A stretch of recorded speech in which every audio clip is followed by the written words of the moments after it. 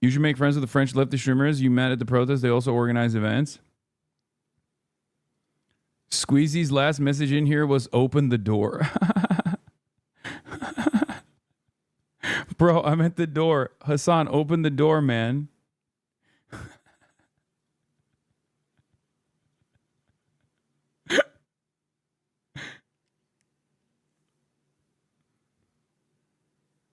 I didn't know who he was. He DM'd me when he was coming to America a couple years ago. And I was like, actually, I'm coming to France before you come to America. Let's link up. And then we hung out in France. And I credit him for changing I credit Squeezy for changing my opinion on France in general. He single-handedly caused me to actually love France. It's so sick. And I think that's the reason why Pokey loves France too, because the French streamers are so nice and so down to earth. It's like weird. It's weird to explain. Like these guys are so huge, but they're so humble. I don't know how to describe it. Like, you know when you meet someone and you're automatically like, wow, I didn't realize that there were people out here that had like shared similar values. Maybe it's because I'm so like, how do I describe it? Somewhat cynical from my experience in general with content creators or just like in the real world. I don't expect someone's like normal positions, their starting point, without being like super well read or super into politics in general, to reflect similar values that I already have. The point is, you would not expect like Mr. Beast automatically to have shared values with someone like myself, right? And I don't even think he does. But like, he is France's Mr. Beast, and he has similar values to myself. It's like, that's strange. That's an unexpected thing, right? And I think it's partially because of French culture, like, because we've talked about this stuff a lot, me and him, about like why this is the case. And I think it's like in France in general, there's definitely a lot more emphasis on like the flaunting of the wealth and all that kind of stuff is just like very frowned upon in French culture, from what I understand, as opposed to in American culture, like the wealthier you are, the better you are as a person. Like that is embedded into American consciousness. So I think that's like there's a sense of humility that the average French person has, and they just like kind of frown upon behaving in a way where you're like flaunting your wealth. Whereas in America, it's expected. I don't know. I think like in Europe in general, especially in places that haven't been impacted by American brain rot as much, in my experience, I've seen that they have like their starting point is like way more open-minded towards left values. Like if I were to say that the average in the content creator sphere in America, there's too many different like worldviews at this point. But so it's not a one-to-one comparison. Like the French streaming orbit, regardless of their level of wealth or prosperity, is like way more left adjacent, I think, than the American streaming space is in general.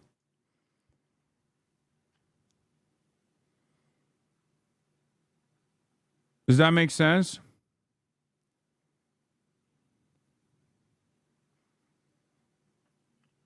Yeah, French content creators don't talk about money. It's taboo, which has good and bad sides.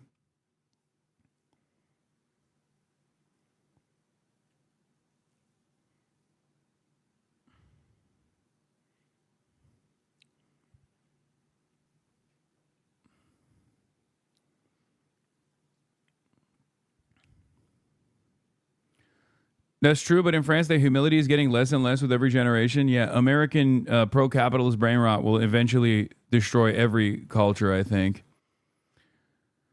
It depends. French people born in the countryside tend to lean more right. Well, regardless, um, I think that is reflected in even like being able to put together events like this and stuff too. But yeah, aside from my opinions on French streaming culture and French culture in general, we obviously still have a lot of news to cover. We have so much to go through. It seems that a couple weeks ago, I said once Moist Critical talks about Israel, it's over. And it seems Moist Critical is, as a matter of fact, literally wearing the black t-shirt and talking about Israel, which is ironically what I fucking said. Once he wears the black t-shirt and starts talking about Israel, it's over. As in, the American normie class has completely shifted their position on Israel and are no longer even afraid to speak about these things. Like, remember, a couple of weeks ago, I was making a joke. Ludwig and Adab were also indicators, for sure, but like Ludwig is like, yeah, Ludwig has donated to like PCRF and stuff from the start. He just was like very shy about revealing that and didn't want to like participate in it as publicly initially, right? Oh, did she post it in the stories?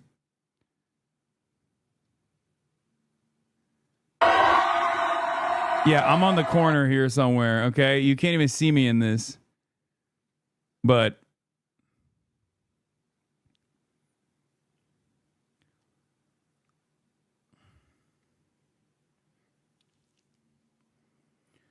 hi, Hasan. I'm French, and we French find that the Americans are less smooth than the French, and that's a positive point. You talk, for example, more about politics than we do. Yeah, for sure. I was talking to a literal Hasan Abihead at the bookstore in Le Mans, and he straight up said that we don't have like a guy that's similar to you here in the content creator orbit that's just like very open and very straightforward about like demonstrating a left position. And I was like, well, you got, Hugo Decrypt, right? Who I know and I like quite a bit. And Hugo is like, he is a journalist. Like he is presented as like an independent journalist as opposed to being like an avowed leftist. And it's funny that you guys are saying he's a centrist. I know him. He's definitely not as left as I am, but he is definitely from an American position, because many people who are saying he's a centrist are French. Okay, French people will be like, "Oh, he's a centrist." For an American, he's not. If that makes sense, because like in America, Philip DeFranco would not be considered a centrist.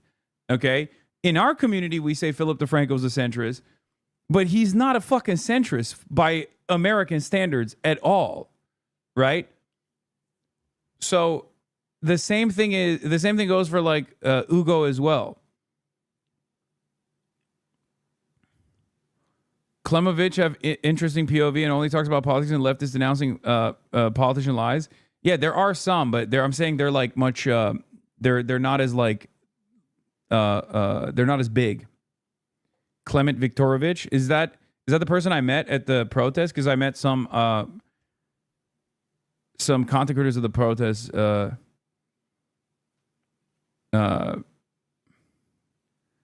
Klemovich is the GOAT. Yeah, also for the record, a lot of people don't fuck with the LFI.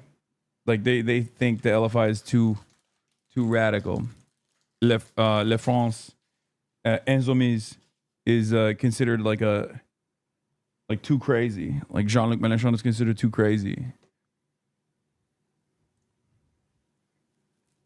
No, you meant Zawa Prod. You have radical left content creators like you, but they are ostracized by the general streaming world. They hate polarized politics. Yeah. Anyway.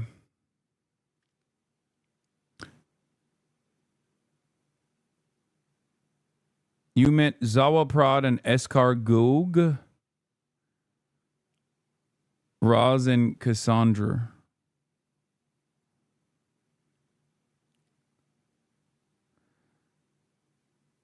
Man, I'm Spanish and we think you're kind of socialist. Okay, everybody needs to fucking dial it back. I'm the leftmost position, okay? I'm the biggest leftist. I'm the most leftist. Shut the fuck up. I'm max left, baby. Anyway, what was I saying? What was I fucking talking about? How did I get here? If Gavin likes you, you ain't leftist. It's true. Oh, but as far as Moist Critical goes, guys, it's time. There's a real fucked up situation going on. Let's take a look at what he had to say. It's so despicable, and yet it's stopped being surprising now. P. Diddy just got sentenced to 50 months in prison. Yeah, he got 4 years in the slammer. That's it. Basically, the Jeffrey Epstein of the music industry gets away with a slap on the wrist. I mean, they're probably going to be supplying him with baby oil in the cell at this point. He just got 50 months in prison. That's it. And truthfully, I'm not even confident they're going to keep him incarcerated for the full 50 months. I don't even think he'll be in there that long. He'll be in and out of the slammer lickety split. I feel like it'll be like that scene in SpongeBob where SpongeBob and Patrick steal a balloon on free balloon day, so the cops close the cell for a split second and tell him to scram. That's what I think's going to happen with P. Diddy here. This is just abhorrent. 50 months for the diddler. We got to start looking into the judge here for a second to see if he got involved. Okay. Every time. Well, I don't know why he started with the diddler. He starts talking about Israel at some point, right? A vile, evil worm. And he gets 50 months. This is just clear, irrefutable proof unfolding in front of your eyes that some people genuinely are above the law. Actually, it's not conspiratorial. It is just the facts of it. It's crazy. Your Honor, did you stop to consider for a moment that my client has an unbelievable amount of money? Okay, just take that into consideration. I'm not going to bother going into the particulars here about where apparently P. Diddy was so broken about, the 4 years he has to spend in prison, or the strong face the judge put on there for a second while shaking his finger, waggling his little digit here about, justice and all the sick shit that Diddy did. I will say that's standard for that's standard for sexual assault related incidents though. The criminal justice system is actually pretty crazy with its lenient sentencing when it comes down to rapists and stuff. It's not. This is obviously a triple Monty because Diddy is also a very famous person and also very wealthy. On top of that, but even in average everyday Joe incidents, even if you can get a fucking investigation done because there's a shit ton of backlogged rape kits that have just gone untested for years, okay? Even if you can get an investigation, you go through the court process, again, very hard to convict, and on top of that, once you are convicted, the sentencing is pretty crazy. People are always shocked in high-profile incidents like this, but if you look through the American criminal justice system, you got motherfuckers rotting in prison for weed, for their third strike on weed charges and shit. Meanwhile, dudes would just straight up rape a child and get 5 years or 6 years, which unironically is another famous incident that took place. Trump's, one of Trump's pastors got 6 months in prison for doing that. I'm pretty sure. I don't know I forget the exact details, but that's the only area, famous or not famous, that's the only area where there's tremendous leniency for some weird reason. Okay? Everything else, every other issue, the American criminal justice system is vicious. Okay? The American criminal justice system is unimaginably vicious. Not sure about you, but when the ex-megachurch pastor and Trump's spiritual advisor Robert Morris gets only 6 months in prison for sexually abusing a 12-year-old girl, while homeless Willie Simpson gets life in prison without the eligibility for parole for stealing $9, it's so fucking unfair. And the reason why this person, I suspect, if this is not an example, if this is a real example, I suspect it's because it's their third strike.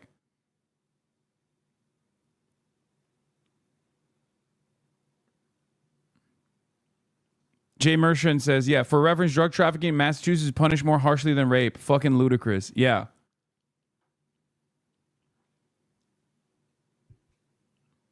This is another universal problem, by the way. It's also really shitty in the UK as well.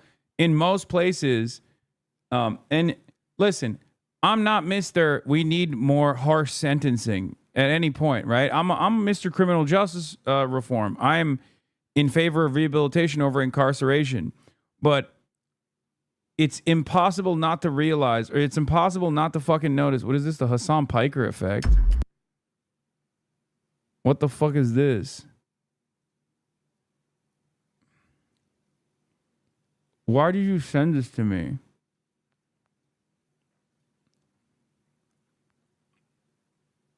Brother, are you the content creator yourself? Like, this is a dude with like 45,000 subscribers. If I were to look through his fucking YouTube videos, okay, it's mostly getting like 12K, 10K, 15K. And then he writes a video on me, 134K. Why would I ever watch this shit? This guy says, why DEI is dangerous for gaming. Why people actually hate Asmongold. No, just to see your opinion is just to see your opinion, it's getting viewers. No, motherfucker, it's getting viewers for you because it's being served to you. There are a million videos like that.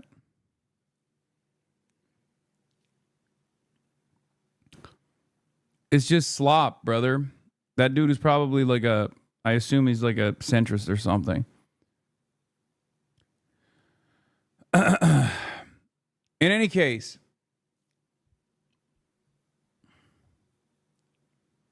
I'm over here trying to talk about like how we have an incredibly draconian criminal justice system where people constantly advocate for harsher and harsher punishments and penalties.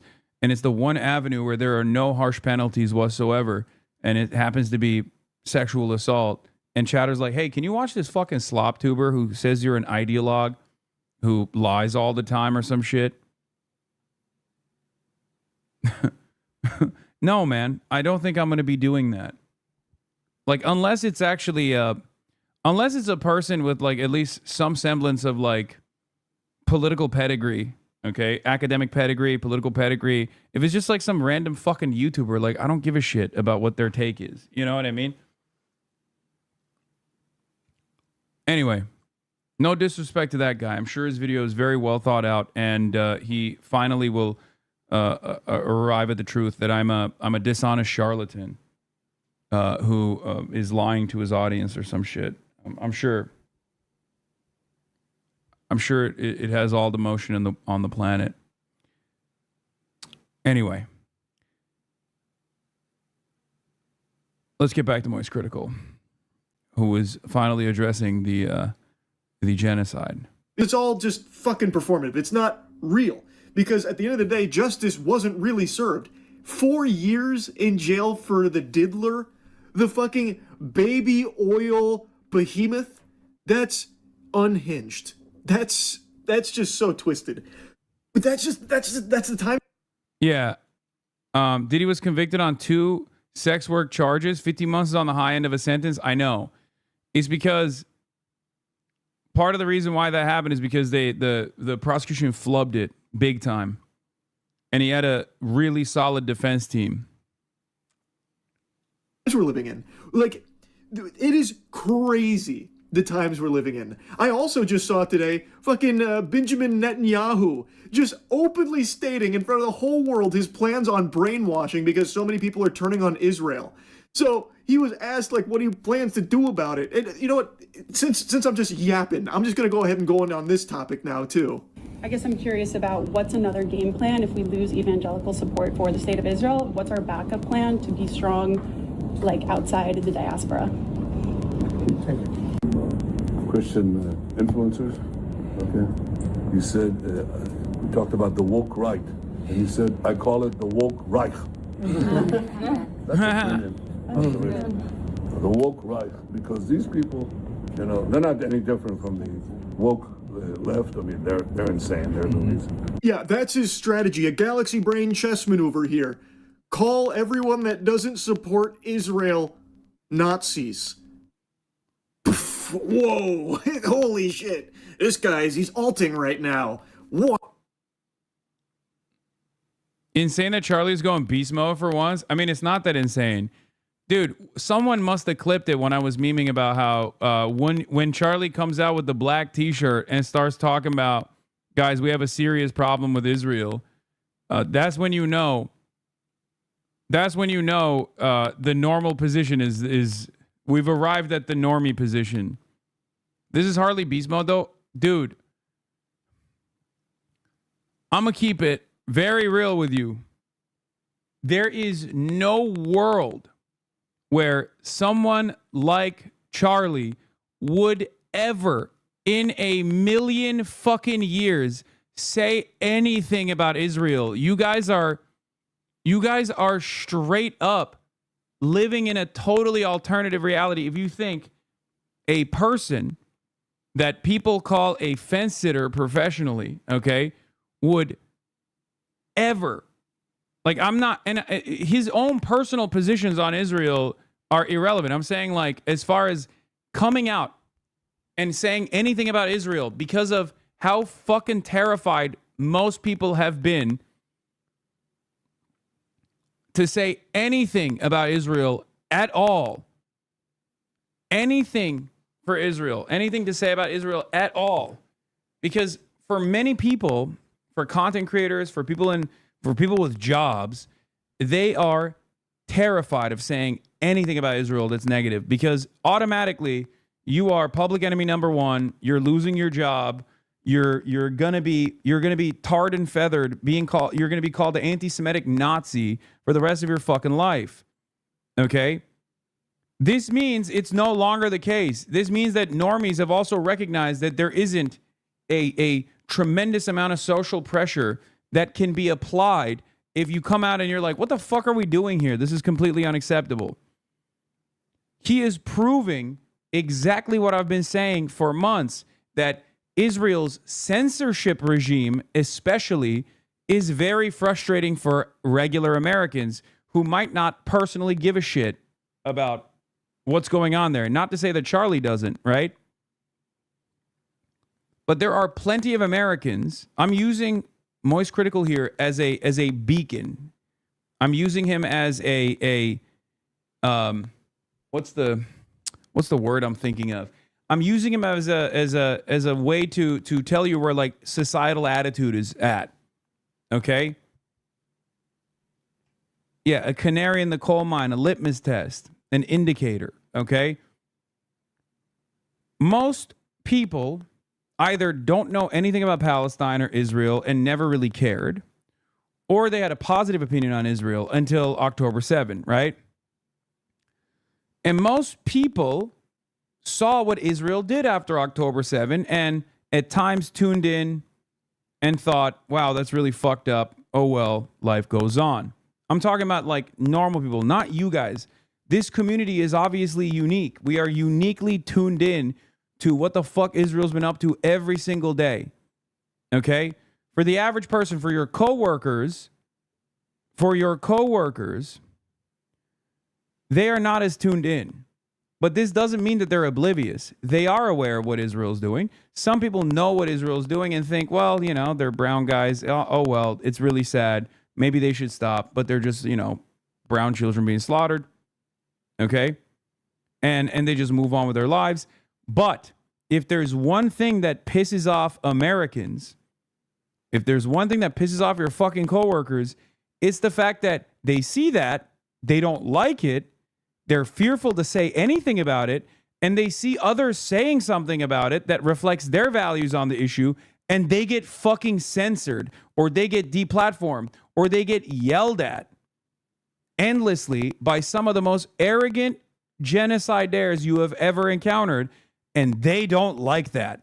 They especially don't like this. So even if there's an American out there who doesn't give a fuck, who doesn't like what Israel is doing, but doesn't care enough to go out and protest, and is not fully aware of all of the awfulness, all of the bloodshed that Israel has committed, they especially don't like being fucking censored. They don't like the fact that there are unlimited tax dollars going there, and they don't like the arrogance and entitlement demonstrated by this supposed client state, and they don't like that they are being censored for exhibiting any sort of discontent.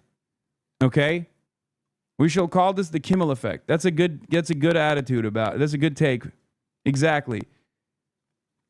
Americans might not be totally tuned into all the awful shit that Trump is doing right now at the domestic level, but when he came out and was like, Jimmy Kimmel, for this like tepid statement about Charlie Kirk, deserves to be barred from speaking on television, and the FCC should like revoke the television license, all of a sudden everyone goes, what the fuck do you mean? Get the fuck out of here. Okay?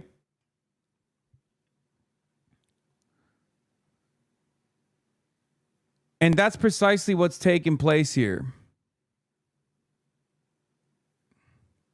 Prepare to be clipped out of context by slobs, but Moist doesn't support terrorists. Yeah, I don't care. Shut the fuck up. Who gives a shit? Okay? Poll after poll is showing that more and more Americans are becoming aware of the reality, or acknowledging the reality, that Israel is committing a genocide. It's crazy to me that it's still 39%, because that's precisely what this is, right? Wait, that's American. Wait, no, hold on. That's Jews. That's American Jews, brother. No, the percentage of Americans that say Israel's committing a genocide against Palestinians in Gaza is far higher than that. This is American Jews. Most American Jews say Israel's committed war crimes against Palestinians. About 4 in 10 say Israel's committed genocide. That's insane. That's huge.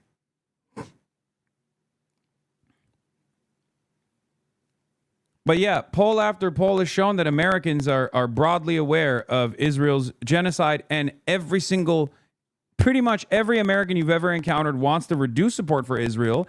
Pretty much every single American you ever encountered wants an arms embargo. Pretty much every single American you can encounter says it's a genocide.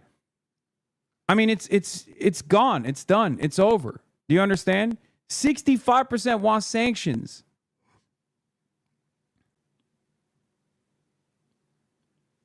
Oh, this is the Democrats. Okay, I was going to say, this is like, the percentages seem far too high for all Americans. But regardless, overwhelming numbers also recognize that Israel is committing a genocide.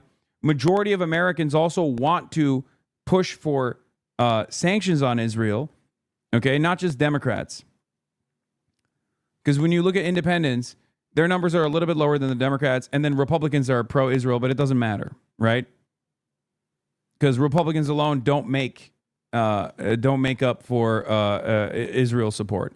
Like, with the exception of evangelical Zionists and Jewish Zionists, which also are no longer as pro-Israel as they used to be, okay? With the exception of evangelicals and Jews, most of the United States of America are no longer pro-Israel, okay? And that happened over 2 years. You have to measure that against how pro-Israel Americans used to be. It is so over. And it's only going to get worse from here on out for Israel as far as like approval ratings goes. Oh, did you find the clip? Here, I said, would literally fucking lose their job. This is like Moist Critical, okay? You know how I say Moist Critical is my normie meter or my centrism meter? Like, this is like Moist Critical coming out and making a video and being like, guys, the McFucksticks over there at Israel are obviously doing a genocide, and we got to put a stop to it. It's like they're melting babies over there. I can't believe it. You know, I put my black t-shirt on instead of the white one today because I wanted to talk about the severity of the crisis at hand. Like, when you see that, when you see the Gaza situation is crazy, YouTube video, know that things have changed so dramatically that people are no longer fucking fearful. Okay?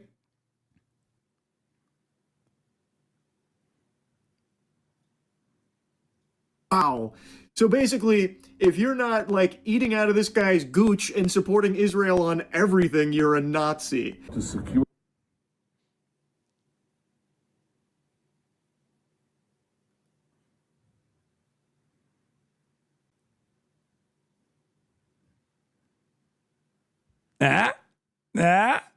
Yeah.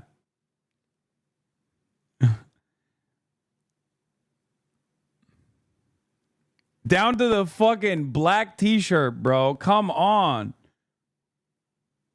My point is not, it's a non-starter. The normie American position is not only anti-Israel, but Americans are no longer afraid of even coming out as being anti-Israel. Because like in the past, many Americans would shy away from saying the truth. Many Americans would shy away from saying the truth because they were worried. Because nobody wants to be fucking yelled at and be called a fucking anti-Semite, okay? Especially because, like, when you get called an anti-Semite, especially by, like, these advocacy groups that do have a tremendous, or did have a tremendous amount of institutional motion, you're fucked. Your career is over, okay? This goes even beyond like people's distaste for speaking on political issues.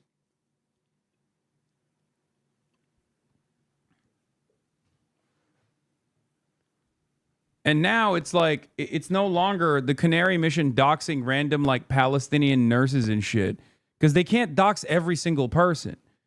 You know what I mean? So they don't have that same environment of censorious fear. And it doesn't hit anymore. Yeah. This shit doesn't work anymore, man. Balanced budget 35. The cultural boycott of Israel almost certainly is thinly veiled anti-Semitism. Cultural boycott immediately implies a boycott of Jewish culture, which is inherently intertwined with Israel. It just doesn't. I have Jewish friends. They are scared of being attacked. You can criticize Israel, but criticizing culture, you begin immediately steering into anti-Semitism. Cultural boycott doesn't mean boycotting Israel. First of all, cultural boycott on Israel does not mean boycotting Jewish culture. The fuck do you mean boycotting Jewish culture? Are we going to stop eating bagels? No one is fucking suggesting that, okay? Half of American culture has been created by American Jews. No one is fucking advocating for cultural boycotts on Jews. A cultural boycott on Israel means academic boycotts on Israel, sports boycotts on Israel, not allowing Israeli teams participating in global events. Also, what kind of fucking cultural output does Israel have? Are you kidding me? Oh no, I can't wait. We're not going to be able to listen to fucking the worst techno you've ever heard in your entire life. Get the fuck out of here.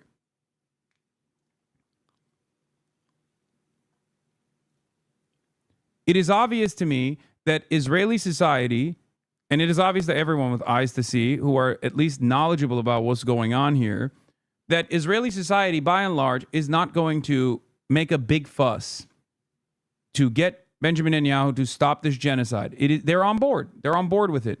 So you have to get Israeli society to recognize that this is no longer a genocide that they can continue doing without any sort of repercussions. This is exactly what happened in apartheid South Africa as well. White Afrikaners did not take a position against the apartheid because they finally recognized the humanity of black people. They took a position against the apartheid because they realized that the rest of the world had designated South Africa as a pariah state. They no longer could participate in global affairs with the same ease that they were able to. Israel has never seen this kind of repercussion. This is what the advocacy is all about. This is why BDS is so important. Boycott, divestments, and sanctions on the state of Israel is so important.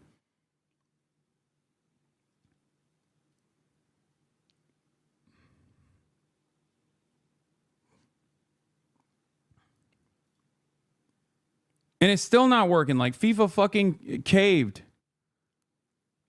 and did not ban Israel from competing in international competitions. A statement from Gianni Infantino said no measures will be taken against Israel. FIFA cannot resolve geopolitical conflict. It's fucking bullshit. They're such pussies. They had no issue doing it to Russia, and Israel has done even worse. What are we talking about? Like, I'm sorry, you can't ban Russia and then not ban Israel. Like, what are we talking about? There is a just cause to ban Russia for invading Ukraine. There is an even more just cause to ban Israel for doing a fucking genocide. Like, what? What the hell is this? What planet are we living on? People see that, by the way. Average people see that. Average people see that and they get pissed off too. I promise you.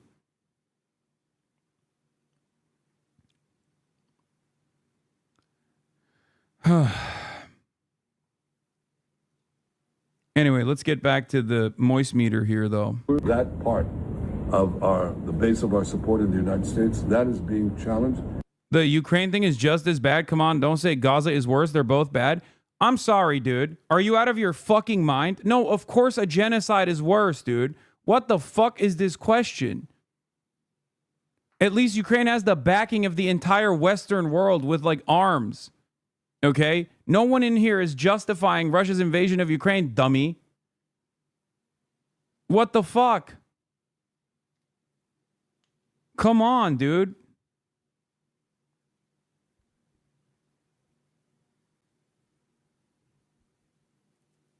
Israel has used 8 nukes worth of munitions on a small sliver of land that they were the belligerent occupier of. 90% of the casualties are civilians. 70% or 75 to 80% of the people that were killed are women, children, and the elderly. And you're over here talking about like, oh, don't compare the two. Like, what the fuck do you mean? Yeah, it's not even a comparison. One is a genocide. Both are unacceptable. Both are incredibly violent. Both deserve punishment. One is a genocide.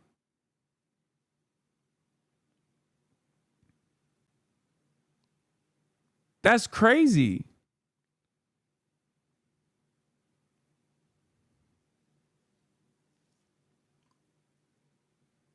Yes, it's not comparable at all. But not in the way that you think.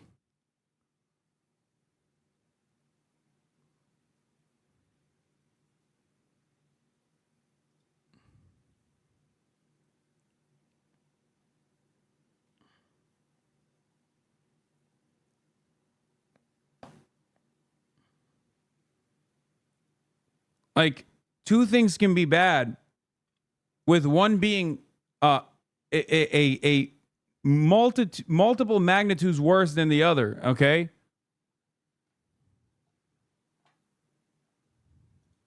Systematically. A lot of this is done with like, can you imagine? Here, I'll give you another example, okay? Can you imagine a world where you can't fucking be like, hey man, Russia is pretty fucked up for this goddamn war that they're committing, and then people come up and they're like, you're being Russophobic, you can't have a job anymore, you're fired. Like, Russia invades Ukraine, okay, and you can't be like, yo, that's really fucked up. Russia invades Ukraine, and you can't even say, hey, don't do that, that's really fucked up. Can you fucking imagine a world where people were like, wow, you're being Slavophobic or Russophobic, you're fired. Have fun being unemployed. You're going to be homeless now. Money of NGOs, vast. Money of governments, vaster. Okay? We have to fight back. How do we fight back? Our influencers. Just in case you forgot, Israel literally pays influencers to suck their wiener and just be like these loyal little lapdogs to always just lap up whatever Netanyahu's gooch is sweating out. Like, it's unbelievable. And he's just being like super open about it. Like, he is just saying that in front of people's faces. Guys, people saying that's exactly what it's like in Russia are missing the point. Yes, it's also the same in Israel. You can't say it's a fucking genocide in Israel. It is illegal, okay? They will arrest you. And they do arrest people for saying that in Israel, okay? Not in America. I'm talking about the Western world, okay? Like, Palestine Action was prescribed as a terrorist organization, and you can go to prison for 14 years in the UK for holding up a placard that says, I support Palestine Action, okay? Can you imagine a similar incident where in the UK you say, I support Ukraine, Slava Ukraine, and you go to prison for 14 fucking years? It is the most patently, flagrantly absurd injustice.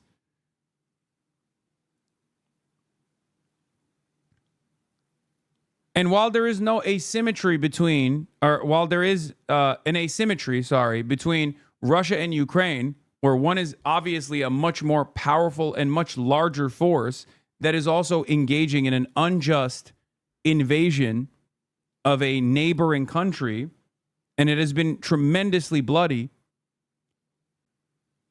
Israel is literally doing a genocide to a belligerent, to a population, to a captive population that it is the belligerent occupier of.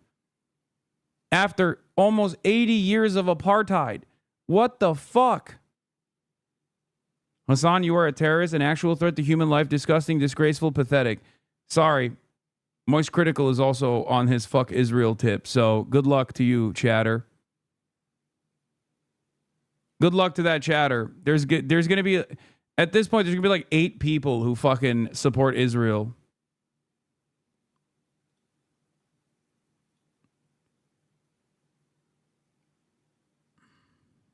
And nobody seems to care.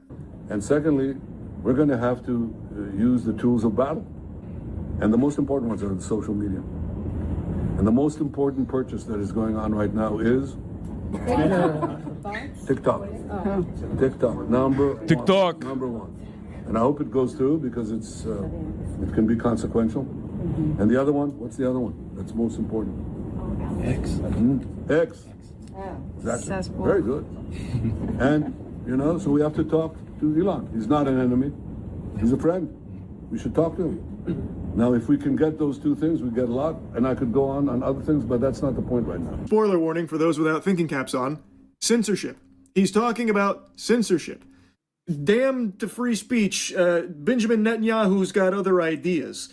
It's something he's talked about plenty in the past. He's not exactly shy with it. He's very loosey-goosey with the censorship topic, and he's talking about it again. He recognizes how everyone sharing videos and information about the atrocities and all the slaughter of the Palestinians at the hands of the IDF is making people turn on Israel. So now genocidal freak is going up to Elon Musk. Oh, Mr. Musk, can we do something about, like, all these pesky voices sharing all of this? It's censorship. Super weird, by the way, how a foreign nation seems to have so much pull over things happening in our homeland. Why can Netanyahu come out with his full ass on display talking about like how algorithms on the platforms here need to cater to him, and also he should be talking to Elon about Twitter so they can do something together in regards to like the people not liking Israel anymore and what they're having access to? Why is that? What, like, that shouldn't be allowed, right? Like, what the fuck? This guy gets to come in and, like, completely wash our fucking freedom of speech in order to fit his censorship agenda? Cool. How about no, Goober? Like, come on. This should be an outrage to everybody, but it's not. It's just not. And that's just the signs of the times that we're in. Like, I made a video the other day about Ted Cruz with his slip-up where he said to stop attacking pedophiles. Senator Booker also said we should have bipartisan agreement. I think that's a great idea. We should have bipartisan agreement. How about we all come together and say, let's stop murders? Damn, bro, I can't believe I'm hearing Moist Critical. My eyes, my ears. I can't believe I'm seeing and hearing Moist Critical wearing the black shirt, literally calling Benjamin fucking Netanyahu the G word. goober. Okay? That is crazy. How do we get here, folks? The motherfucking G word, man. Incredible things are happening. We're finally here. ContraPoints has now officially been outflanked from the left by Moist Critical. I know. I don't know anything about him. What's the significance of the black shirt? I mean, that's mostly a meme. But yeah, no. Charlie is Charlie doesn't normally do a lot of politics. Like he's a liberal for sure, right? In the past, like he's come out and had some interesting takes that I definitely consider liberal. But like he is very he deliberately stays out of trouble, I guess, if that makes sense. He tries to actively not talk about this stuff. So for him to come out and like make a statement is indicative of the change in times.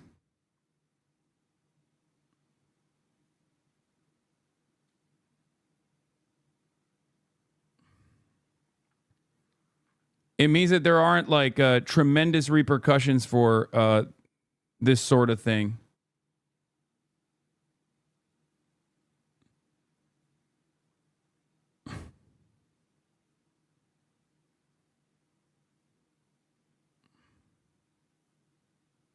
But for the Palestine issue, you just need to be human to speak up no matter what side you're on. No, I understand that, but again, different strokes for different folks, I guess.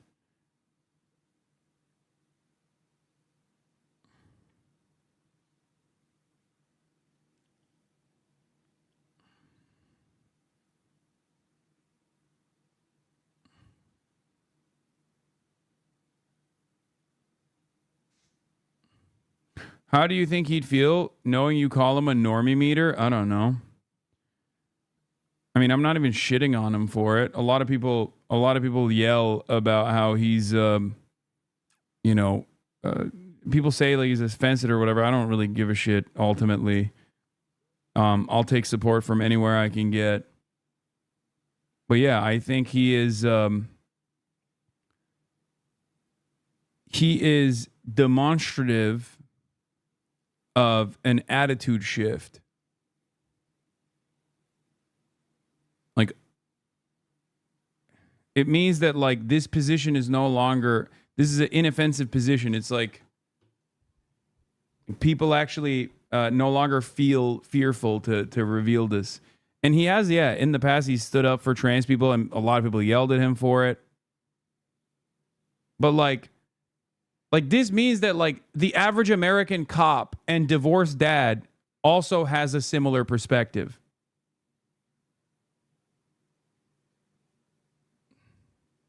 Do you understand? Like there's cops that watch Moist Critical. There's divorced dads that watch Moist Critical. Your coworkers watch Moist Critical, okay, in our age group.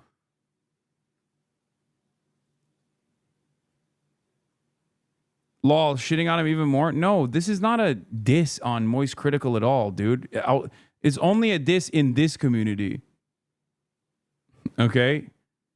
That for the average person doesn't have a fucking negative opinion about cops. What are you talking about? Average person in America loves cops, chatter. Wake up.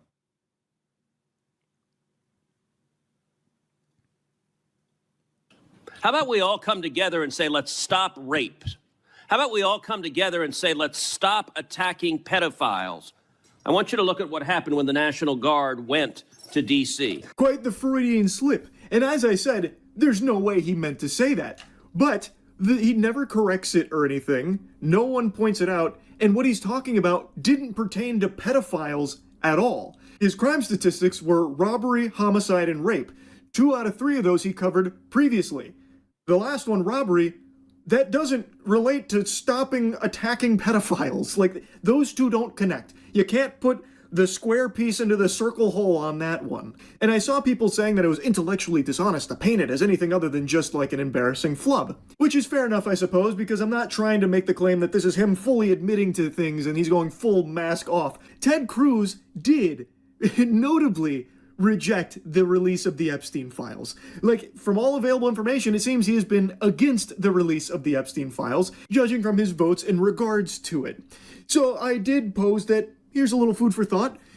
There may be a little something there, possibly, but overall, the video, I was just taking the piss out of it. That's really it. But that was somehow incendiary and made people mad about, like, to portray him clearly having a flub there. Once again, that is indicative of his audience's attitude, right? But he still has people that would, even when he's like gently making fun of Ted Cruz for a very obvious gaffe, while tying it back to the Epstein stuff, like there are people in his audience that get mad at that. Okay, so there's obviously like right wingers in his audience as well.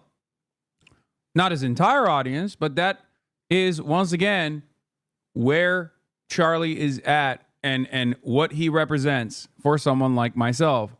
With his words is absurd.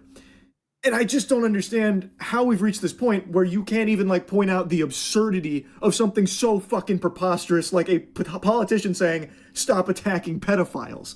It's crazy to me. But I saw people putting words in his mouth saying what he meant to say, stop defending pedophiles. But again, that doesn't fit with what he's actually talking about here in the full context of what's going on. So why is he even bringing up pedophiles in the first place? It's super fucking weird. That's all I was saying, and making fun of him for it. The same way I've made fun of other flubs and weird stuff from politicians, like Biden, when he talk about like kids rubbing his leg hairs and shit like that. But things have just changed so fucking drastically. It's a totally different ballgame. But I'm gonna harp on Ted Cruz for a moment because I just don't understand the glaze. I don't know how he has fucking hog riders. I do not get the pedophiles that will defend him tooth and nail when he himself has said that the reason he got into Congress 13 years ago is to defend the interests of Israel. I came into Congress He's 13 cooking. years ago with the stated intention of being the leading defender of Israel in the United States Senate. Great. And I've worked every day to do that. So you are an American politician whose sole purpose for being here is to defend the interests of a foreign nation here, domestically. I just don't know how that's not treasonous. I'm just going to say it. I don't get how that is not just like full-blown treason. I saw quite a few takes when it came out about Israel paying influencers for like positive PR and stuff, and people were tossing the word treason around in regards to that. This is that times 50. I don't know how this one gets a pass. I don't get how that gets a pass. He is supposed to represent the state of Texas. You would think as an American. I told you, motherfuckers, dude. I told you. Wait till Charlie hears about BDS laws, dude. Any self-respecting American who hears about the treacherous, nefarious ways in which Israel advocacy groups have been able to dominate American political discourse in this fashion, they're never going to look at that the same way ever again. 38 states where you have to fucking sign a loyalty pledge to the state of Israel to retain a job.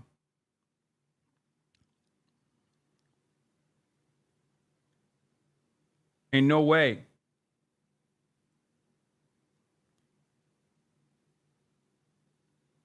Ain't no fucking way.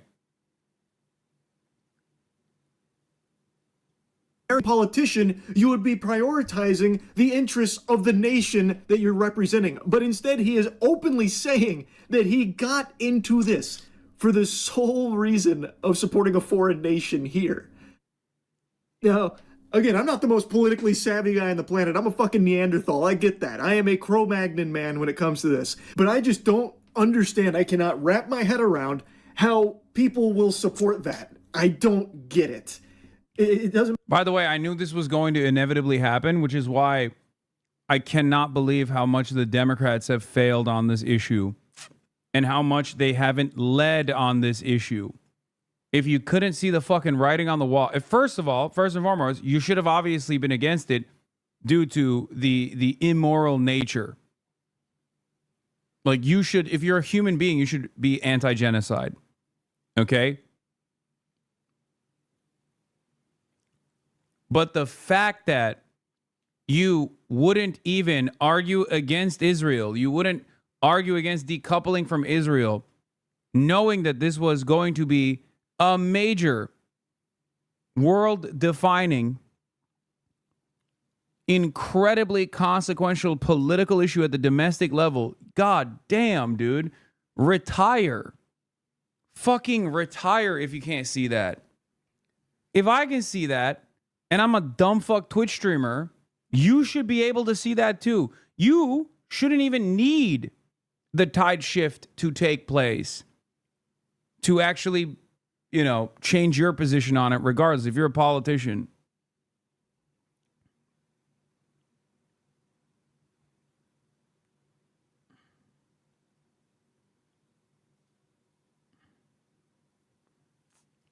Yeah.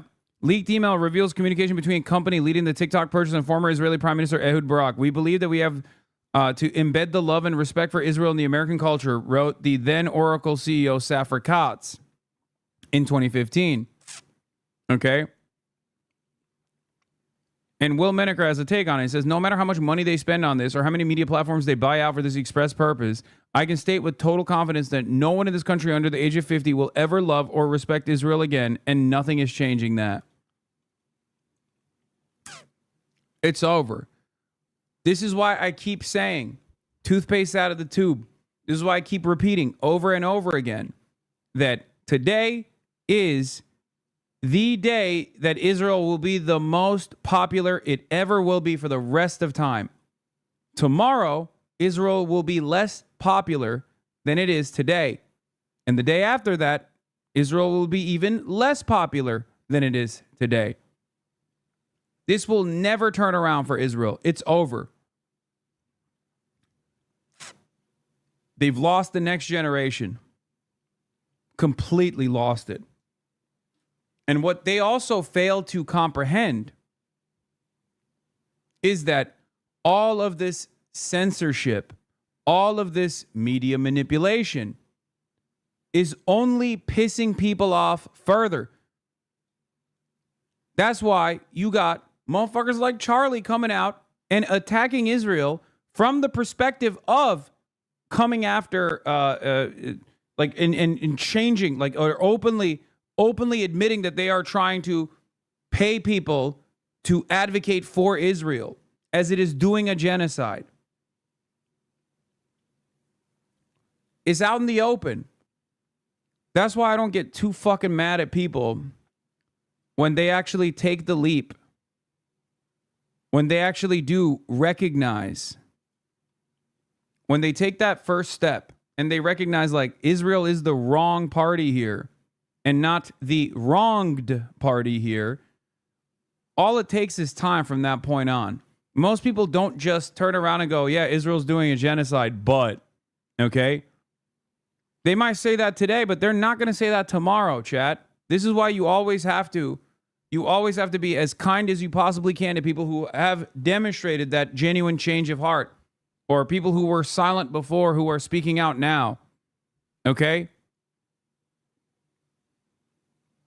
Do you understand? I always like to look at my own personal... Are you reading a script? The fuck? No, man. What? I'm reading chat while also spitting hot fire.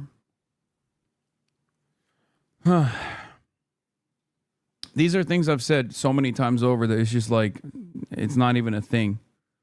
I don't even think while I'm repeating these words at this point. But understand something, okay? I know you want to feel like you were there all along and you want some recognition for it. This is a selfish need, okay? Let go of that. Imagine if I did that to you when you came in here on October 7, okay? and you told me, like, fuck you, Hasan, you're a fucking Hamas lover, you love terrorism, how dare you speak out against the Jewish state? I didn't do that, did I? I was aware of all the fucked up shit that Israel had done leading up to that point, but I didn't do that. Think about your own experience over the last 2 years and how you arrived at this conclusion, the journey that you took to arrive at this conclusion, to arrive at the truth. Okay? Understand that a similar process will take place for a lot of the people who are even now, after 23 months, only now beginning to recognize what Israel's been up to. Bro, I came in here years ago after leaving the army. If you had done that to me, I would not be a progressive leftist organizing in my community. Giving people a path forward with empathy is so crucial. Exactly. Trick question. You didn't stream on October 7th. That's true. That was one of the few days that I didn't stream. That's why people say when I don't stream, crazy shit happens. I did not stream on October 7th, but I'm saying on October 8th, right? When I did stream.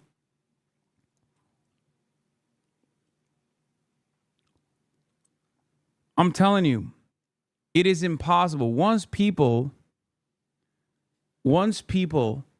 are made aware, once they take that leap, once they actually go against what they have been preconditioned into believing, that Israel is this moral party, Israel is this Western aligned nation, and its enemies are barbaric monsters. Once they take that leap to recognize the truth for the first time, when they go, maybe Israel is not the moral nation I thought it was,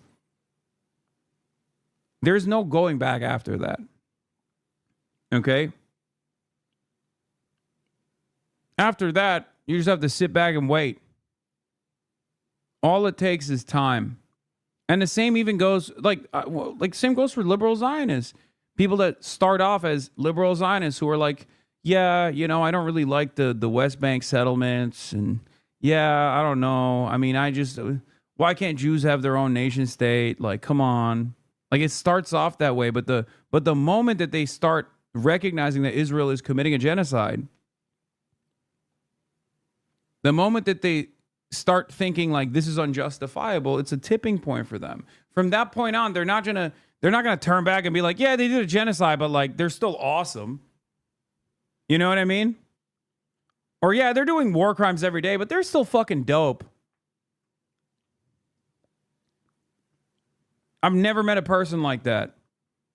I've only met people who cynically present themselves as like stalwart allies of the Palestinian cause while simultaneously abiding by a liberal Zionist fixed position that they won't bend on, and only maybe in an effort to launder their reputation after so many people's perspectives have shifted so dramatically after 2 years of genocide, do they try to launder their reputation after trying to actively deplatform people? But like, you know what that is, okay?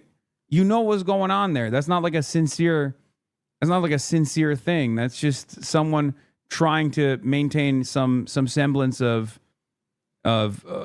authority.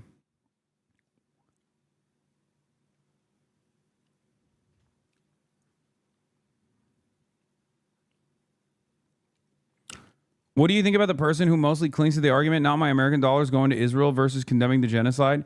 I'll take it. Whichever way we can, you know? Because without American dollars and American support, Israel would not be able to fucking commit this genocide. So...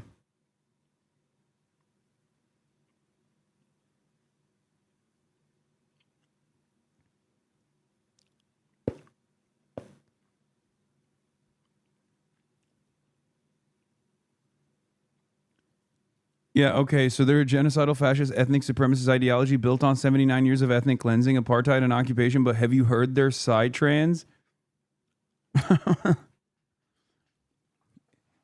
Come on, man. It's so much better than infected mushroom, okay? You don't even understand. They have the best techno, bro. Have you seen their SNL? God, their cultural output is so good.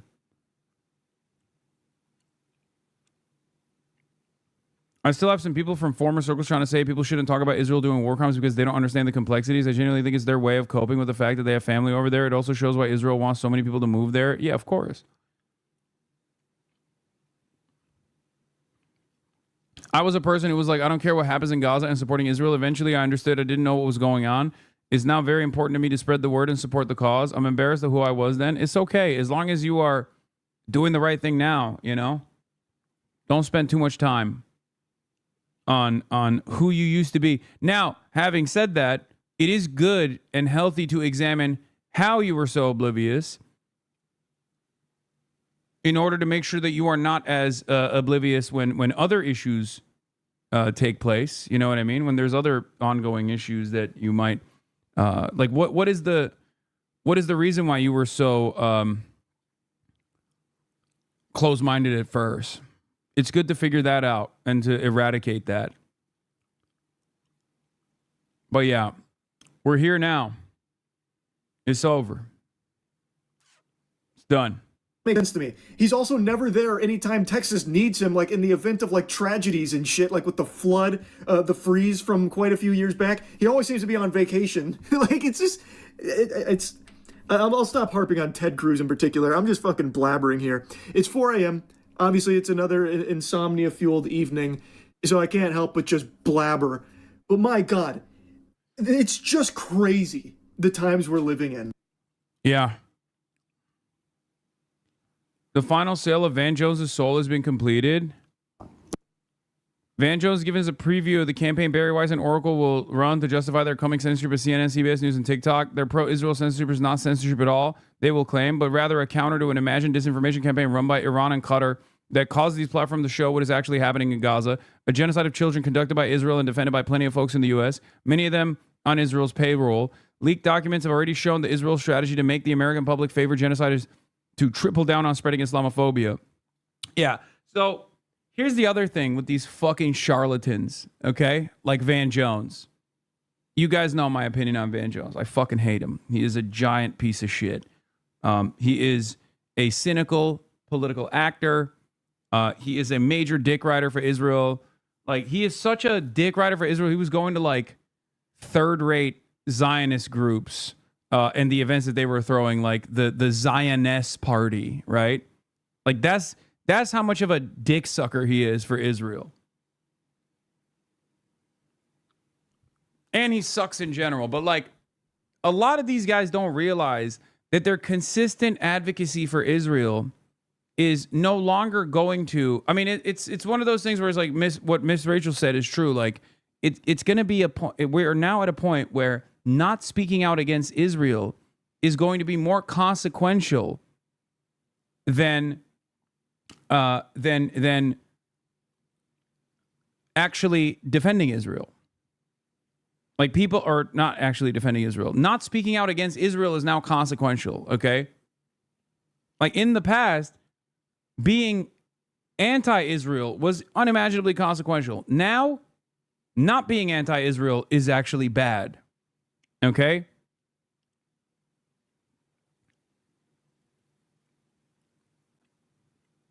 Like, people will literally come after you if you remain silent. And it's especially bad for someone like Van Jones, who is still outwardly defending Israel. But isn't part of that because we had to fold everything into critical race theory, and somehow the Middle East became part of... How should we speak out against Israel given the current state of surveillance on social media? They can't fucking arrest all of us. Get the fuck out of here. You can say whatever you want. Suck my dick, Israel. I do it every day, okay? Israel can suck me from the back. Fuck Israel. I see it differently. And I love this conversation because I think people, those of us who went to college, give a lot more credit to college courses for how the world works than I do. This is not about critical race theory on college campuses. This is about Iran.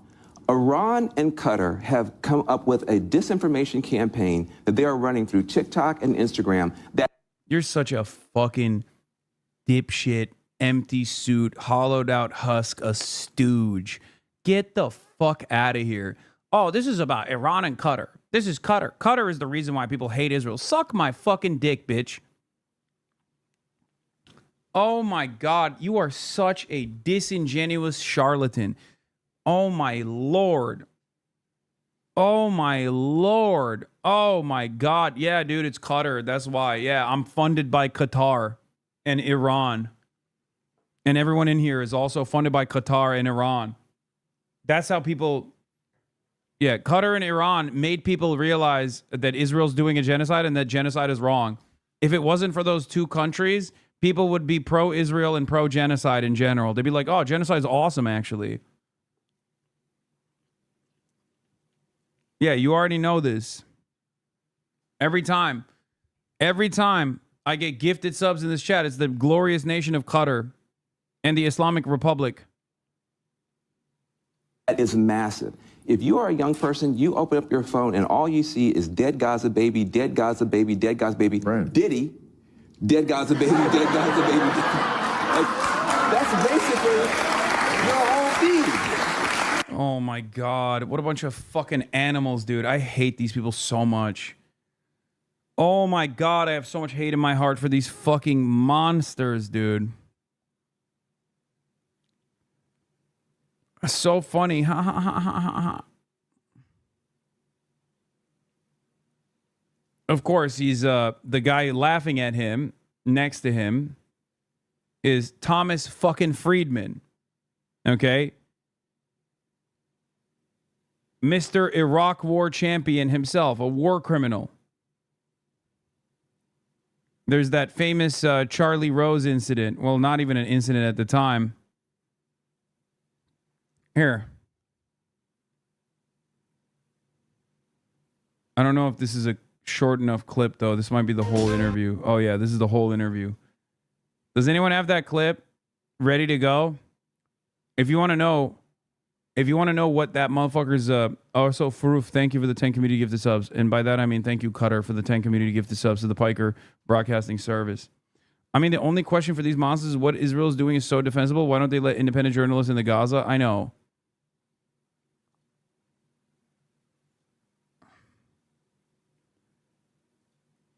God, I hate these fucking assholes so much. They're such barbarians, and they get no punishment for this kind of like they got no repercussions at all for actively defending the Iraq War over and over again. It's just so disgusting to me.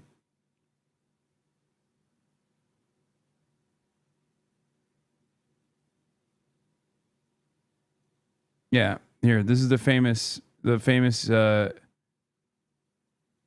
Charlie Rose interview with war criminal Thomas Friedman, who's standing next to also OGS Majority Report video from 11 years ago. Take a look at this. Difficulty with the peace.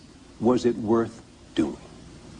Well, I think it was unquestionably worth doing, Charlie. And I think that... Open presence! I now certainly feel I understand more what the... Open Qatari presence. Thank you for the 100 gifted subs. ...war was about. And it's interesting to talk about it here in Silicon Valley, because I think looking back at the 1990s, I can identify that there are actually three bubbles of the 1990s. There was the NASDAQ bubble. There was the corporate governance bubble. And lastly, there was what I would call the terrorism bubble. And the first two were based on creative accounting. The last was based on moral creative accounting. The terrorism bubble that basically built up over the 1990s said, flying airplanes into the World Trade Center, that's okay. Wrapping yourself with dynamite and blowing up Israelis in a pizza parlor, that's okay. Because we're weak and they're strong and the weak have a different morality. Having your preachers say that's okay, that's okay. Having your charities raise money for people who do these kinds of things, that's okay. And having your press call people who do these kind of things martyrs, that's okay. And that built up as a bubble, Charlie. And 9/11 to me was the peak of that bubble. And what we learned on 9/11 in a gut way was that that bubble was a fundamental threat to our open society. because there is no wall high enough, no INS agent smart enough, no metal detector efficient enough to protect an open society from people motivated by that bubble. This is the intellectual argument that is that haunted everyone with a brain for a fucking decade plus. They hate us because they ain't us. We live in this big, beautiful, bold, open society, and Islam is incompatible with that, and that is the reason why it must be destroyed. Yeah, is this guy considered an intellectual? Dog, that's Thomas fucking Friedman. He's a New York Times columnist. What are you talking about? Please. Yes, he's a racist charlatan, and his argument is childlike, but yes, he is seen as an American intellectual, and there are a million people like him. And what we needed to do was go over to that part of the world, I'm afraid, and burst that bubble. We needed to go over there, basically, and take out a very big stick, right in the heart of that world, and burst that bubble. And there was only one way to do it. Because part of that bubble said, we've got you. This bubble is actually going to level the balance of power between us and you because we don't care about life. We're ready to sacrifice, and all you care about are your stock options and your Hummers. And what they needed to see was American boys and girls going house to house from Basra to Baghdad and basically saying, which part of this sentence don't you understand? You don't think, we care about our open society? You think this bubble fantasy, we're just going to let it grow? Well, suck on this, okay? That, Charlie, was what this war was about. We could have hit Saudi Arabia. It was part of that bubble. Could have hit Pakistan. We hit Iraq because we could.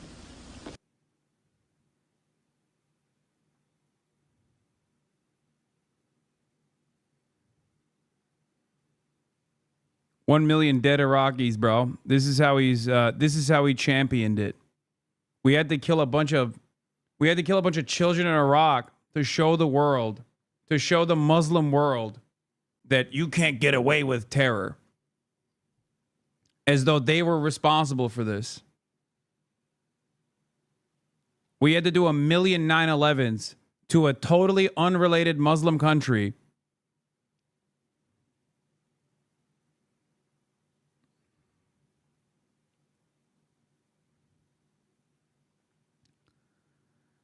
This guy is sitting right next to him. Look, there he is. Polite society.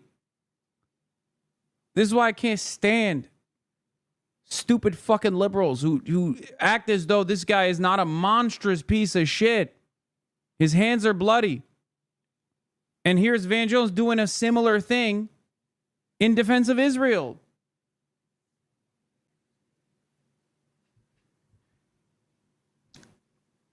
Get out of here.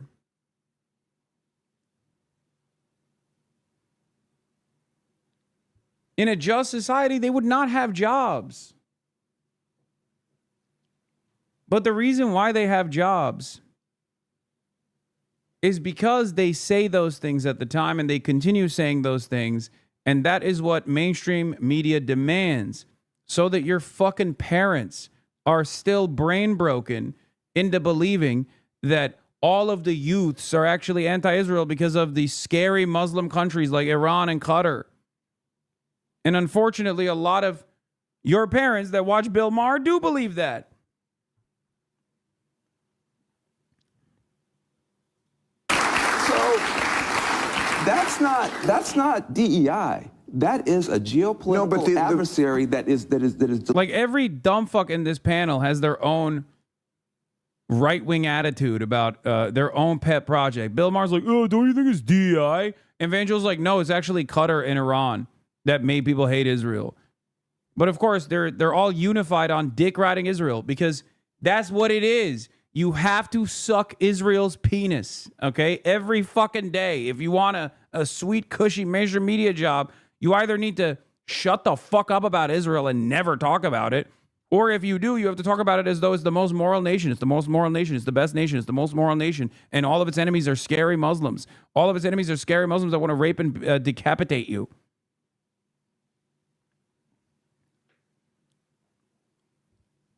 The division, the contrast between how regular folks feel about Israel versus how the media portrays this issue is so significant, so severe that these guys cannot even recognize that there is a crisis of credibility in mainstream media, and this is the final death blow.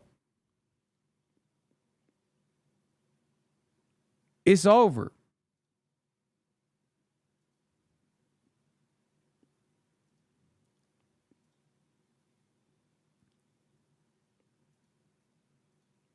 It's done. It's over. Good luck. Netanyahu just announced that TikTok purchases using social media as a weapon of war and pushing pro-Israel propaganda for fuck's sake. Yeah, except Van Jones is a part of that propaganda, for the record.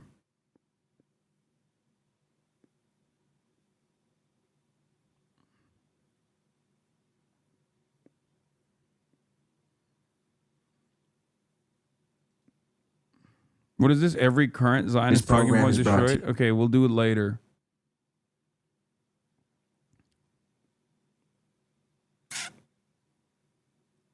Trump on Netanyahu says he has no choice. Exclusive. President Trump told me on Saturday that we are close to a peace deal in Gaza and said he'll push to finalize it in the next few days. I said, Bibi, this is your chance for victory, Trump told me.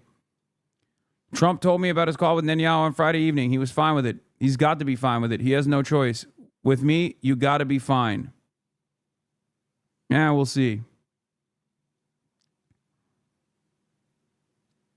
Trump told me, Bibi took it very far in Gaza and Israel lost a lot of support in the world. Now I am going to get that support back. You're not. So what drives people like Van Jones? Is it money, greed, power, status? It's all of the above. It's all of the fucking above. It's all the above. Van Jones knows what fucking Israel's doing. He's not oblivious. Get out of here. Every single mainstream media figure that goes on television every fucking night and sucks Israel's penis knows exactly what the fuck Israel is doing. They just don't care because they're racist monsters, first and foremost. Because how can you look at the charred flesh of babies every fucking day? And I know they see it. They're in the news business. Of course they see it. If you see it, they see it. How could you look at those children that Israel slaughters every fucking day and then turn around and say Israel's the most moral country on the planet? Or they may be doing some complex military, some complex military tactics that sometimes end up harming civilians? Yeah, well, you know, it is what it is. Like, when you look at all of that, when you look at a genocide and you fucking say that, it's very obvious that you just, first and foremost, do not care about the humanity of those who are being slaughtered, okay? And secondly, you want money. You want money. You have endless greed. You have no soul. You are a soulless monster. This is, of course, very different than, you know, your average coworker who unfortunately does hear from the likes of Van Jones and also doesn't fully grasp the severity of the crisis. Okay? But Van Jones is different. Thomas Friedman is different. Bill Maher is different. They know. They know that Israel is doing a genocide. They don't care. They like it. Okay? Make no mistake. Joe Biden knows and knew that Israel was doing a genocide. He liked it. Kamala Harris knows that Israel is doing a genocide. They like it. Okay? You have to understand. They know what Israel is doing, and they either don't have any issue with it or they champion it. They love it. It's that simple. Your coworker, different, totally different dynamic. Your coworker responds to stimuli. Your coworker responds to all of these institutions with prominence and institutions with influence telling him that, well, you know, Israel's actually still a moral nation. and then develops this dumb fuck attitude, even if it's like 23 months in, because they're not closely paying attention to everything that's going on.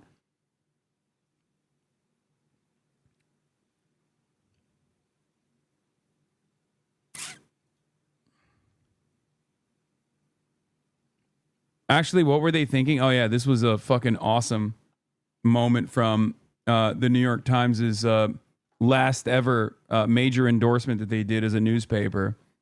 Who could forget the double endorsement?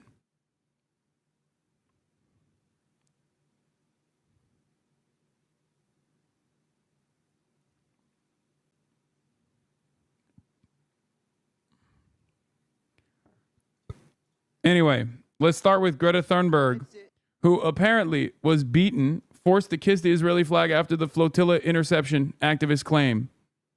Siyasetçisi hepsi bize böyle böcek muamelesi yapmaya. This guy's Turkish, by the way.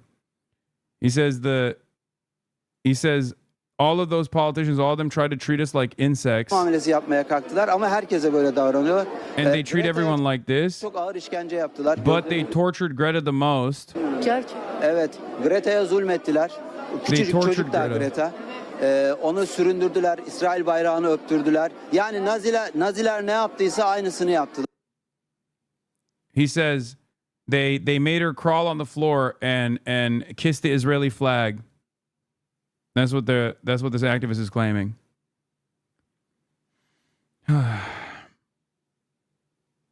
Yeah, but this is Ersin Çelik. He's a pro-Erdogan weirdo. We have to wait for more details. Yeah, I don't know who the fuck this guy is. I don't know his personal politics. Do I think Israel's capable of such tremendous cruelty? Abso-fucking-lutely.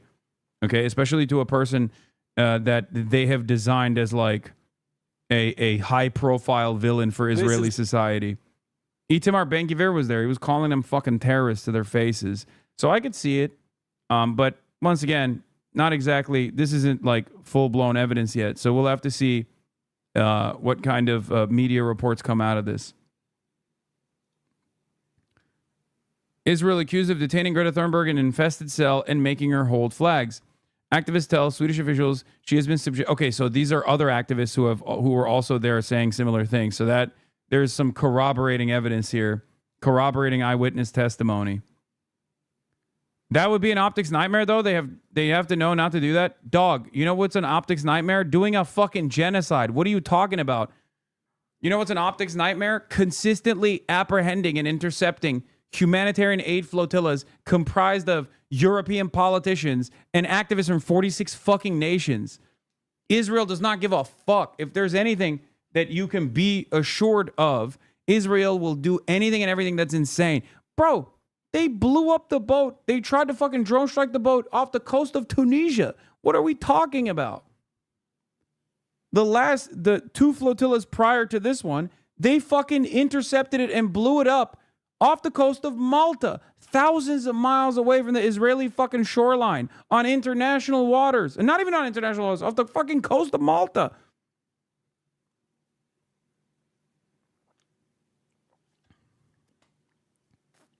It's simple. This is why accountability matters, okay?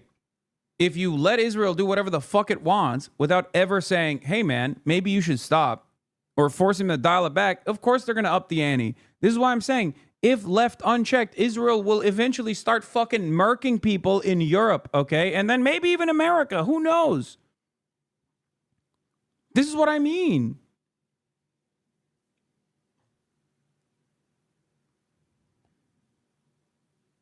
I know. I'm just going off propaganda video with Greta specifically where they had her on a jet to counter the claim that she was kidnapped. Yeah, I don't know. I don't know the exact details. I'm just saying that, like, this is not... If you asked me if Israel would do something like this 2 years ago, I would have said maybe it's not, maybe that's a bit far-fetched. What are you drinking? Water. Le Nouveau. Boxed water.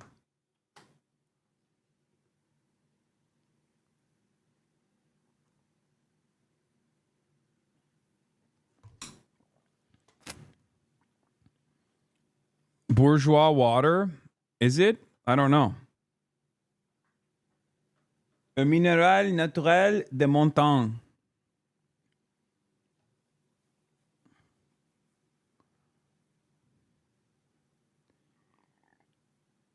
The environmental campaigner Greta Thunberg has told Swedish officials she's being subjected to harsh treatment in Israeli custody after her detention and removal from flotilla carrying aid to Gaza, according to correspondence seen by The Guardian.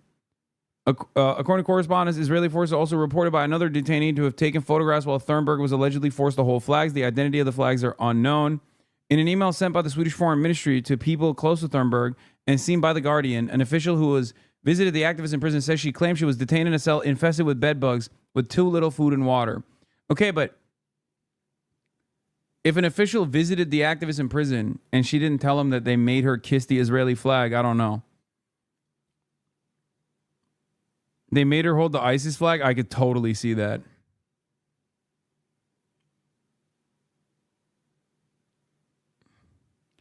The embassy has been able to meet with Greta, reads the email. She informed of dehydration. She has received insufficient amounts of both water and food. She also stated that she developed rashes which suspect were caused by bed bugs. She spoke of harsh treatment and she said she had been sitting for long periods on hard surfaces. Another detainee reportedly told another embassy that they had seen her being forced to hold flags while pictures were being taken. She wondered whether images of her had been distributed. The allegation was corroborated by at least two other members of the flotilla who had been detained by Israeli forces and released on Saturday. They dragged little Greta Thunberg by her hair before our eyes. This is Addison Chelik, a participant in the Samud flotilla. Lorenzo D'Agostino, a journalist and another flotilla participant, said after returning to Istanbul that Thunberg was wrapped in the Israeli flag and paraded like a trophy, a scene described with disbelief and anger by those who witnessed it. Thunberg is among 437 activists, parliamentarians, and lawyers who are part of the Global Summit Flotilla, a coalition of more than 40 vessels carrying humanitarian aid whose goal was to breach Israel's 16-year maritime blockade of Gaza. Between Thursday and Friday, Israeli forces intercepted all the boats and arrested every crew member on board. Most of them are being held at Ketziot, also known as Ansar 3, a high-security prison in the Negev desert, used primarily to detain Palestinian security prisoners, many of whom Israel accused of involvement in militant or terrorist activities. In the past, activists detained by Israel were not criminally prosecuted, and instead their presence was treated as an immigration matter. According to lawyers from the NGO Adala, the rights of the crew members have been systematically violated, reporting that activists were denied water, sanitation, medication, and immediate access to legal representatives in a clear breach of their fundamental rights to due process, impartial trial, and legal representation. This is why I respect the Samud flotilla so much. Like, they are straight up putting their bodies on the line. Like, they're saying, fuck it. Like, you know, no matter what Israel does,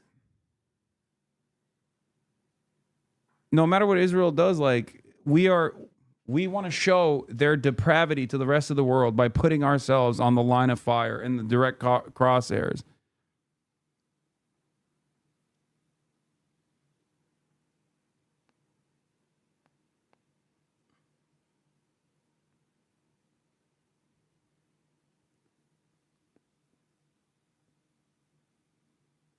Yeah, Hasan Abihed, Quentin Quarantino is also captured with Greta as well. American citizen, by the way, who is Jewish.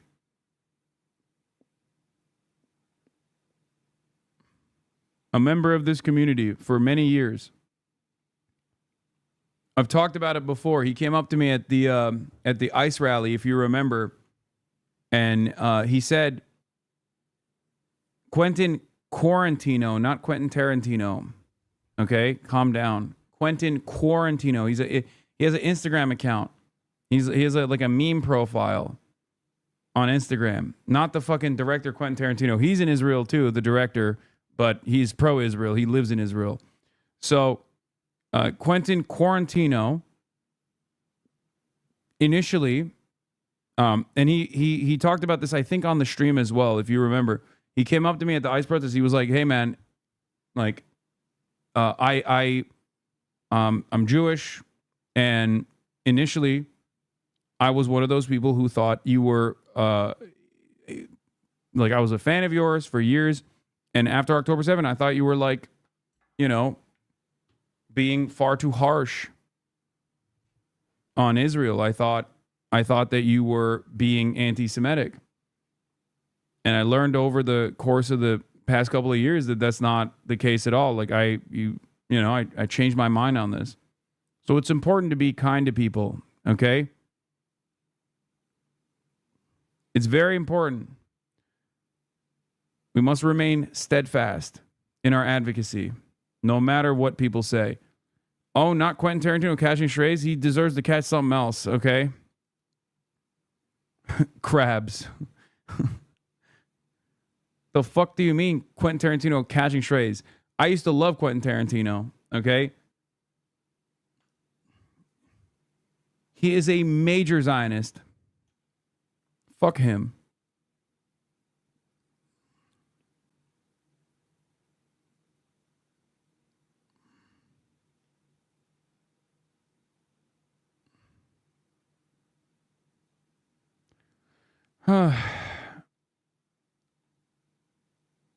Okay, but wouldn't optics matter more now that the tides are turning against Israel? I don't think Israel cares or understands that the tide is turning, or even if they do understand the tides are turning, they think they can just like buy TikTok and get out of it. They're wrong.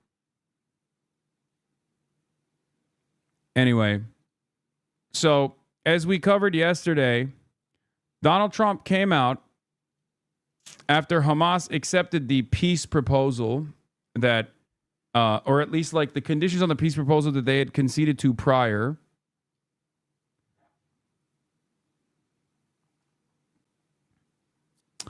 And came out and accepted it.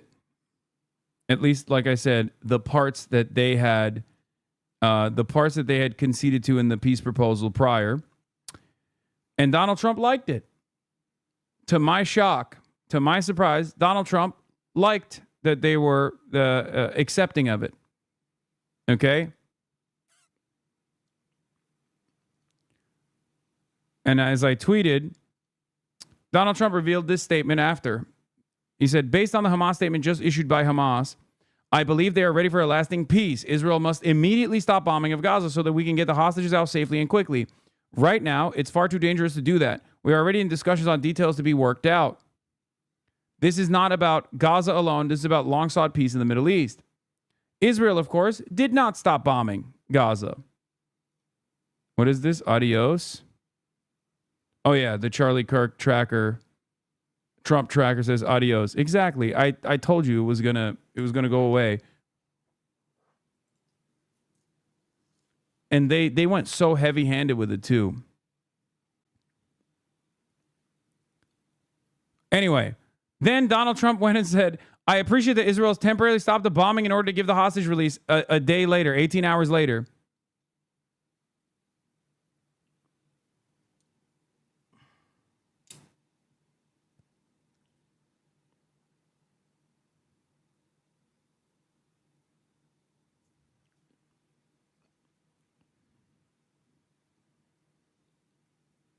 What reason do we have to think this isn't just the same thing as a Qatar strike? Trump's response so far. And I don't know. I don't trust Donald Trump. Until this is done, I will not be trusting Donald Trump. Okay? Wait, hold on.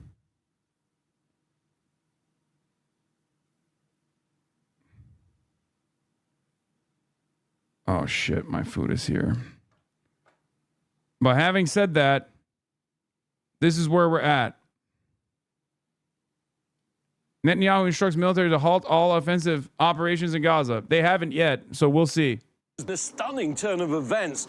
This morning, Israel's Prime Minister Netanyahu instructing the military to halt all offensive operations in Gaza. That's according to two Israeli sources familiar with the matter. Only defensive measures are now permitted. And that order came after President Trump called on Israel to halt the bombing of Gaza, claiming that Hamas is ready for lasting peace. But this process really began with the militants responding to the president's 20-point peace plan, but with notable reservations, saying they're ready to release all hostages in exchange for Palestinian prisoners, quotes, provided field conditions are met.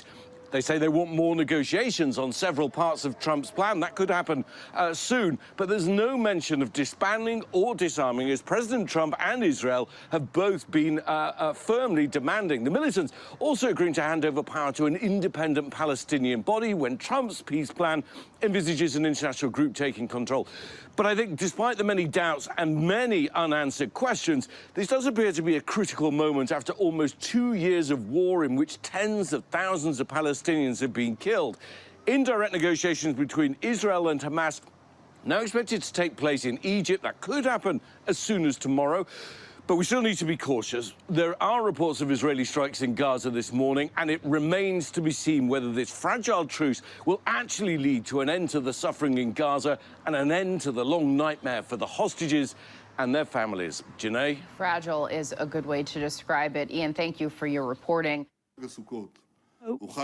Hope during this coming festival of the Tabernacles, we will bring all the hostages home, those who are alive and those who have passed away, and the IDF will remain in the depth of the Gaza Strip. At the beginning of the war, one of our officials said, "We doubt if we'll be able to bring even one hostage alive back." Well, look, there are those who claim that we wouldn't be able to bring them all back without completely withdrawing from the Gaza Strip. I believe differently and I acted differently, but thanks to these determined decisions that I led with the government and our brave soldiers who fought, we have brought back 207 hostages, but I never gave up on the others, nor achieving the other objectives of the war. And when I spoke directly to the families, we said we have never, ever forgotten you throughout this war. We met with the families throughout the war. We saw their pain. We heard their suffering. We share their prayers that soon they will embrace all their dearly beloved friends, families, and we will be able to bring them back for burial, and the others will be able to embrace. It was the most important for us to enter the stronghold of the Hamas in Gaza, and we coordinated with President Trump that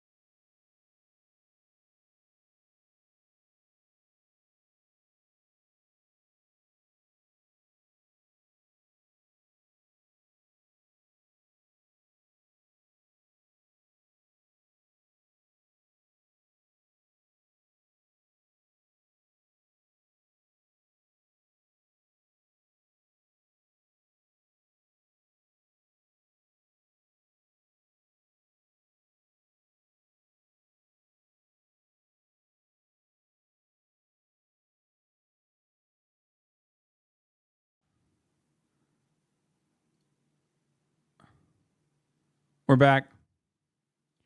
It happened. The same thing happened as it did yesterday. I don't know why, but I got kicked off. Luckily, I was like, no, I didn't unplug anything. I don't know why. This is just the second time it happened. This happened yesterday as well, randomly. It's not the hotel Wi-Fi. No. It's something different. It might be like a firewall or something. Hold on, I gotta pee. all our hostages God damn it. and the IDF will deploy themselves in a way that they will be able to control all those areas that the Hamas are in control of. People said, oh, Hamas were willing a year ago or more to release them all without us withdrawing fully from the Gaza Strip. Well, that was a lie. What brought this change in their stand was only the military pressure and the political pressure that we wielded upon them. But thanks to the bravery of our soldiers and everyone's work here, we managed to withstand all the pressure that was wielded upon us. Had we not done that, we would have left Gaza without barely any achievement. We wouldn't have been able to take over the Philadelphia Axis. We would have, yes, managed to actually bring to the end of death and everyone else. But above all, we would not have actually removed and eradicated that nuclear threat against the state of Israel. It was a historic achievement that will be written down in the annals of history. My dear friend, President Trump, I must thank you, who helped us by sending the B-2 airplane. This is... I'm gonna head out. This is interesting. This means that, I mean, it means that this seems like a concession speech.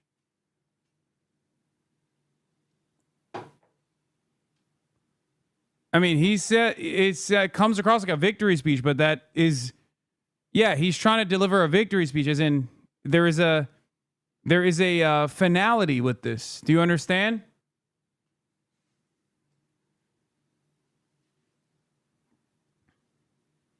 Of course, he has to sell it.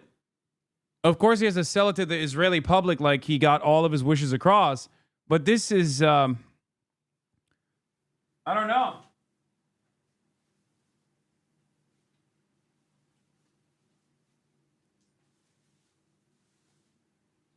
This is very, very different than prior instances where he was told it's over, or where he was told, like, oh, ceasefire time. In the past, when he was told it's ceasefire time, he was like, fuck no, it's not. This right here is him basically trying to tell the Israeli public, like, guys, we got all of our wishes across.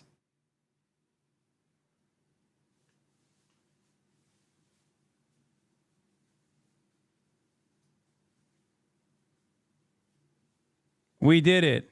Mission accomplished. This is actually, I'm not gonna lie, this is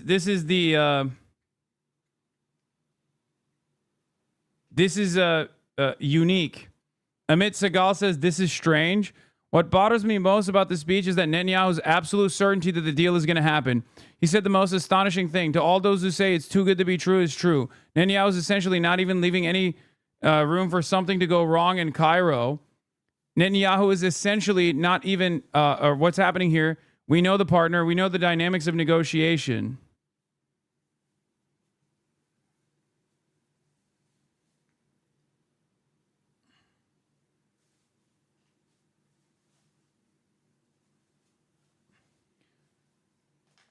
What's going on here is that Netanyahu feels so confident that he's already addressing all of Israel's achievements at Hamas's expense, and even announces,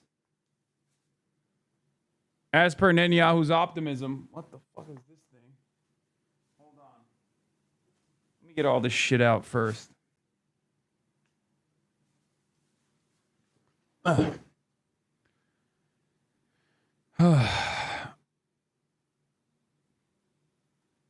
What's going on here that Netanyahu feels so confident he's also addressing all of Israel's achievements at Hamas's expense, even announces, because per Netanyahu's optimism, by the end of Sukkot, all hostages will be released, that after Hamas releases all the hostages, it will also be disarmed either through military or diplomatic means.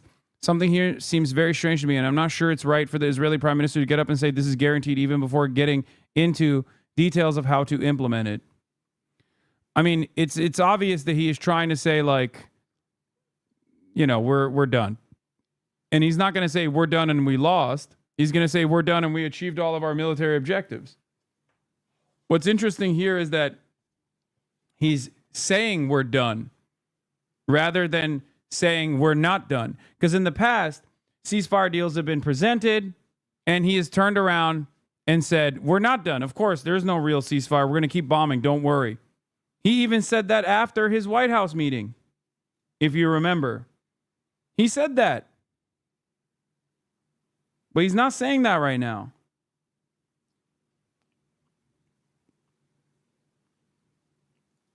plans and his steadfast stand and help, and he bombed the nuclear facilities.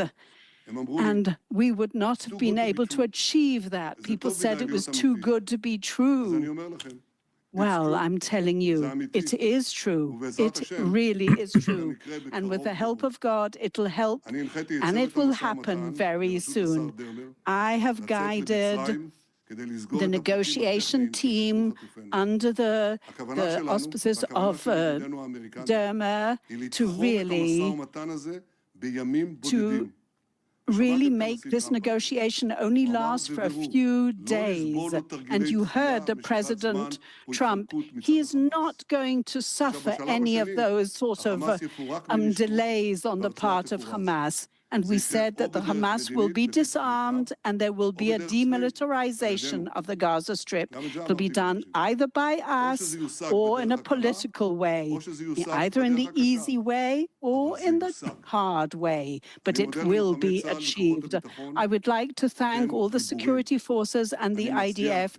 You are heroes. I salute you. I embrace all the bereaved families who sacrifice, those who they cherish the most, and all those who suffered so much and sacrificed themselves. And all are wounded. I wish you health. But it is thanks to all of you, and you also, the citizens of the State of Israel, who have been so resilient and stood steadfastly in such tough days while we were destroying our enemies from Yemen, if we're talking about the Hezbollah and the Hamas, from one victory to the other. Together we are changing the face of the Middle East, and we will continue working in such a way till the eternity of the State of Israel. It says in the Bible that, yes, if we continue thus, then we will be strong and steadfast.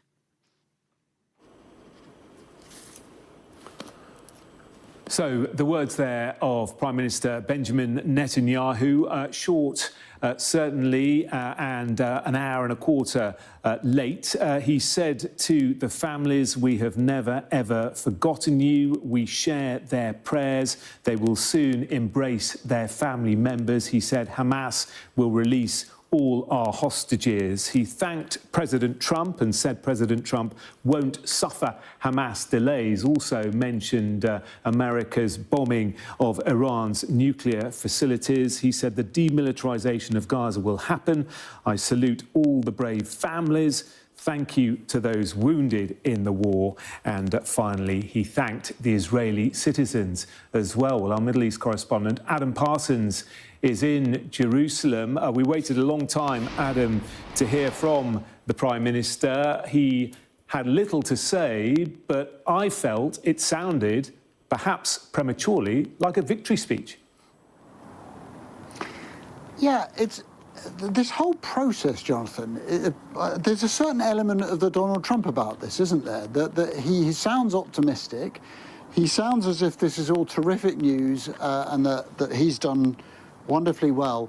But actually, I was looking for firm details in this, and they're relatively few and far between. So he talked about telling his team, led by Ron Dermer, who's the Minister for Strategic Affairs, that negotiations should continue, but that they should only last for a few days. So in other words, rather like Donald Trump, he's saying we need to focus, we need to get on with this, we can't let this drag on. He said that Hamas will be disarmed and demilitarized, and this could either happen in the easy way or the hard way, but it's not really clear what he meant by the easy way, other than one assumes through negotiation. And he sounded very, very confident about saying that all the hostages would be returned. But in those sort of thorny issues,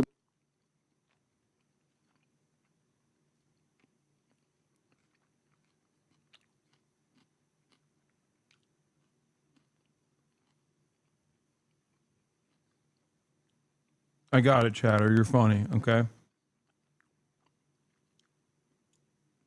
Funny bit, dude. About what concessions he was going to make and how he was possibly going to satisfy the angry members of his cabinet. of that, there was no detail at all. So, yes, I agree with you. The way he framed it was as a very victorious, upbeat speech, one in which he thanked his population, in which he talked rather solemnly about the requirement to bring back hostages and to give burials to those who were coming back dead. But in details at the moment, they are few, other than the fact that quite clearly negotiations, intense negotiations, are going to take place in the coming days. So the big question, Adam, I guess, is how much further forward are we? There's no deadline as such, is there? No, and to be blunt, I don't really think there ever was a deadline. I know Donald Trump says there was, but I was never able to find out what breaching that deadline would even mean, because when he said, well, I've given Hamas this deadline, it's like, well, if they miss it, what's going to happen? What, Israel's going to attack? Well, they already are. So it wasn't clear what that deadline ever meant. There's a Sukkot holiday coming up. Very clearly, the anniversary of the October the 7th attacks is approaching. I suspect everybody would like to come up with a deal that coincides. My friend invited me to go to the Birthright Israel trip program. What are your thoughts on the program itself? Are you insane?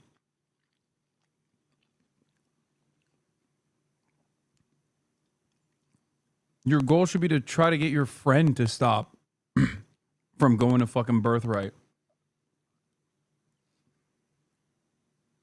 Dude, we're talking about a Nazi country doing a fucking Holocaust, and you're like, should I go to the brainwashing free trip where the entire purpose is so I meet like an IDF wife and then live in Israel permanently and play a role in the fucking fascist settler colonial project?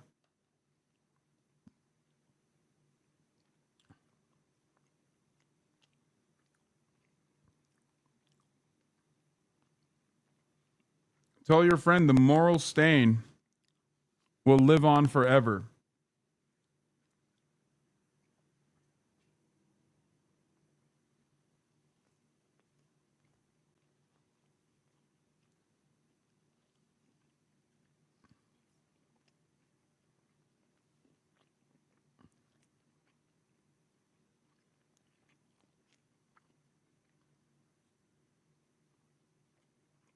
I think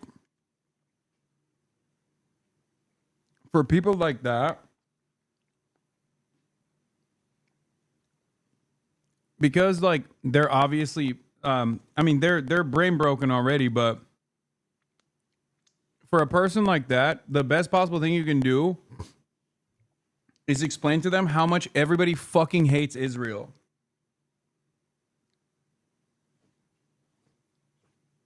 And that being associated with Israel like that, especially because it's like very clearly designed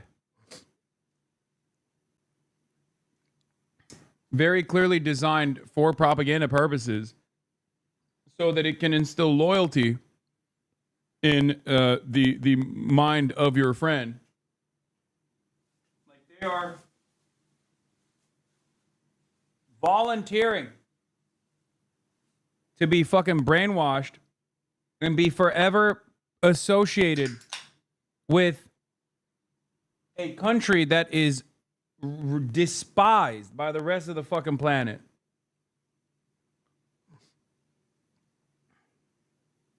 Like, it's not even just like brainwashing tactics or whatever.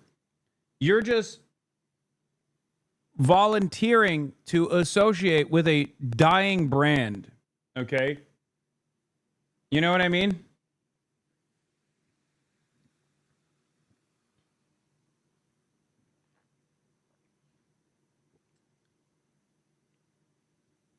Like, there was never a good point to go to Birthright.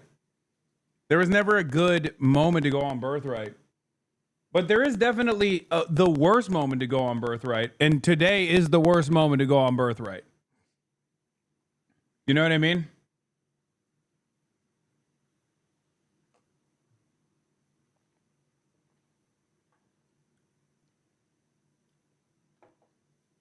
It's like guy who joined the call to arms from Nazi Germany in like 1942.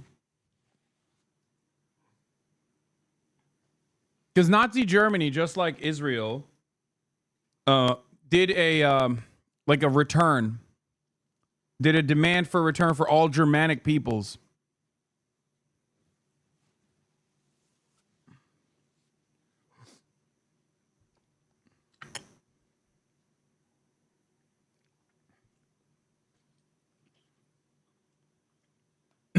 I forget what it was called, but there's a term for it. Yeah, it was in Band of Brothers. Yeah, Lieutenant Spears just fucking murks him. I'm not Zurück ins Reich. Well, what's the English version? Volk Deutsche? Is that what it is? Volk Deutsche.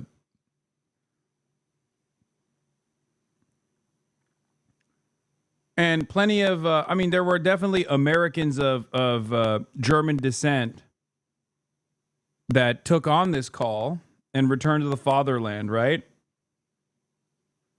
And they got fucking murked.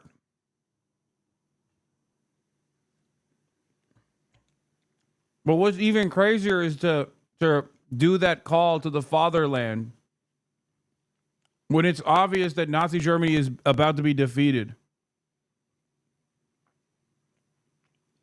With October the 7th.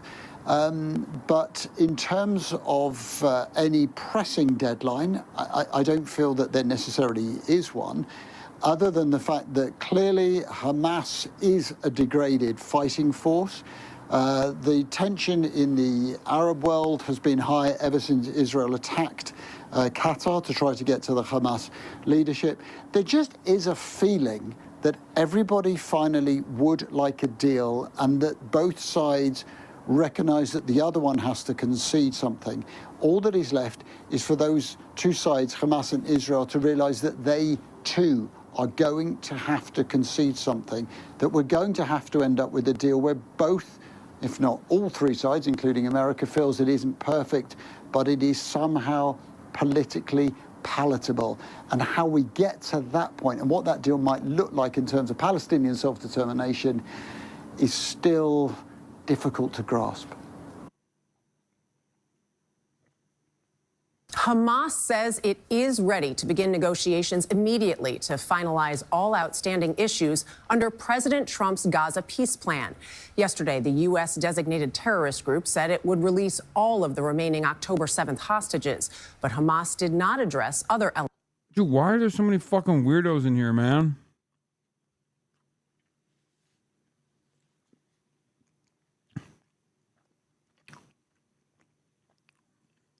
Brother,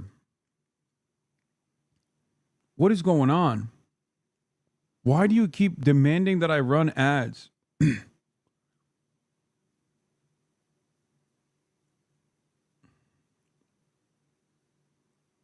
Why are there so many fucking...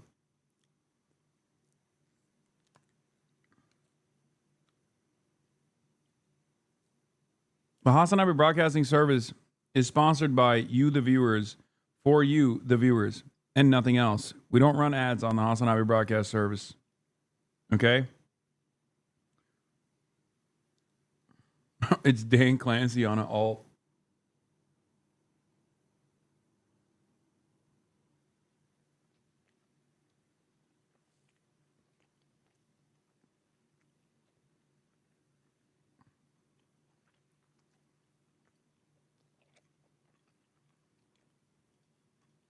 In Trump's 20-point proposal, like exile and giving up their weapons. The president spoke from the Oval Office yesterday to thank the countries that helped put the deal together. He said they're very close to achieving peace in the Middle East. Earlier, he had warned that Hamas had until Sunday evening to agree to the deal or face, quote, all hell. Deborah Pata is in East Jerusalem with the very latest. Deborah, good morning. Good morning. Well, despite a qualified response from Hamas to his peace proposal, President Trump has welcomed it and immediately ordered Israel to stop. A U.S. official said Trump spoke with Erdogan on Friday before Hamas' response, asking him to ensure the movement would not reject the plan. The official added, Trump told him, I've done a lot for you, and now I need you to do this for me. Bibi went too far in Gaza, and Israel has lost a lot of global support. Now I will bring all that support back to them. These guys are out of their fucking minds if they think they can just, like, bring the support back to Israel somehow.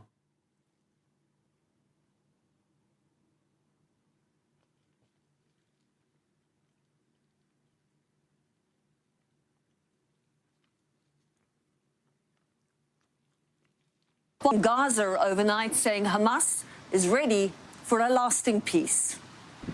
This is the closest Israel and Hamas have come to making a deal to end the war since it began nearly 2 years ago. This is a big day. We'll see how it all turns out. We have to get the final word down and concrete. Everybody was unified in wanting this war to end and seeing peace in the Middle East, and we're very close to achieving that. Hamas says it is ready to release all the remaining hostages, living and dead, in exchange for Palestinian prisoners, and has agreed to surrender governing power in Gaza. But it wants further negotiations on some of the terms of the proposal and made no mention of laying down its arms, a key demand of the deal. Israelis are daring to hope once more. I hope this will bring peace for Palestinians, for Israelis, and no more war, and the hostages back home. I really hope that this war will end and we'll start living again. And in Gaza, there was overwhelming relief from Palestinians who have endured nearly 2 years of a punishing war that's left more than 66,000 people dead. I hope the bloodbath stops, this man said. That's the most important thing. Every day we are dying 1,000 times. We're exhausted after 2 years, another man said. There's nothing left. We've suffered so much and paid a terrible price. There were a few reported incidents of Israeli fire overnight, but for the first time in a very long time, the guns were silent in most parts of Gaza. Now, there are still some murky areas that need thrashing out in the proposed deal, but both Israel and Hamas have indicated they are ready to talk, and negotiations around the logistics of releasing hostages in exchange for Palestinian prisoners could begin as early as tomorrow. Michelle? Deborah, thank you. After nearly 2 years to the day of grinding war, there is at least a reason to celebrate. When news spread that Hamas had conditionally accepted the Trump plan, people took to the streets. The hope is that the bloodshed will soon be over. Overnight, explosions were seen across the Strip, but the Israeli military has reportedly moved to a defensive posture after Donald Trump. This shit is so disingenuous, too. Oh, they're disingenuously blowing it up.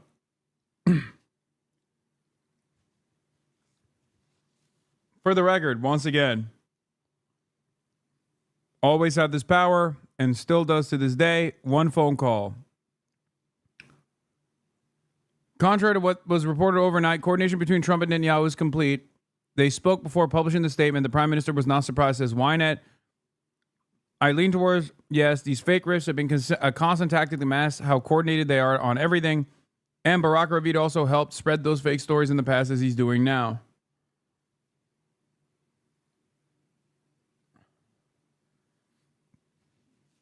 I'm still worried. I am still worried because, yes, Donald Trump does have the capacity to stop Israel with a phone call. And yet Donald Trump has only used that phone call to further scheme with Israel over and over again. But the only difference here is that Benjamin Netanyahu isn't speaking like he's going to continue the bombing campaign, but instead started talking about victory. And that has a finality to it. Okay?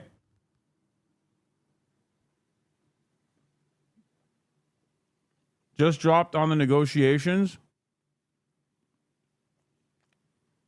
After negotiations, Israel's agreed to the initial withdrawal line, which we have shown to and share with Hamas. When Hamas confirms the ceasefire will be immediately effective, the hostage and prisoner exchange will begin, and we will create the conditions for the next phase of the withdrawal, which will bring us close to the end of this 3,000-year catastrophe. Thank you for the attention to this matter. Stay tuned.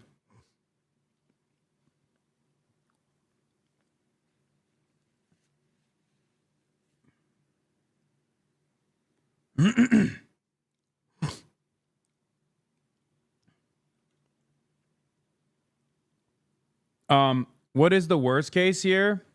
3,000 years, by the way. Oh, God, these guys are so fucking stupid.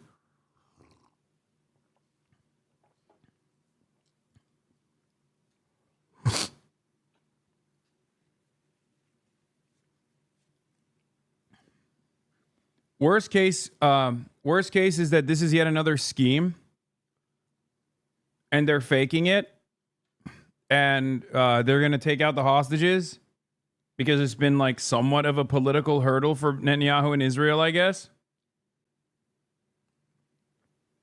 And then they're going to immediately keep bombing and implement the Rafah concentration camp, ethnic cleansing campaign.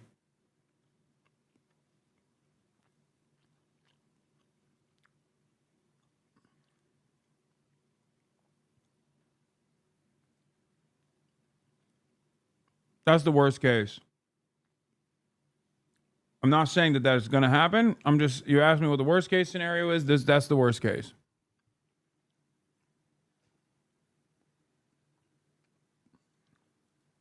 Commanded the bombing to stop. In this busy market, there was cautious optimism that a ceasefire at least would take hold. We want this war to end and for Hamas to agree to end it. It's over. We're exhausted. It's time for peace. Our greatest hope is to return to our homes, our work, and our normal lives. We pray that God brings us goodness and allows people to live once again the natural, peaceful lives we once had. And in Israel, families of those being held captive were also hopeful their loved ones would soon be coming home. There have been protests here over the government's approach since the war began. This is clearly a significant moment. The diplomacy that started here in the Oval Office at the beginning of the week with the announcement that a deal was in reach is gathering momentum. And less than an hour after Hamas had tacitly accepted, Donald Trump had released a video talking up his deal and stressing that all sides would be treated fairly.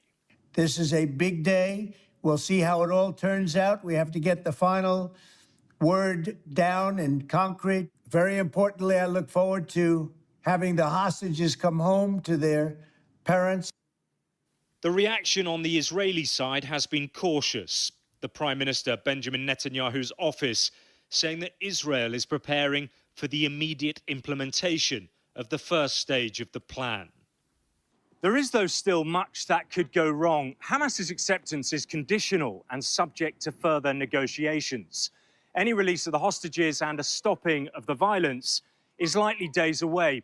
The expectation now is that new indirect talks will take place imminently in Egypt. The war in Gaza has caused enormous suffering, but at last the world may be witnessing it reaching its end point. The Trump plan envisages a comprehensive peace in the Middle East.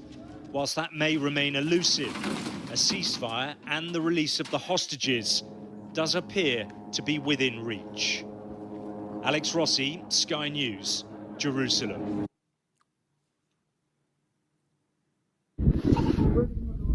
In a world of misery, welcome to a land of plenty. Fresh food, fancy villas, luxury cars. All this bling and excess is being flaunted on social media by an Israeli-backed militia based in southern Gaza. So where does all this money come from?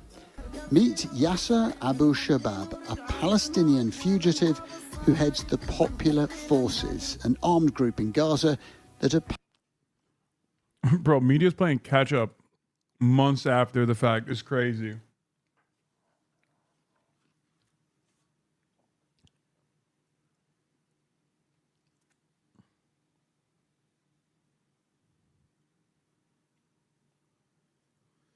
Are you gonna watch? Have you already seen One Battle After Another? Great movie despite Leo DiCaprio's unsavory ties, including his new hotel in Israel. Yes, I haven't watched it yet, but I plan on watching it.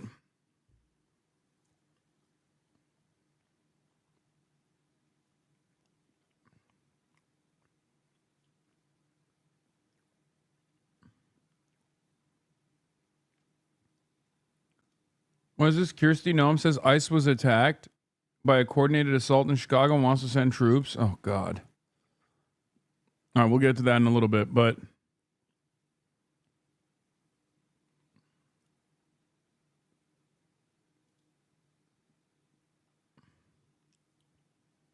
What is this? Bill Maher and his atheist liberal crowd are just racist? Here's a sharp takedown by Ben Affleck exposing them. What do you mean? This is an old-ass video. That's why I love Ben Affleck. Anyway.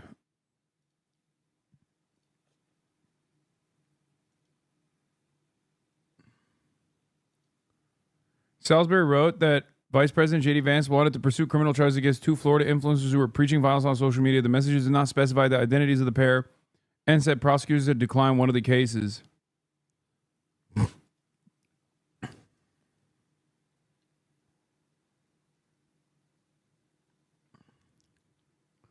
Hasan, right now, no, I don't think it's fucking appropriate for J.D. Vance to prosecute Destiny for speech, okay? What are you guys, stupid? If they want to prosecute him for, like, CSAM, that's fine. That's totally appropriate, okay? Having CSAM on his computer, I'm there with you every day, okay? Trying to fucking prosecute him because you don't like what he's saying is insane. I'm not stupid enough, like fucking Destiny and Dan Saltman were, to advocate for such a thing.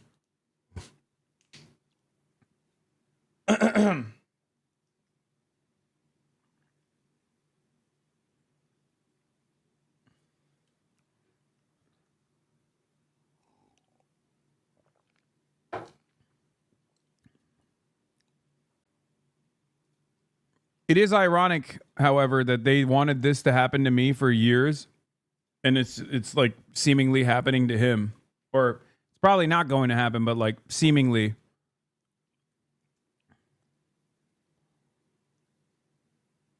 It almost happened to him.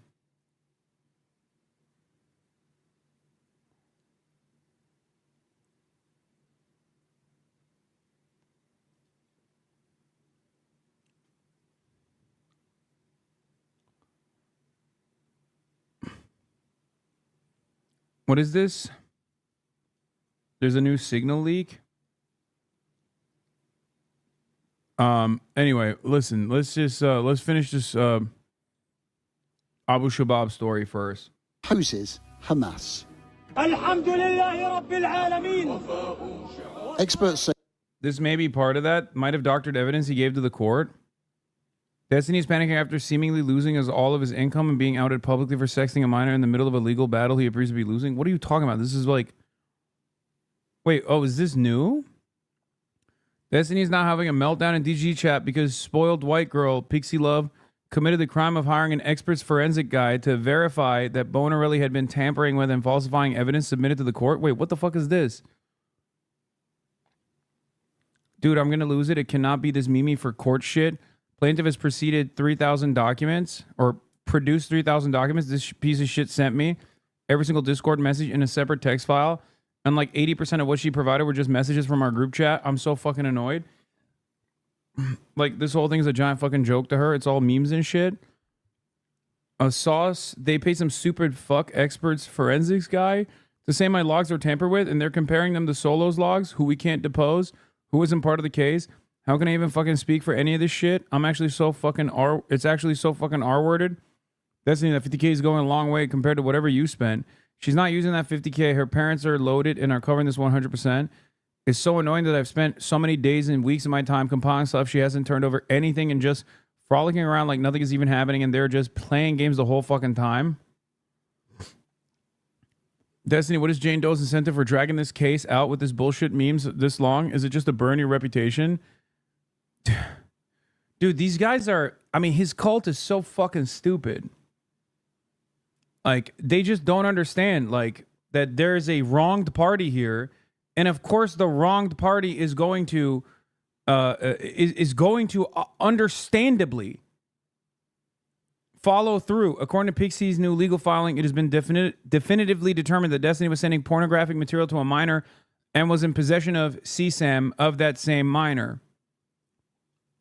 Lock him up.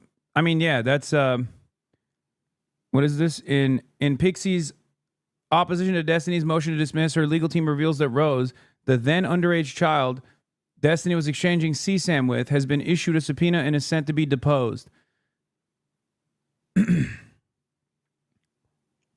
After finally ascertaining Rose's legal identity, plaintiff has obtained evidence that Rose's date of birth is October 30th, 2004. Thus, when Bonnell was exchanging pornographic content with Rose between March of 2022 and until October 30th, 2022, Rose was a minor. See Exhibit B here too, redacted official certification of the Department of Motor Vehicles driving record.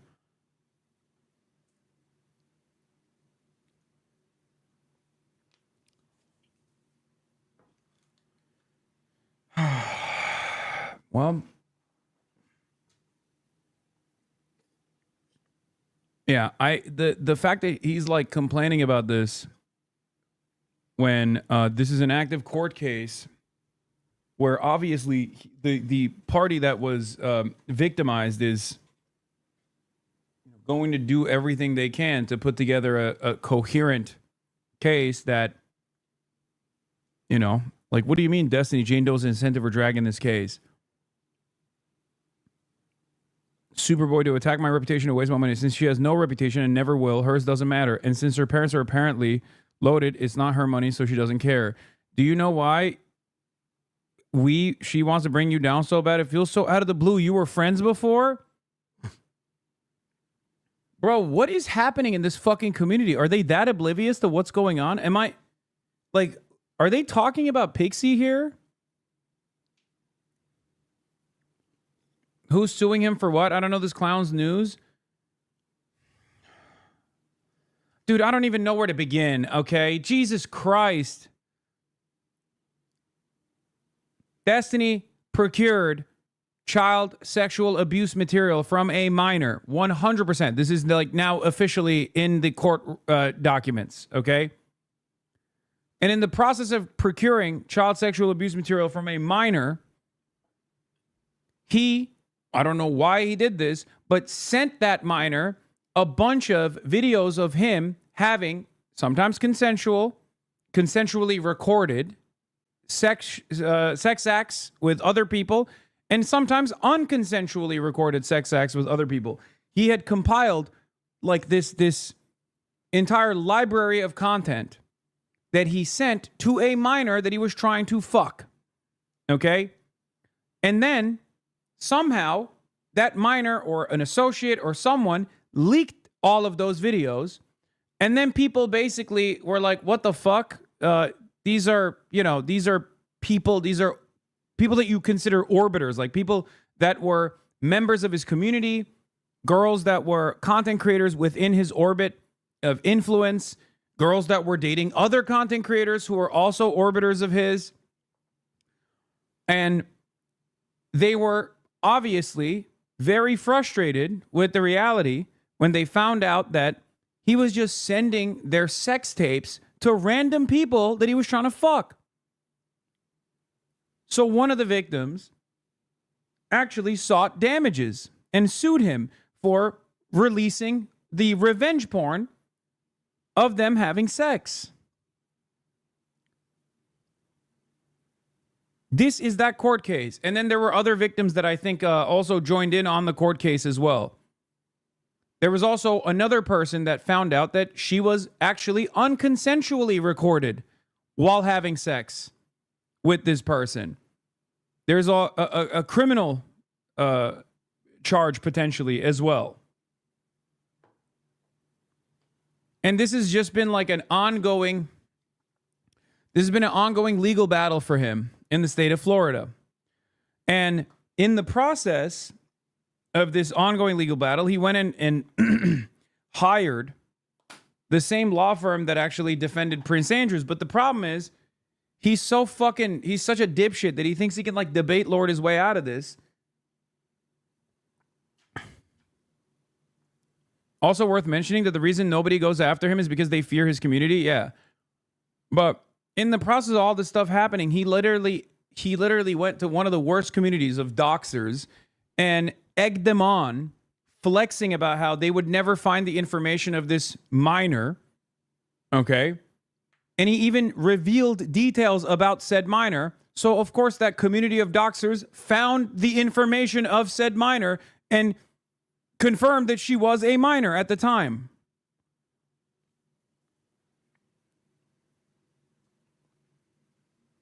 Like, if you have an ongoing legal battle, it's probably better for you to shut the fuck up. You know what I mean?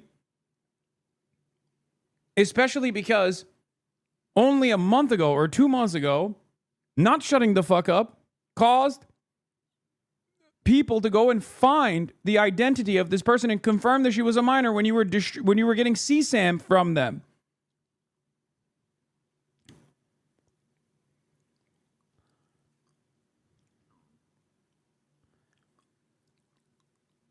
Destiny, how much longer do you think it goes on for? No clue. It looks like they want to try and make it survive the trial, but I have no idea why. She has absolutely nothing.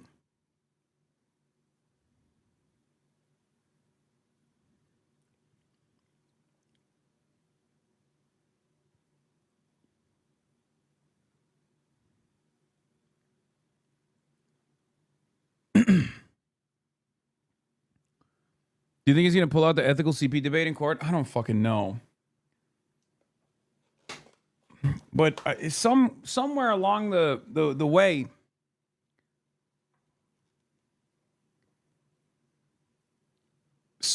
wait, what? We don't have to cover this every week?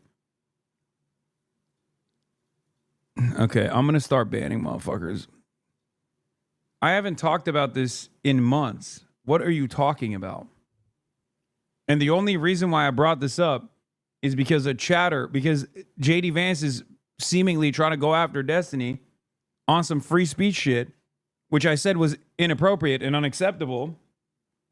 And then someone said, oh, have you seen this? And revealed to me that there's new details in this court case.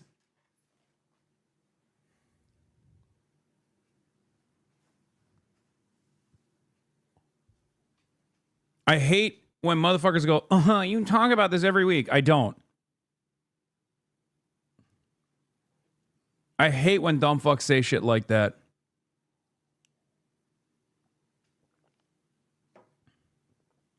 As a matter of fact, the only reason why I had to describe the details of this court case is because chatters were like, I don't know who the fuck this person is, or I don't know what the fuck this person has done. Evidence to the reality that I don't actually cover this shit that much. For understandable reasons. There are far more consequential things happening in the world. What?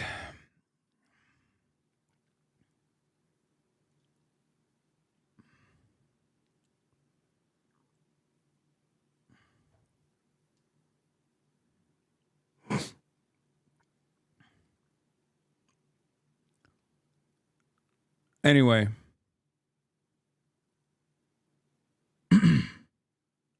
His community and orbit have been one massive knot of reality show style interpersonal drama for like a decade, and likely so many people had their lives affected or ruined by this scene.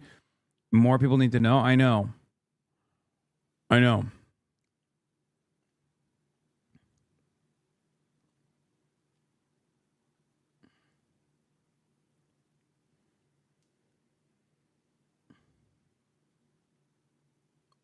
But yeah, it seems like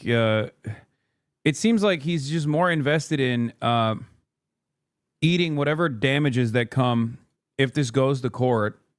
Or, I mean, it is in court already, but it seems like he's just invested in eating whatever damages happen, knowing full well that it's going to happen, but in the process, like retaining some, retaining whichever percentage of the cult that he can maintain. And that's why he's just like steadily victim blaming and talking about how this lawsuit is actually for purely selfish reasons, and that this person has no reason to do such a thing. Like, the smart thing to do in this situation would be to just shut the fuck up, you know? Let your lawyers do the talking.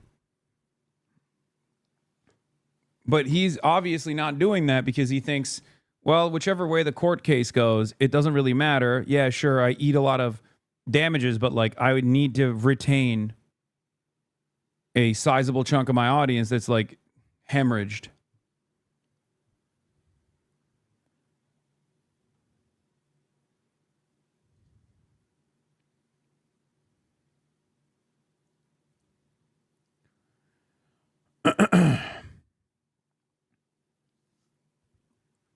Everything he says gets added to Discovery? Probably. Yeah, I do genuinely think his I mean, he will always lead to his own downfall. That much was clear to me, but I do think he fancies himself to be this brilliant person. Like he fancies himself to be like a genuine, unique mind. Like the brain that no one has, with a brain that no one has ever seen before. Like he's smarter than his lawyers, he's smarter than everybody else. And that he can basically debate himself out of any corner, including this. Very strange.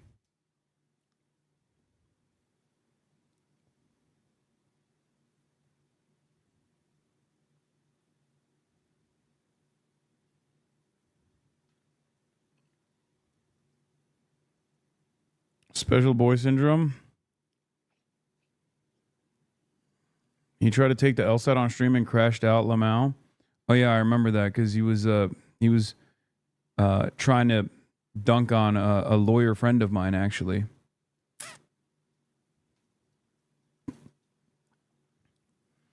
What if this hits national news? It's going to be used to persecute the left. Unfortunately, it's a W for us and the victims, but it's a massive L overall. I fear. Wait, what? No. What are you talking about? What? A W for the... Wait, I'm confused. Are you talking about... There's two separate incidents here. If you're talking about Pixie's case against Destiny, that's entirely separate. If you're talking about J.D. Vance trying to prosecute Destiny for speech, then those are two separate incidents. One is completely inappropriate and also unconstitutional. The other is within the confines of the law and has nothing to do with the left at all. It's just a victim being able to successfully sue someone who distributed pornographic material of them. The fuck? The fuck does that have to do with the left?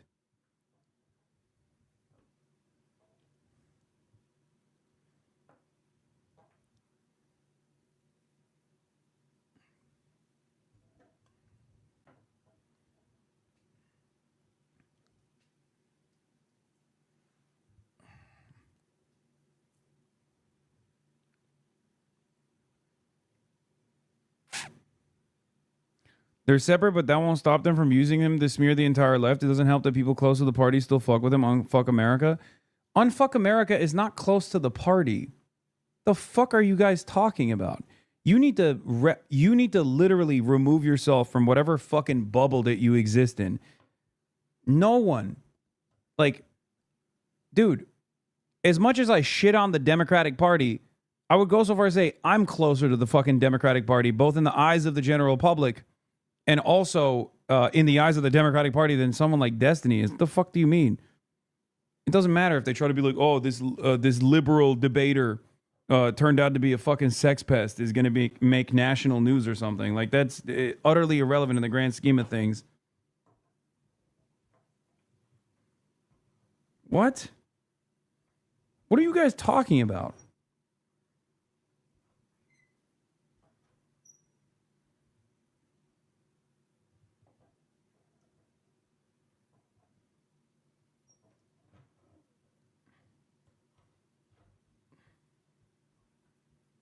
Happening with my fucking mic arm. Someone said that's ad hominem. What?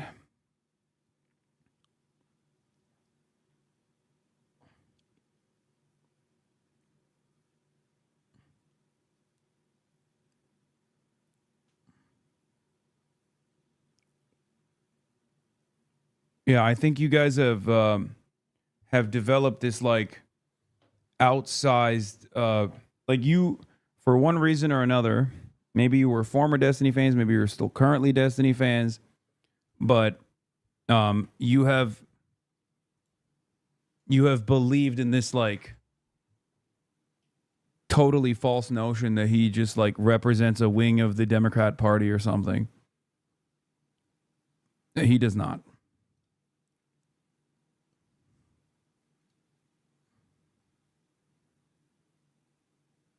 He is not all that relevant in the grand scheme of things.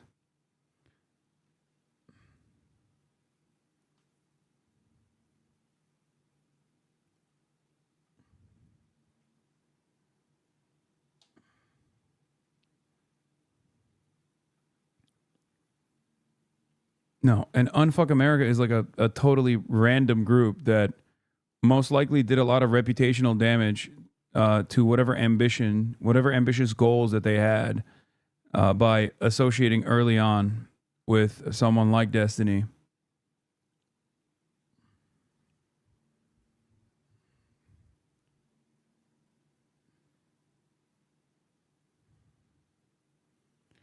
Anyway, let's get back to the militia group opposing Hamas, uncovered by Sky News investigation. Israel is bolstering. Would you consider yourself relevant in the grand scheme of things? No, I would not.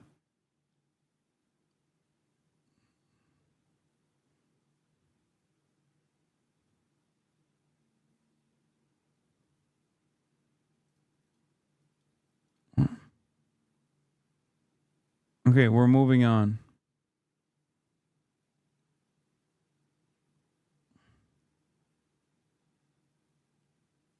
Local groups like this to divide and conquer, to create disunity among the Palestinians and to maintain some control in Gaza, whatever its future. The story of Abu Shabab starts here, his compound seemingly untouched by the war that's raged for 2 years. This video, also taken from the compound, shows the surrounding area of Rafah, now reduced... Wait, hold on. Let me run that back real quick. Hold on. Its future. The story of Abu Shabab starts here, his compound seemingly untouched by the war that's raged for 2 years. I wonder why. Interesting. Every fucking building has been hollowed out in Gaza, except this remains untouched. In an area that is considered a red zone by Israel, as a matter of fact. I wonder what this is about. Why is Sky News covering this like 8 months after everybody else covered? I don't know. This video, also taken from the compound, shows the surrounding area of Rafah, now reduced to rubble and entirely controlled by the Israeli military. It was shot here, on the edge of Abu Shabab's camp. To the east is the Morag Corridor, a major artery for IDF movements. To its north is the Salah al-Din Road, the main route for the movement of aid trucks via the Kerem Shalom crossing. And that has become the main entry point for all aid since the Israeli military took control of Rafah in May 2024. So what do popular forces want? In an exclusive interview with Sky News, a founding member of the group revealed they want total control of Gaza. Everything. We want to run everything. Everything that concerns our Palestinian people and what will benefit the Palestinian people. What we've been told is that many goods coming through here end up in the hands of Abu Shabab and his popular forces group, including weapons, luxury items, and a slice of aid. These boxes filmed at Abu Shabab's camp. It's crazy because like they literally are doing what Israel has accused Hamas of doing, except they're doing it with Israel's permission. Okay? That's what's so fucking crazy about it. Hamas 2.0 created by Israel? No, this is not Hamas 2.0. Are you kidding me? This is ISIS. No, it's not Hamas 2.0, chatters. The fuck are you talking about? These guys work with Israel, okay, directly. Wake up. Hamas is comprised of the Palestinian population, and regardless of their tactics or regardless of their targets, it's very obvious that their overall ambition revolves not around complete domination of the Palestinian population, but instead emancipatory goals, an end to the occupation. That is precisely the reason why they were able to bring together the entirety of the Palestinian resistance movement and has kept it together throughout the entire genocide.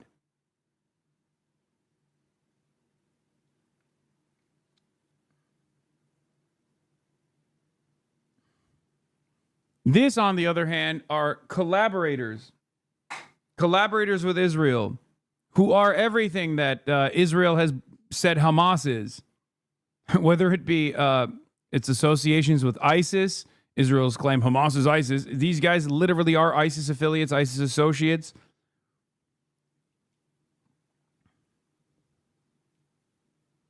Hasan, why do you still stream in Israel? What? Do you think I have the capacity to fucking region block Israel?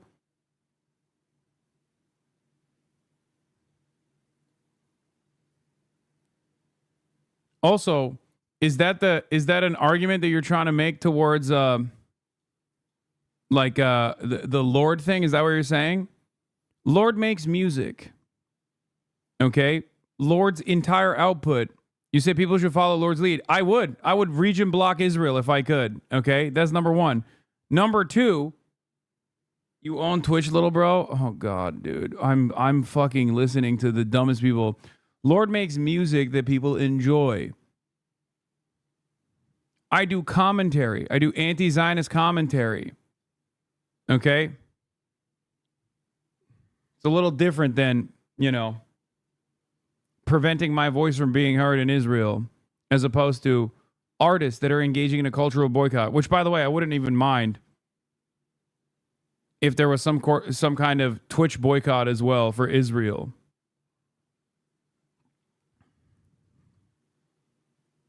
Even if, obviously, it'd be better served if everyone in Israel was listening to what I had to say as it pertains to the genocide.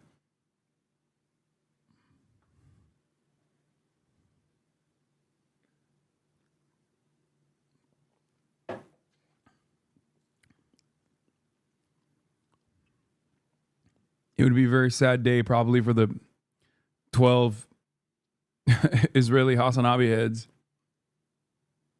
You are constantly contradicting yourself. You are the king of contradictions yourself. Contradicting yourself.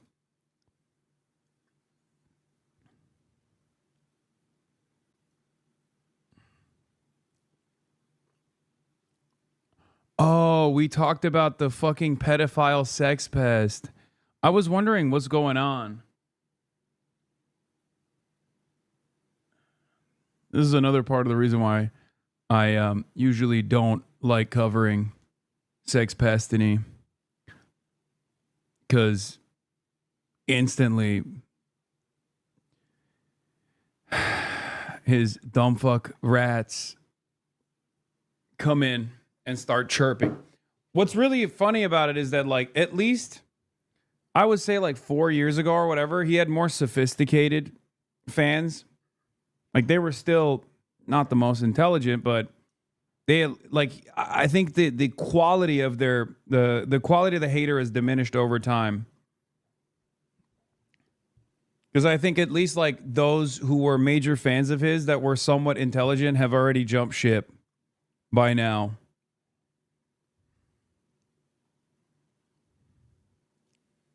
Now I can't even tell if this is like an Ethan Klein fan or a Rape Tone fan. Now you just have haters that don't mind being associated with a pedo? I mean, which one are we talking about?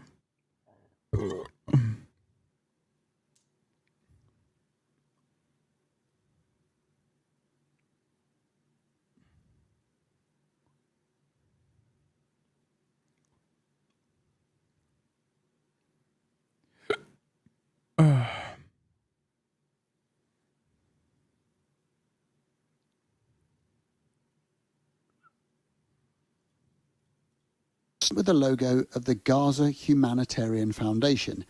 a venture set up by Israel and America to distribute aid to Gazans. In a statement, GHF said, GHF is proud to serve communities throughout Gaza via our community distribution program. We believe it's not just Lord, it's 1,000 plus artists with many big names. No, that's awesome. 1,000 plus artists and label boycotters. Oh shit, Mark Ray Billet.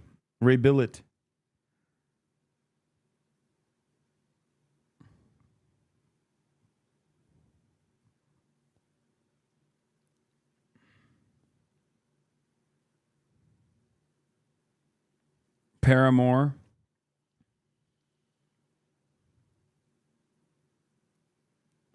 Okay, I'm never going to finish this fucking video. Gazan deserves to be fed with dignity, including those in areas controlled by the popular forces. This is Sami, an Israeli soldier who serves at the Kerem Shalom crossing. He spoke on condition of anonymity. The thing is that we're against Hamas and they're against Hamas. Israel started giving him things to help him. It was cars, vehicles, weapons, food, money.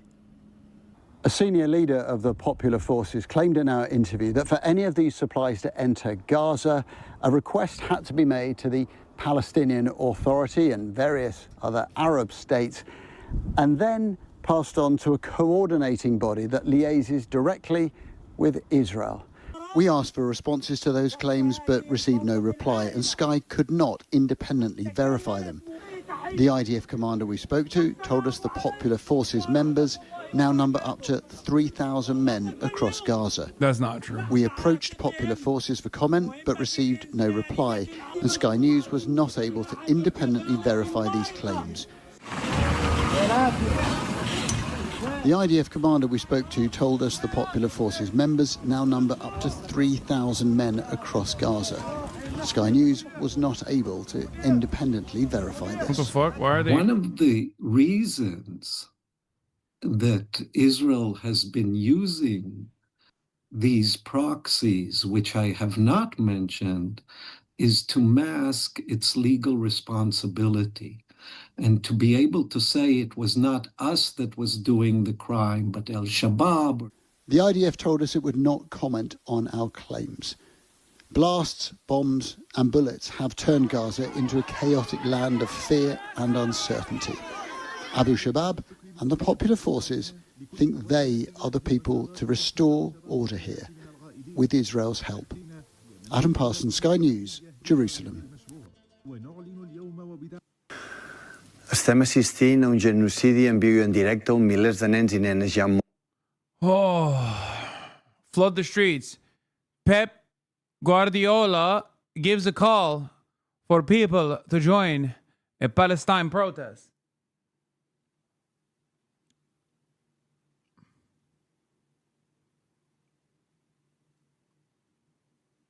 He's Spanish, not Italian. Sorry.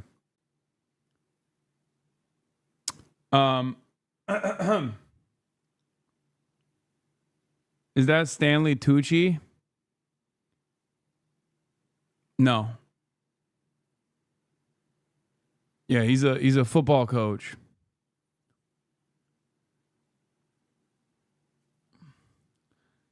Can't believe I have to give this boob a fuck ton of credit. He's Catalan.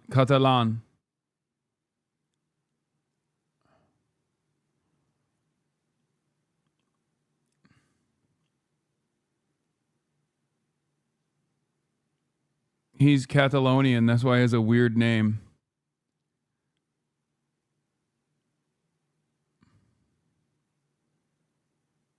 His daughter is a big reason why he's speaking out like this. She's always been pro-Palestine since like 2021, from what I saw. Isn't she like a human rights lawyer or something?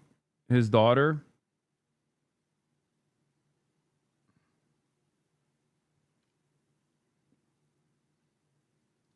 I d'altres poden encara morir.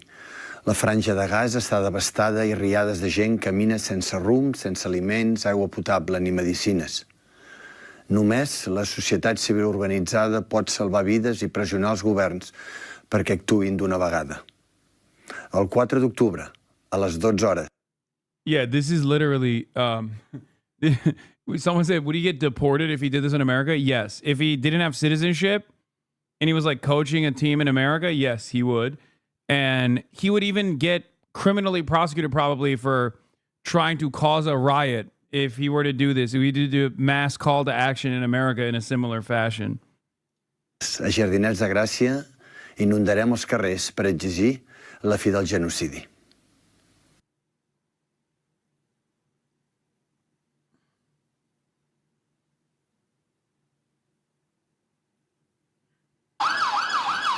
The pleas not to put additional pressure on London's police force went unheeded. In the heart of London, in Trafalgar Square, 70% of the Met's public order officers were deployed to a demonstration in support of the banned group Palestine Action. Organisers had refused to cancel the event. The head of the Metropolitan Police has said that holding this demonstration today is stretching resources across London. Officers here who could be deployed outside, for example, synagogues or mosques where people are feeling vulnerable in the wake of the Manchester attacks. There had been calls not only from the police but also the Prime Minister to postpone the demonstration. Did you think twice about coming? Not at all. Why not? Because this is an important issue. One of the organisers, retired financial consultant Margie Mansfield, turned up with a bag, expecting to be arrested for supporting a banned organisation.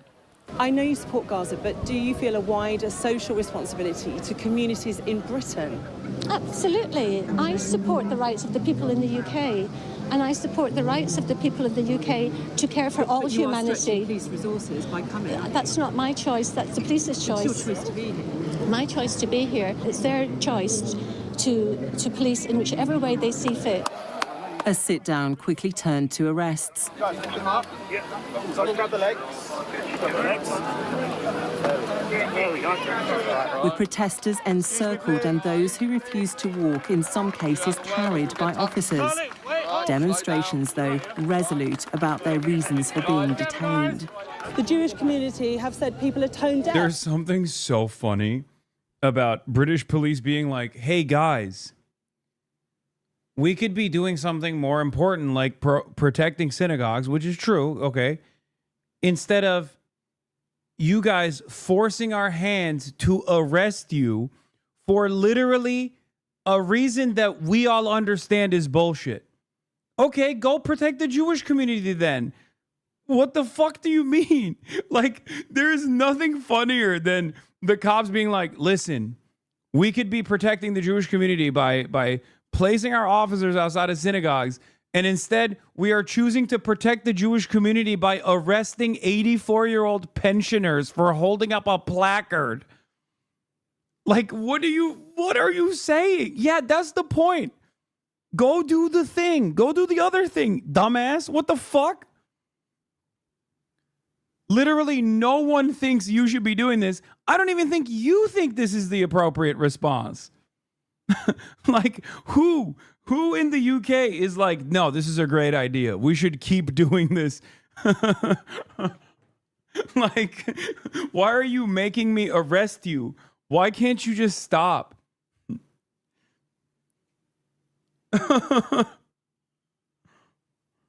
Fucking awesome.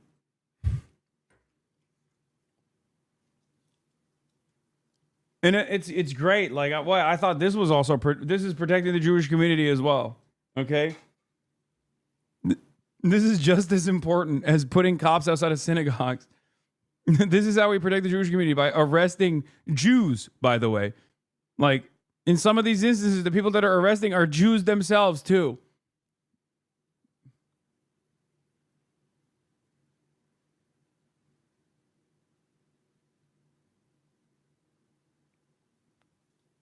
For holding demonstrations so soon after the Manchester attack. But there's not a genocide taking place in Britain. If there was, I'd be on. All your money, got in your bag. Okay. In a separate bag. It's all safe, yeah? That's okay.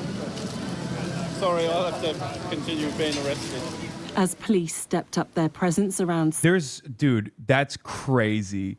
Dude, British media are demons, dog. You will never convince me that they're human beings that are doing this, okay? Like, you are a straightforward demon. You got an old-ass motherfucker getting arrested on the ground, okay? And your question is, don't you think this is an inappropriate time to be protesting genocide? Like, he's in the process of getting arrested.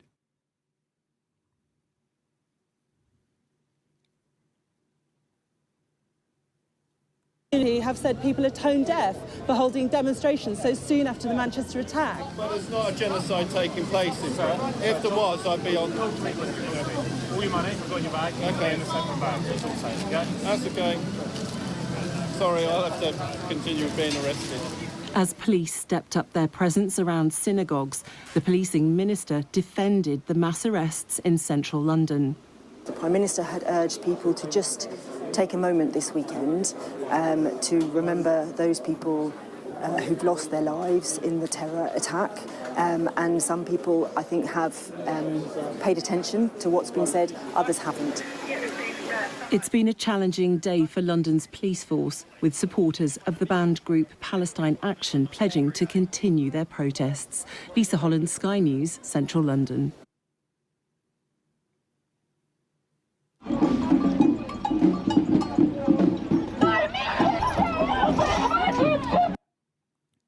I can't believe it. Watch this insane clip from the courtesy of Greenpeace UK. Just look at the double standard. In the UK, you can openly cheer for the killing of babies and say they support genocide. But if anyone dares to support Palestine Action against genocide and say stop killing children, they'll be arrested on the spot. Arrest me for supporting a genocide? Will you arrest me for supporting a genocide? Can you start moving towards... I support a genocide and you're getting arrested. I'm supporting a genocide and I'm not getting arrested. She is protesting against a genocide. She is getting arrested. I'm here to defend our jury's Palestine Action process to see what... Oh my God. That's crazy. That's actually a very interesting approach. It does genuinely show how fucking stupid that is. Stop saying British Hasan. Okay, calm down, everybody. Not every dude with fucking a red beard, brown hair, and glasses is me, okay? will and won't get you arrested in Britain today. I'm supporting the killing of babies and innocent men and innocent women. I'm supporting the war crimes of Netanyahu, and I'm wondering if you'll arrest me? No, you've got freedom of expression, freedom of speech. That's all I've got to say. So fantastic, isn't it, that I can stand here openly supporting a genocide and I won't get arrested? The police are so nice to people that support genocide. You're protesting against a genocide, yes? Yes. Well, you're doing it all wrong because you're going to get arrested. Okay. So I'm against the genocide. They're going to arrest me. You've been walking around telling the police you support genocide, you support the killing of Palestinian women and children, and then arresting you. I can walk completely free. It's ridiculous. I'm supporting the Israeli government and supporting a genocide, and I'm not getting arrested, but you're getting arrested. I support the bombing of hospitals. I support the enforced starvation of Palestinians. I'm not getting arrested. You said that right in front of them, and they didn't give a... But you're okay for me openly to say that I support a genocide? You've got a freedom of speech, right to say what you want. I'm a peaceful protester, classed as a terrorist when I'm not a terrorist, but they will arrest people like us who are standing up to them. Let me come clean. I don't actually support the Israeli government. How could you support the Israeli government considering what's happening in Gaza right now? If we care about our human rights, we must defend our right to protest against genocide.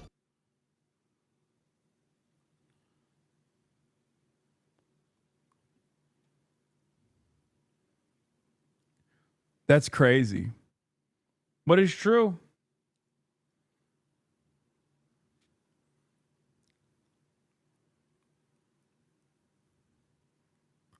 Yeah. In the UK, you can say every day that you support Israel doing a genocide. You can say you want more of Israel's genocide. You love that Israel's doing a genocide. As a matter of fact, many people do it. People in the parliament do it. But if you say Israel is committing a genocide and you hate that and that you oppose it, you can go to jail.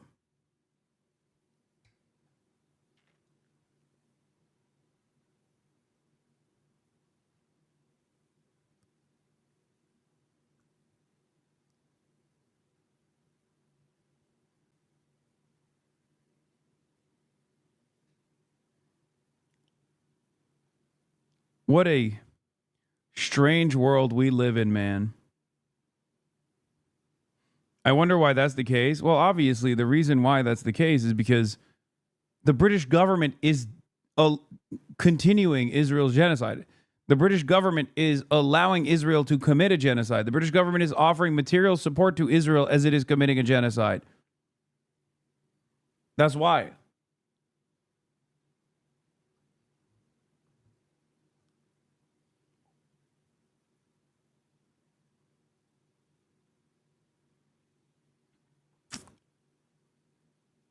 Yeah, this is a sitting congressperson, Representative Hank Johnson, who apparently says some insane shit. Hamas said it had agreed to release all the Israeli hostages, alive or dead, under the terms of President Trump's proposed Gaza peace plan. Representative Hank Johnson says, I am gratified that Hamas has agreed to release the hostages. Hamas is responsible for the ongoing genocide being undertaken by the state of Israel. What? Wait, I'm sorry. You recognize that Israel is doing a genocide, but you also still think it's Hamas's fault that Israel's doing a genocide? Okay, this, Jay Mershon, sometimes you fucking spam links and it gets annoying, but you were right to send this one. You were right to say this is a new thing that you haven't encountered yet. Because I've encountered people who say Israel's not committing a genocide. I've encountered people who say Israel's committing a genocide, but that's actually good, right? Like, you know, because they deserve it. I have, however, never encountered a person that has said Israel is committing a genocide and it's bad, but it's a genocide because of Hamas. I've only heard other versions of this, like Israel's doing war crimes and a genocide, but it's a good thing because Palestinians deserve it because of Hamas. This guy is saying Israel's committing a genocide and it's bad, but it's because of Hamas that Israel is committing a genocide. I have never heard that before.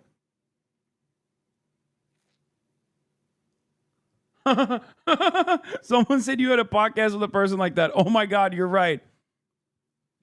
Oh my God, you're right. This is the Ethan Klein position. Oh my God. You're right. You're not wrong.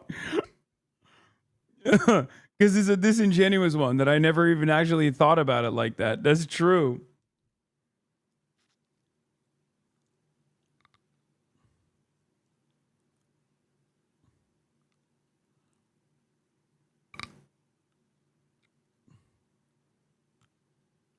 Low key, not wrong.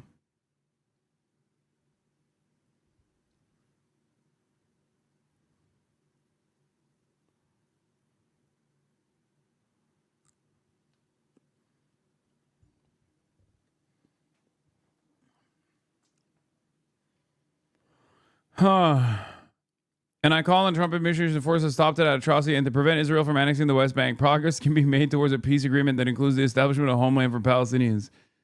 Wow.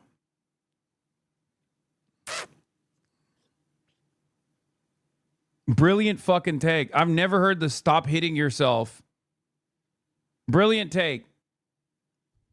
Stop hitting yourself, but this time it's about genocide.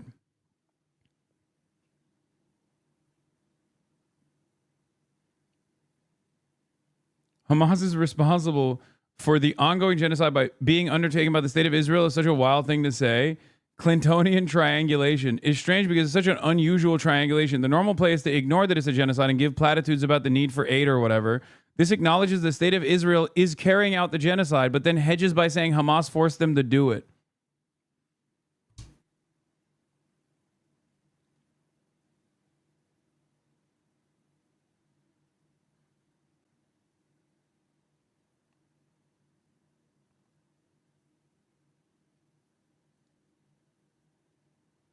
Incredible.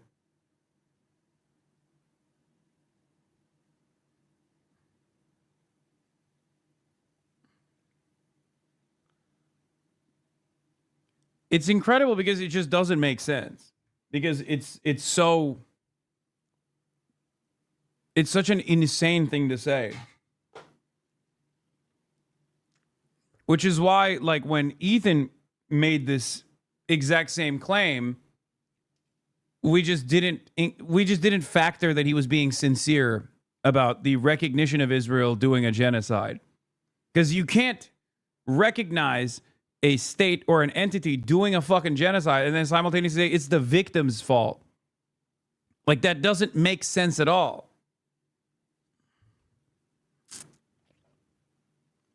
Unless you think Israel's doing a genocide and it's a good thing. You know what I mean?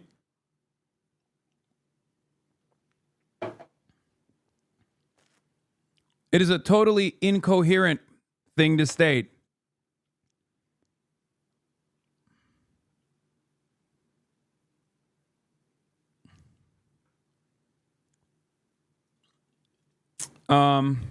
Okay. We got the Kristi Noem shit. We already covered Greta Thunberg chatters who keep asking.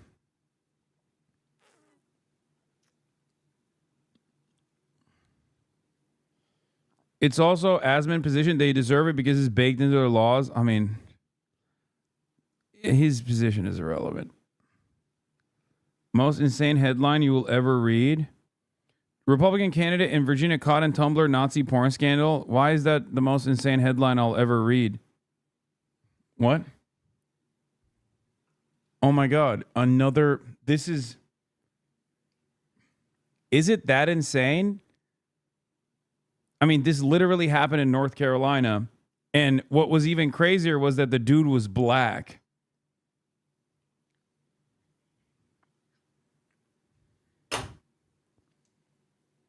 This is not an insane headline. This is just canon for the Republican Party at this point. Like, what's next? You're going to tell me that there was another pedophile? There was another high-ranking Republican outed as a pedophile? That's not, I don't know. I don't think that's like that insane at this point. Is it really? Is it insane? I guess the strangest part about it is the medium. Tumblr is such an odd place to be procuring pornography as like a 50-plus-year-old Republican politician.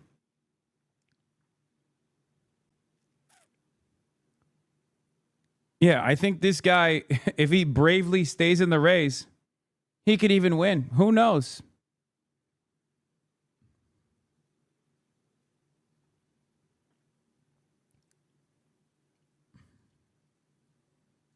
Anyway, let's look at the pro-Palestinian protests erupting worldwide after the flotilla was intercepted by Israel.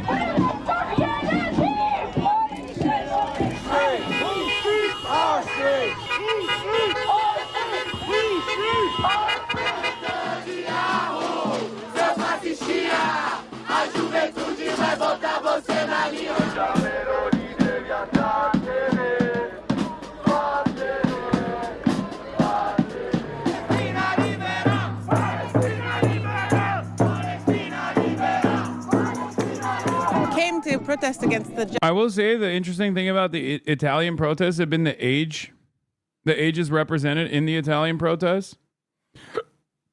Like, you look at the Palestine protests in France, like, it's mostly young people, but the Italian one is everybody. Partially because it's like partially because it's a general strike. But it is kind of cool to see like how many older people participating in these fucking protests. Genocide in Gaza, and to support the global Sumud flotilla that came and was arrested yesterday.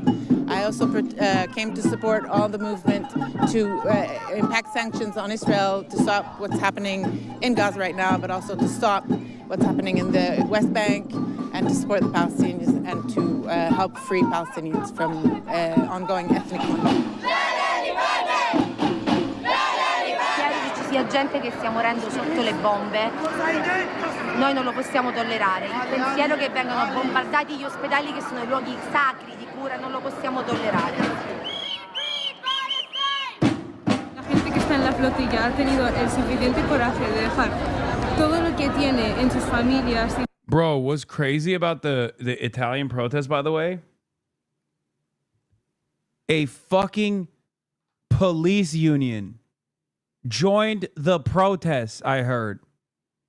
A fucking police union joined the fuck Israel protest, bro. Are you joking? That is fucking insane. A police union also participated in the general strike. Guys, I don't think you understand. Like, this isn't on some fuck cop shit, okay? The reason why this is significant is because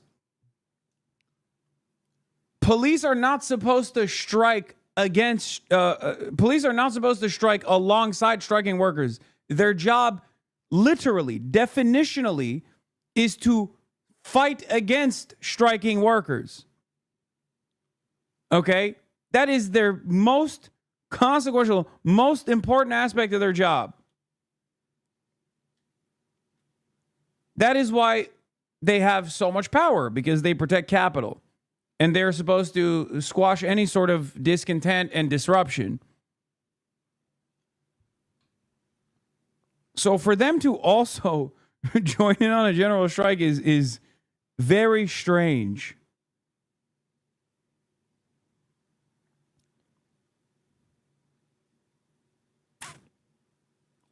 Vive para ir a ayudar a esa gente. Nosotros como población y gente que podemos dar nuestra voz, tendríamos que darles ese apoyo, tener el coraje de al menos salir a las calles a decirles que... I know my shirt says rooted in Arabic. I know.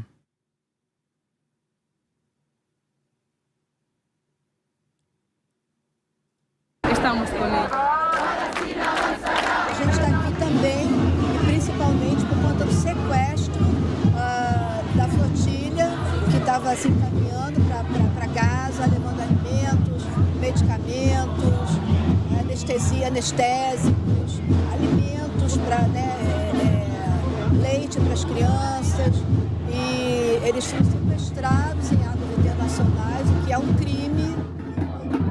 Let Gaza live.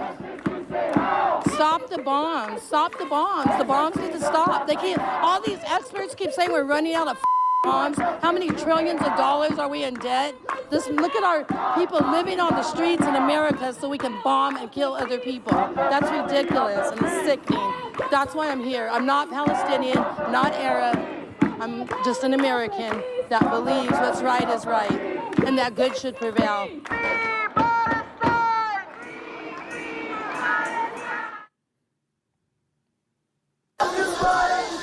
Garda pepper sprayed pro-Palestine protesters today when they try to block off the port to prevent Israeli goods from entering Ireland.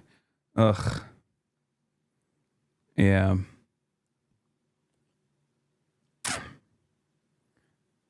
I mean, look, this is why mass mobilization is very important, okay? Mass mobilization is very important because it gives others the confidence to also go out to the streets. And it's also important because, like, there are far too many of us as opposed to how many of them exist, okay? There are more of us than there are of them. It's that simple. There are more anti-genocide people than there are pro-genocide people. They can't arrest every single person. They just can't. You can't do that. No matter how hard they tried. That's why the Palestine Action protests in the UK are also very important.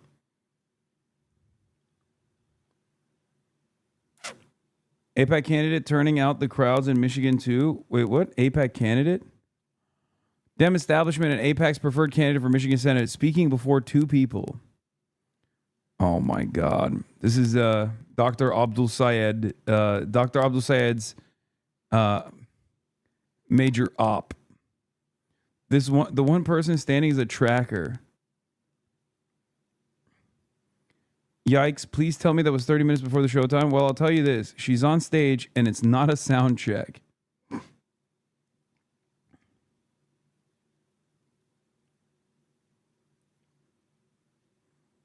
This is the one that Senate Dems are going to fundraise for in the middle of the shutdown. Yeah.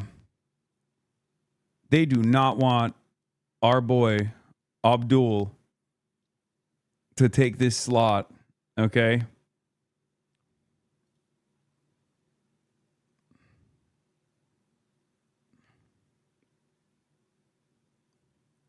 Big protests in LA for immigration and now one outside of Israeli consulate. Lots of movement in Los Angeles this week. Damn. I leave LA for 1 second and y'all decide to mobilize. DSCC chair Kirsten Gillibrand is hosting a Tuscan European-style Napa retreat with spa treatments, a wine cave tour, and a dinner featuring Michigan Senate candidate Haley Stevens, likely scheduled right in the middle of a government shutdown that threatens jobs of thousands of fucking workers. Oh my God. That's who she's fundraising for. Haley fucking Stevens. Haley Stevens. A random Zionist is going to say you're advocating for a mass mobilization and you're a terrorist. I don't give a shit. People say that all the time. They can suck my dick. Democrats are so busted, bro. They do not want to win. They want to keep things going. They just want to make sure that they still have Zionists that are in charge of the party. They do not care about democracy. They will throw it away.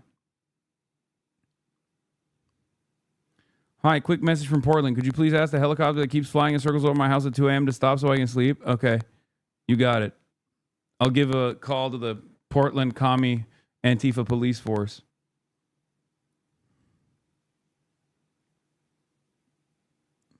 I just, like, who is this for, man? I mean, Israel. It's for Israel. That's who this is for. This is just for Israel. What time are you starting stream tomorrow? Tomorrow's stream is going to start very early for LA time. It is going to start, tomorrow's stream for GP3 is going to start at, I think, 3 a.m. LA time. Or it may be, wait, 3 a.m. LA time? Yeah, I'm pretty sure 3 a.m. LA time. And it's going to go on from 3 a.m. LA time until a little bit after 7 p.m. LA time. So it's going to be from 3 a.m. PST all the way to, yeah, we're going to start with the qualifiers, which are starting at 12:30 French time. Yeah. 12:30 French time is when the qualifiers start. And the last race ends, like the race ends and the podium thing starts at 7 p.m. So if you're on the East Coast, you're lucked out. You wake up early, 6 a.m., you can watch. The American team is Ludwig and Michael Reeves.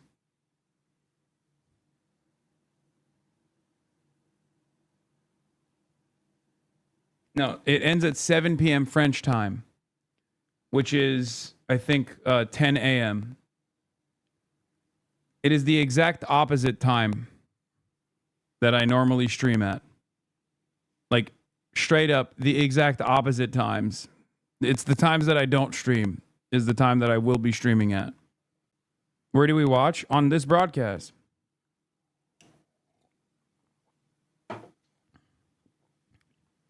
There's an actual Formula 1 race on tomorrow. Okay.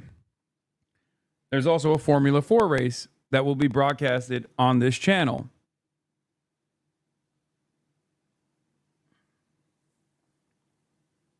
This Formula 4 race will have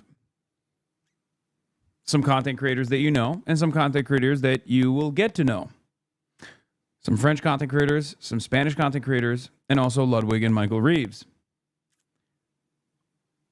The Spanish-speaking broadcast will be hosted on eBay's channel. The French-speaking broadcast will be hosted on Squeezy's channel. And the English-speaking broadcast will be hosted on my channel and Pokemon's channel.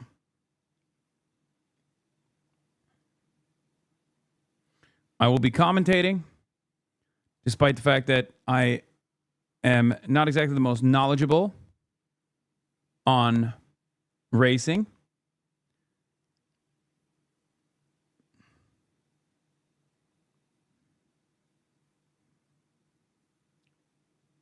alongside Pokimane. We'll have other guests on as well. The Yard's very own Slime and Nick will be on as roaming guest hosts. And we will have some surprise guests on the broadcast as well, including French content creators like Etoile and numerous others.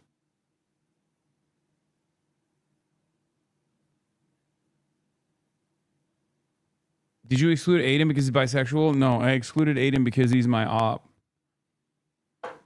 As he has turned to political commentary himself, he has become my enemy. And also because he's bisexual, and therefore obviously also my enemy for that reason. Because I am a foe to the LGBTQ community.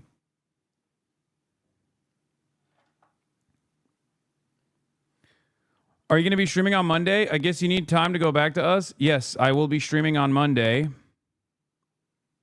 However, that is, of course, if I don't get fucking arrested.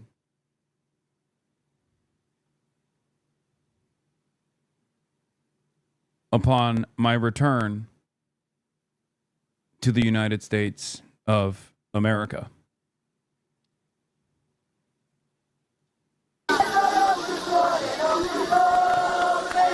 They answered the call of the unions, gathering at Rome's central station. Students, workers, and ordinary Italians joining a nationwide general strike to protest Israel's interception of the Gaza Aid Flotilla. 40 Italians were on board, including opposition MPs. But for people here, solidarity stretches past national lines. Perché è importante per lei partecipare allo sciopero? I am here to denounce the shameless genocide in Gaza, which didn't start just 2 years ago, but 70 years ago. This strike shows how Italian workers are not indifferent to what is going on in Palestine. It is an important event for Palestinian people. They should have the solidarity of Italian people even more when our government, instead, only shows complicity with the Israeli state. I've never seen this many people gathered all together for the same cause in Italy in, I believe, over 20 years. It hasn't happened, and we are seeing some change. We're pressuring the government, and they're making small steps and small improvements, and they mean a lot. The strike affected transport, education, and healthcare, with only essential services running. The youngest participants taking a day off school. And as the protest filed past government buildings through the streets of central Rome, it spilled beyond the... Dude, why would you be arrested? No reason to be. Dog, last time I traveled to France and came back, I got detained. And the federal government had not tried to make being an anti-fascist a designated terrorist category at that point. Okay?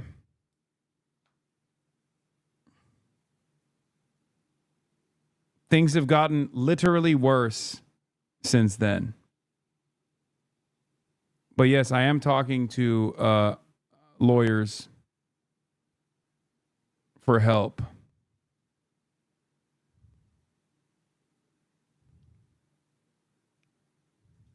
Boundaries of the city, stopping traffic. The protest march has reached Rome's Ring Road, which encircles the Italian capital. And you can see over there, that is the entrance to the motorway, which has also been blocked. And even though Friday's general strike had not been officially authorized, we've seen police let people file past them and their vans. Similar demonstrations took place in Bologna, Naples, and other cities. The anger aimed not only at Israel, but also at Giorgia Meloni's right-wing government, which protesters accuse of being complicit in Israel's war in Gaza. A war that people here say they will not stop. Wait, I just joined. What are lawyers for? Just a contingency plan for if I do get detained.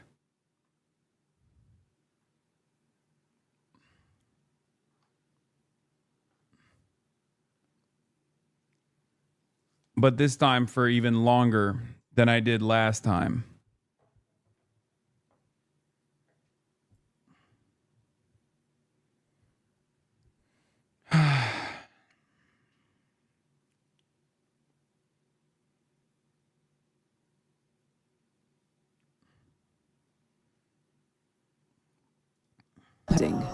Milena Veselinovic, Al Jazeera, Rome.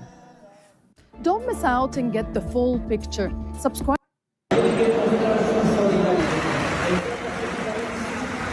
Athletic Bilbao invites Palestinian refugees to pitch in tribute for Gaza.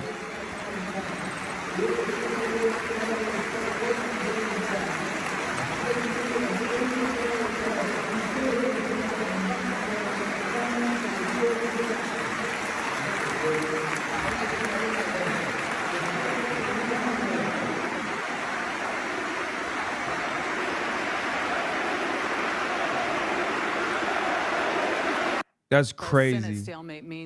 Bro, that level of support, man. It is crazy. So is the commentary thing just tomorrow, or did I miss the whole weekend? No, it's tomorrow.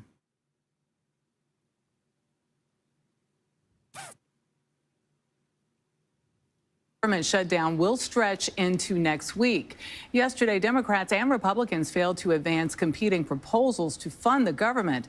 According to the Congressional Budget Office, about 750,000 federal workers could be furloughed, costing them $400 million in daily wages. Willie James Inman is live at the White House. Willie James, good morning. Michelle, good morning to you. The government shutdown continues this week. American sports, question mark? I know. The more I see football hooligans, ultras come out in support of Palestinians, the more I see mass mobilization take place and general strikes take place all around European capitals, the more I'm ashamed of my country. Like, we are the most responsible after Israel. Some might even say more responsible than Israel for giving Israel the tools and also urging Israel to continue doing this genocide. And the fact that, like, our population is either completely oblivious to that reality or just, like, not doing anything with the same numbers or the same intensity or the same frequency as, like, Europeans, UK, France, Italy, Spain, Portugal, Greece, everywhere. Everywhere around the world, people are mobilizing. Sports fans are mobilizing. Ugh, Americans, man. Deep shame.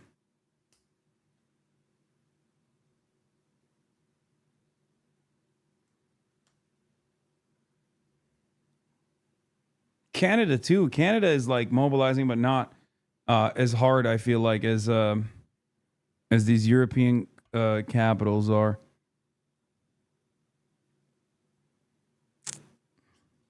With Congress deadlocked. Yeah, people are doing moments of silence for Palestinians in European soccer fields.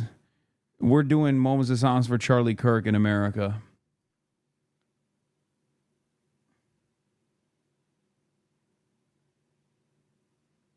Like, shouts out to the Yankees, man. You know what I mean? That's what we're doing. That's what we're up to here. Funding and Republicans and Democrats trading blame for the situation. But in the middle of it all are thousands of federal workers who are going without a paycheck.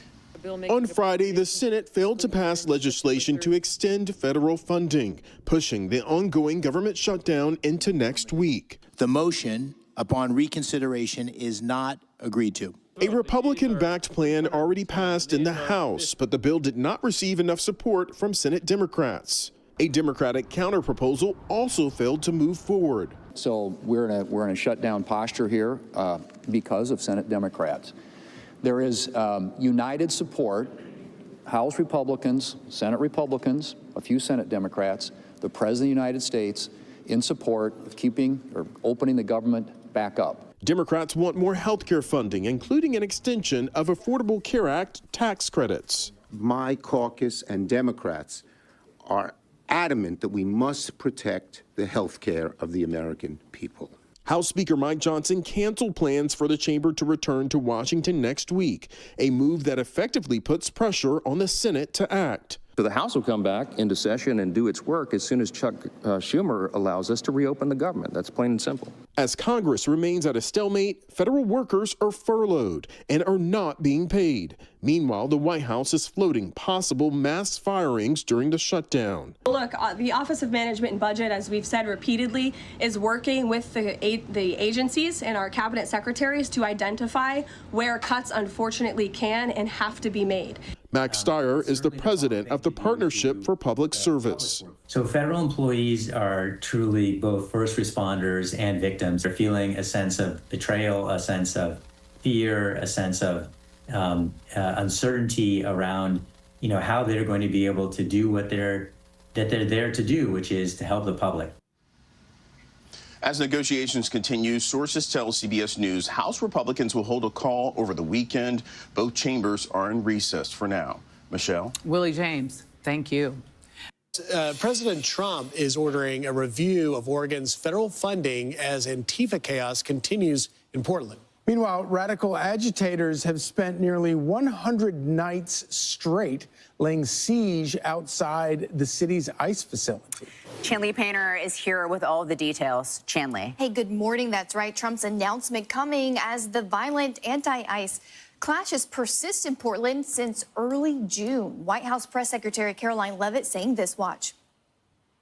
President Trump will end the radical left's reign of terror in Portland once and for all.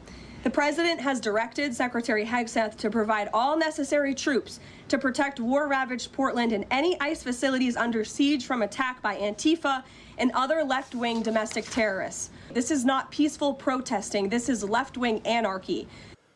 ICE's Portland director says the facility is under constant attack with little help from local police because of political directives from city leaders. And the nightly protests have escalated beyond just chants and signs. Bottle rockets are striking ICE buildings, rocks are shattering windows, lasers targeting officers' eyes, and barricades blocking vehicles. Dog, what you're describing is at most a fucking nuisance. What you're showing, on the other hand, is military gear wearing cops beating the fucking doorknobs off of tax-paying citizens while deploying chemical weapons on them. Like, the disproportionality here is so severe.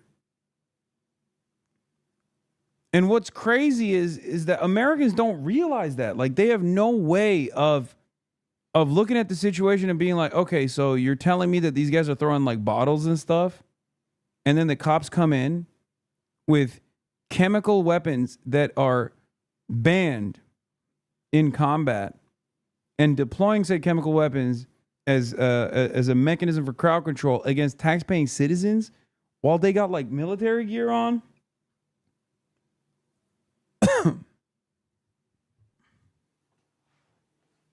I don't know. You see this fucking insane video that went mega viral? Oh, I did. Yes. I did. Portland ICE agent jumps into a brawl to pepper spray a frog in the ass. Except people are laughing about this. But what's crazy about it is like that literally is a fucking is for breathing.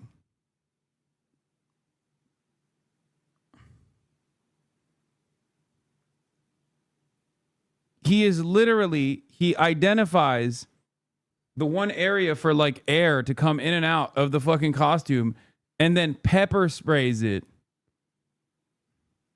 Like he's hotboxing the dude, turning it into a fucking gas chamber. It could have killed him.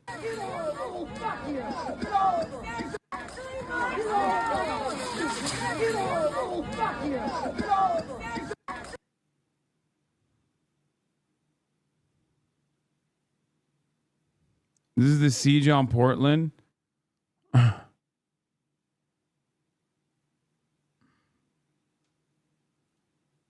America for Americans. USA! USA! USA! USA! What?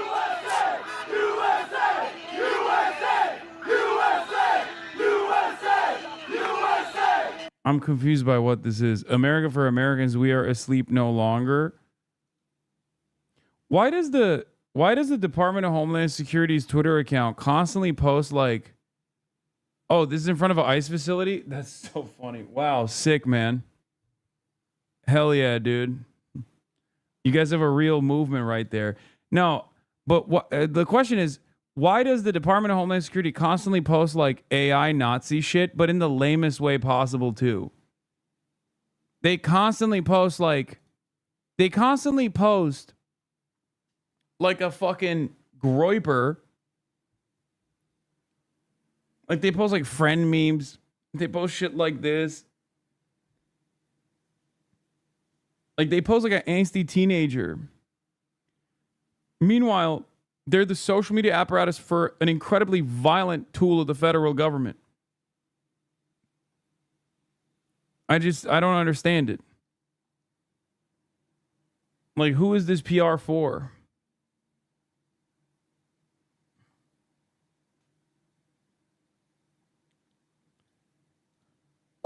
On Friday, the FBI said 2 federal citations were issued in just the past 24 hours, as well as 27 active and pending investigations and 130 arrests.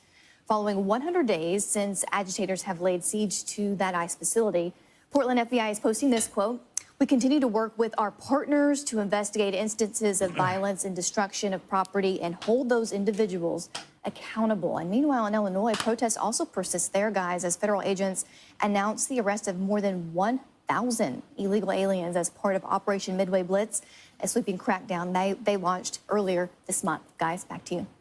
I'm Steve Ducey. I'm Brian Kilmeade. And I'm Ainsley Earhart. And click here to subscribe to the Fox News YouTube page to catch our hottest interviews and most compelling analysis.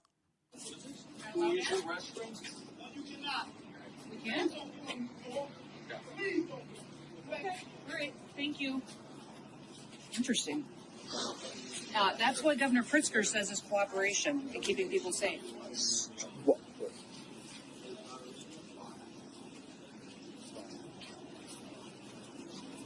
So why wouldn't they let you in? What's been going on here? What's been going on here, Secretary? Oh, that's Benny Johnson. That's 100% Benny Johnson.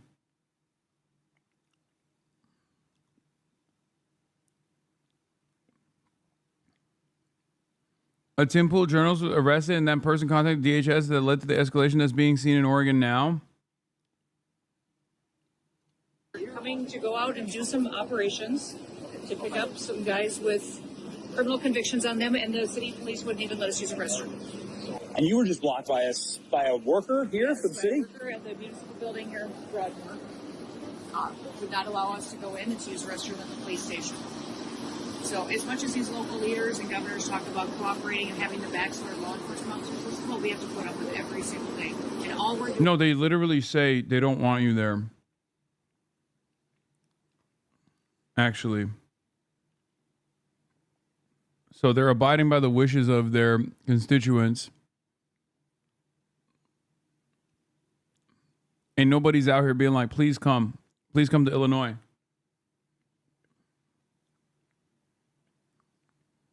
As a matter of fact, they've made it clear. They're like, don't come to Illinois. We don't want you here.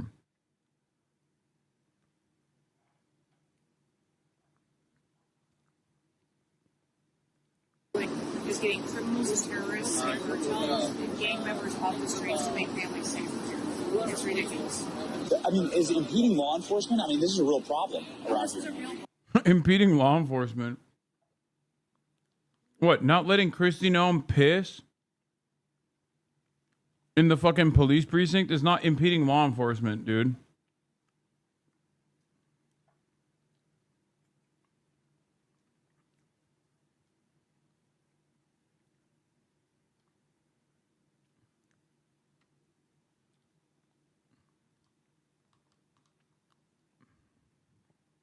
These guys are so funny. You are tactically engaging in a kinetic action that is impeding and obstructing my piss. as an honorary member of law enforcement, you are impeding on law enforcement activity. This is criminal misconduct. Please allow me my moment of reprieve. I must tactically disassemble my bowel movements.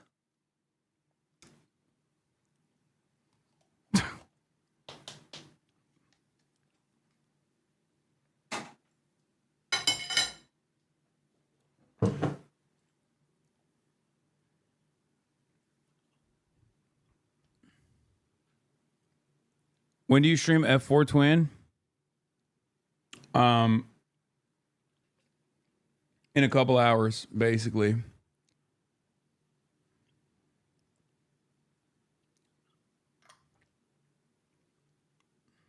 I'm so proud of our officers that deal with this every single day. They know that Our officers that have to hold their pee-pee every single day. We're so proud of them. We're so proud of them. They're brave big boys.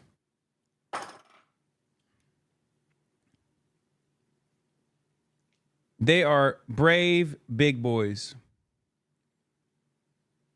for being able to hold their pee-pee in without having to go to the nearest precinct.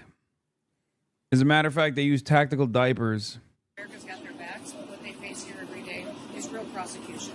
Incredible. How do you move your setup so fast and everywhere in every country and stream every day? Because I'm the fucking GOAT. Well, thank you for asking.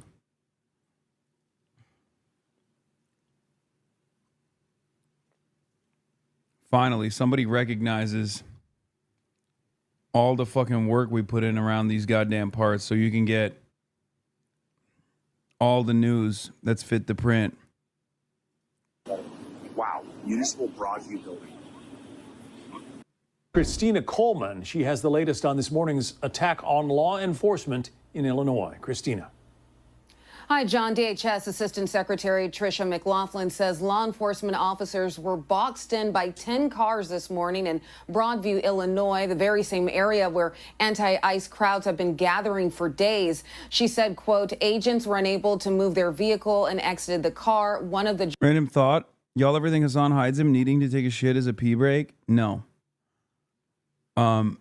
Because I can't shit that fast. I love that this is a real image. Oh my God, so he was actually playing.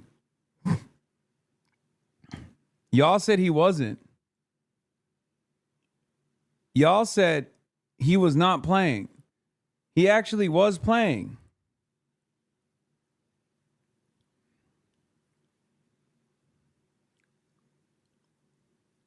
You've never had to poop during a broadcast? No, I have.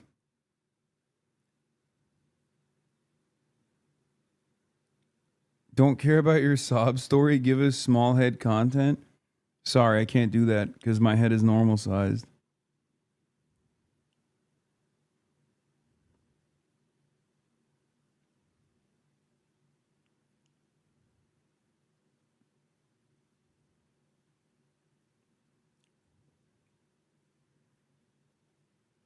Connor was guiding him through the menus. Drivers who rammed the law enforcement vehicle was armed with a semi-automatic weapon. She says law enforcement fired defensive shots at an armed U.S. citizen who drove herself to the hospital to get care for wounds. McLaughlin also said that the armed woman was named in a CBP intelligence bulletin last week for doxing agents and posting online, hey, to all my gang, let's F them up. Don't let them take anyone. Very...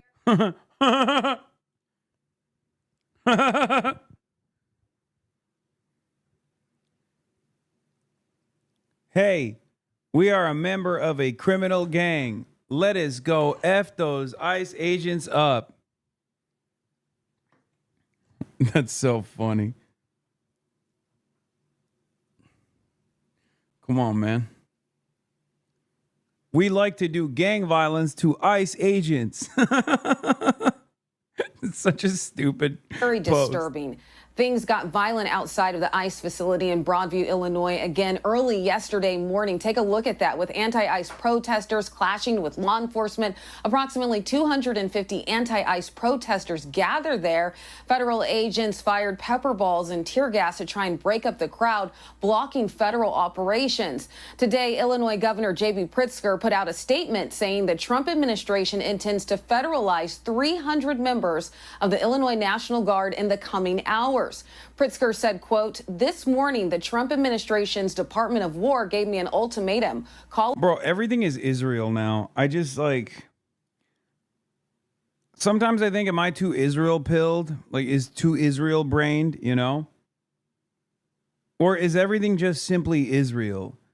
And I feel like the answer is everything is Israel.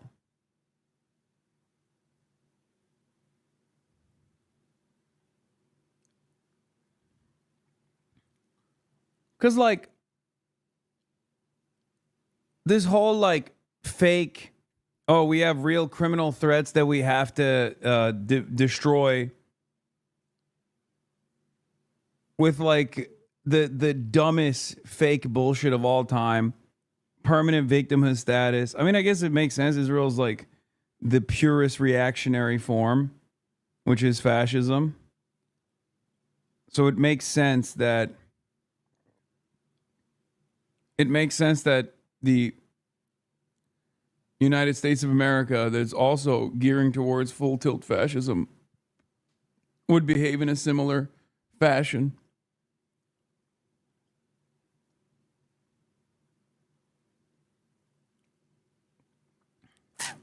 Troops, or we will. It is absolutely outrageous and un-American to demand a governor send military. Like, J.D. Vance literally said, yeah, blood libel when talking about ICE agents. He said it's blood libel to call ICE agents Gestapo. Like, it doesn't get more Israel than that, you know? Troops within our own borders and against our will. Pritzker maintains that there's no need for military troops on the ground in Illinois, and he says he will not call up the National Guard. Meantime, in Portland, another city with ongoing violence outside of an ICE facility, a fistfight broke out between an ICE supporter and anti-ICE protester. You could see there in that video that was a conservative influencer who had been arrested by Portland police, explained to our Bill Malusian what had happened. He has since been released. But there you go. You could see that fist fight between that ICE protester and anti-ICE supporter. There you go. There you see him laid out. That's just some of the ongoing violence there. Now, federal authorities say local politics is impacting police involvement. Take a listen. Unfortunately, local police has been restricted from responding or cooperating at all with federal authorities, which is completely absurd. Also last night, Portland police say they arrested 2 men who refused to get out of the street and engaged in aggressive behavior toward each other during the protests. Again, just some of the ongoing violence in that area. So what happened there? Is that the journalist? The Tim Pool guy? No, right? The Tim Pool guy was like,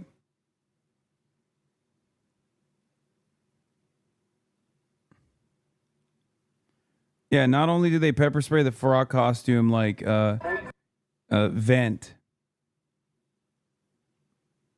like the inflator,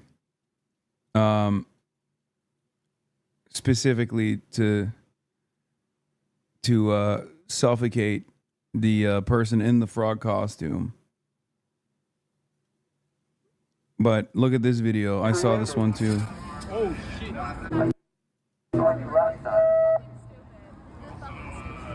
Yeah, she kept saying, "You're fucking stupid, you're fucking stupid." And then the response was to pepper spray this person like that close to their face, which, by the way, these guys know will absolutely have permanent damage.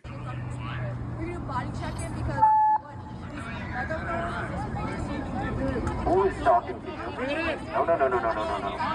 Hey, this is the line that they created. Oh shit.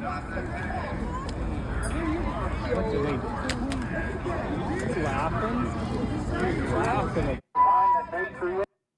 Big tough guy, man. You're a big man. Little guy. This one's really bad too in Chicago. Step back. Step back. I'm on a public He's not doing anything. You're saying that.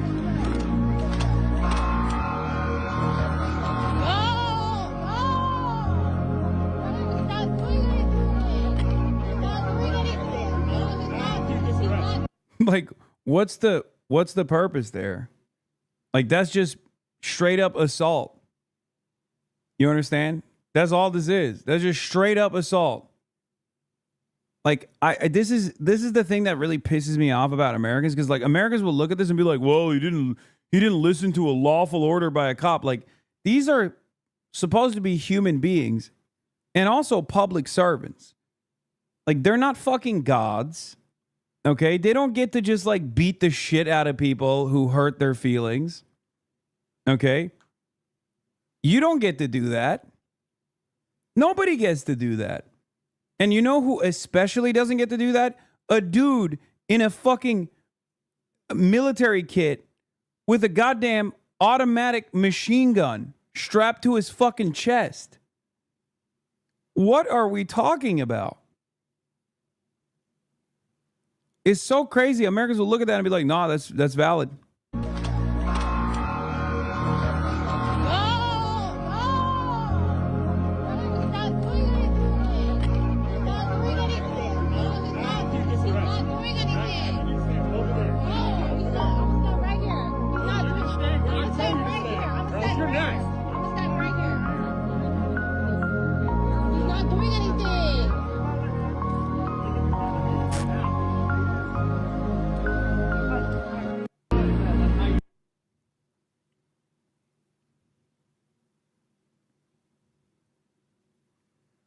ICE agent used tear gas to speed up traffic in Chicago.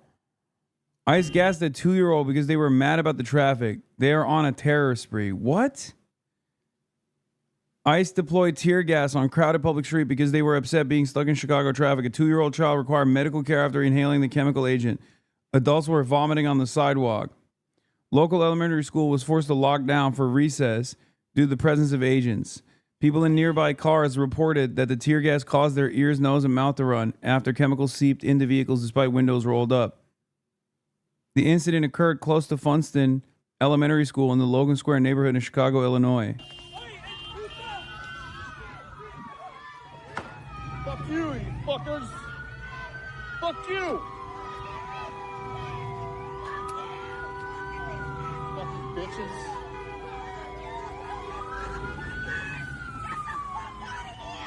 What the fuck?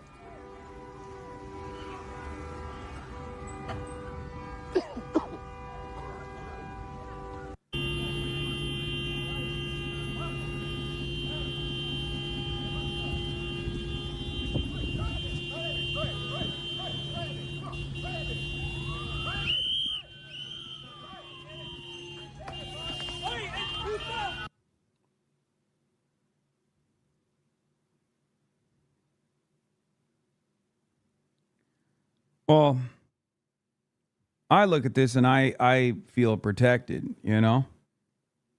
I look at this and I see our brave law enforcement officers doing a grand old job, you know?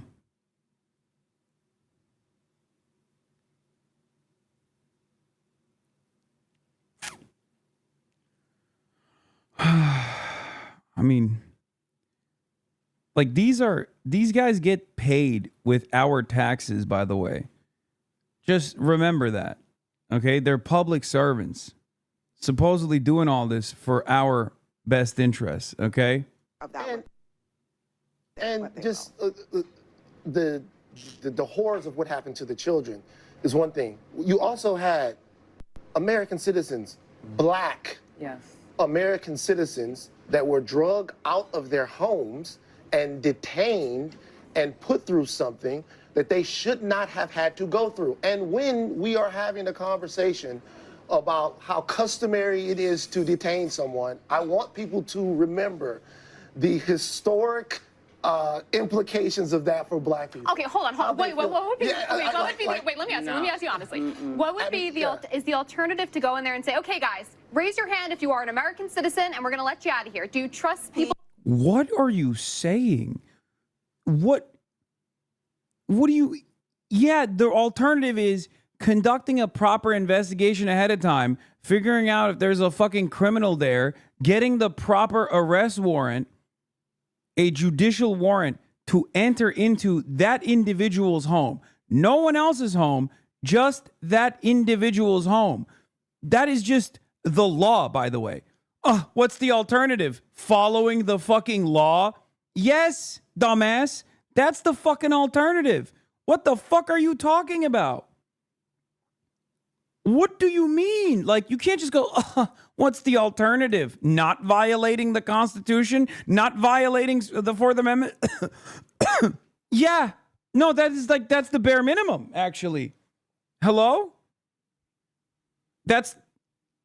There is no other alternative to this, actually. That's what's supposed to happen. What the fuck? You can't just go, what's next?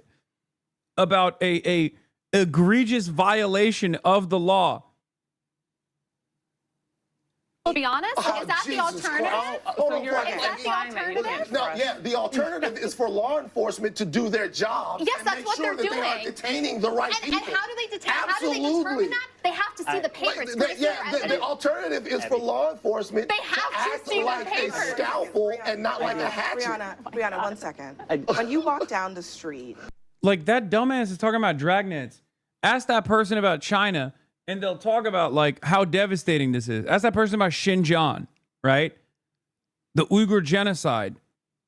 Ask that person about Xinjiang. Why was the Chinese intervention in Xinjiang, the autonomous region, unacceptable? At least from my assessment, because these guys will go above and beyond and say they were, like, you know, slaughtering Uyghurs by the millions and, like, eating their organs or whatever the fuck. But, like, as far as mass surveillance and mass detention, that was the problem. It was dragnets portrayed as a counterterrorism initiative. It was literally what the administration is doing.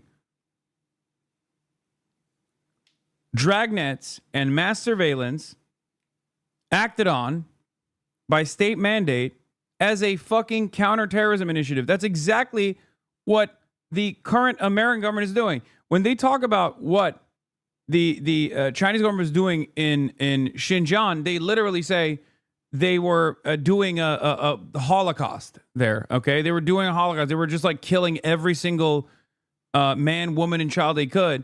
But then when America is doing similar things, if not identical things, on U.S. soil, they're like, well, okay.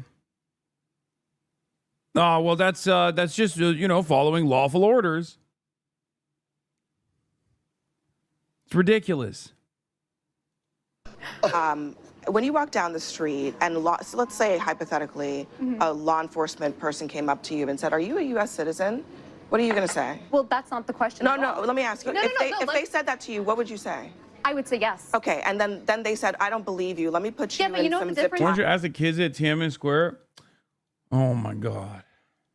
You know what the difference is when they're going into a hostile situation. No, hold on a second. Abby, you're no, hold on a second. This is where people were 37 illegal aliens out of hundreds of people. This is where people live, man. Listen, I think that I'm just playing out the scenario. They didn't bust the crack house. Right, but the scenario I'm describing is Brianna, you just described the scenario. Yes, and in which you say that their only choice is to detain someone, make them not free to go, take away their freedom for however long, so that they can prove, not to take your word for it, but to prove that they are citizens. And if that happened to you, walking down the streets of New York, you would probably file a lawsuit. Would you not? Abby, you are completely taking what I said out of context. So I will say it again. When a law enforcement official is going into a situation or an environment in which they know that there are criminal gang members in a confined environment in an apartment complex. We have to go. And in an apartment complex. I don't want us to forget. How should they differentiate between the two? Hold on a second. I don't want us to very real situation. I don't want us that happens to black and brown Americans just one second. every single day. I don't want us to forget. Dude, what ICE did, in collaboration with other federal law enforcement in the Chicago apartment complex is completely illegal and unjustifiable. Okay? I don't understand why these guys have some of the dumbest right-wingers. I mean, I don't think that there's an intelligent right-winger in general that you could even have. I don't know why they're doing this in the set of the Food Network for some reason. So I don't want us to forget Like, what the fuck is going on at CNN? that we're talking about an apartment building in the middle of the night where people, many innocent people, many innocent people were sleeping in their beds, 100%, going about their lives. ICE They don't agents have, were they don't proven have they're a, innocent. hold on a second. They don't have a choice about who they're.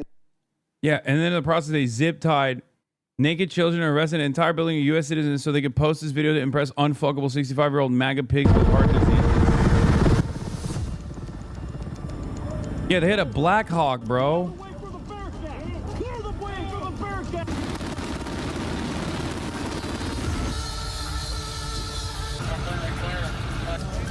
Like, they're making it seem like they were arresting fucking El Chapo, dude.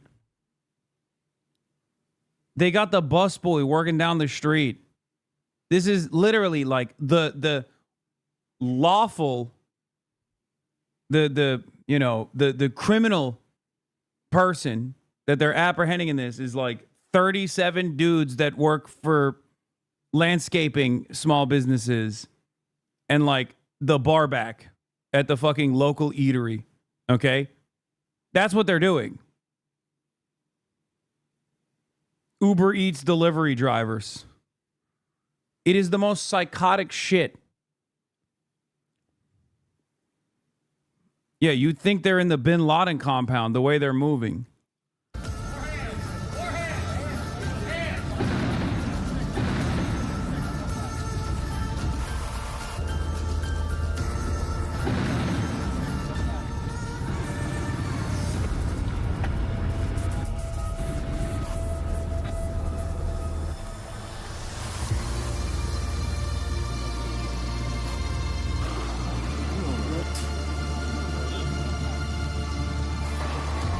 You did it. You did it, bros. You did it.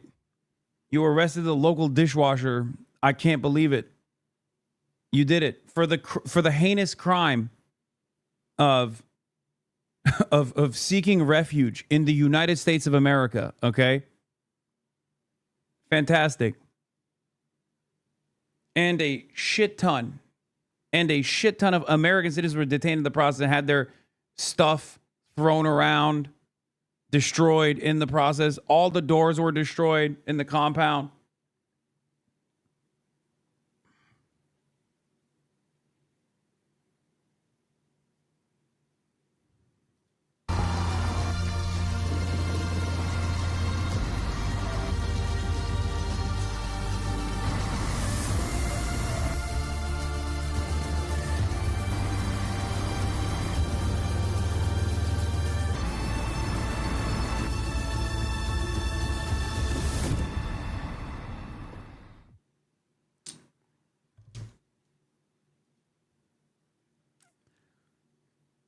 There's been so many instances exactly like this. Slumlord wants to offload a property, so they call ICE and say they suspect migrant gangs, traffickers, whatever. ICE comes in, humiliates, detains, intimidates, and robs every tenant until the building clears out.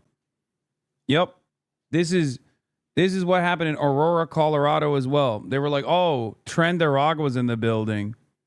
Meanwhile, it was the dude's like 8th building that had been condemned by the local officials. Fucking slumlords, dude. And you can do this because even the American citizens involved that get detained in the process that live in those buildings are so fucking poor that no one will defend them.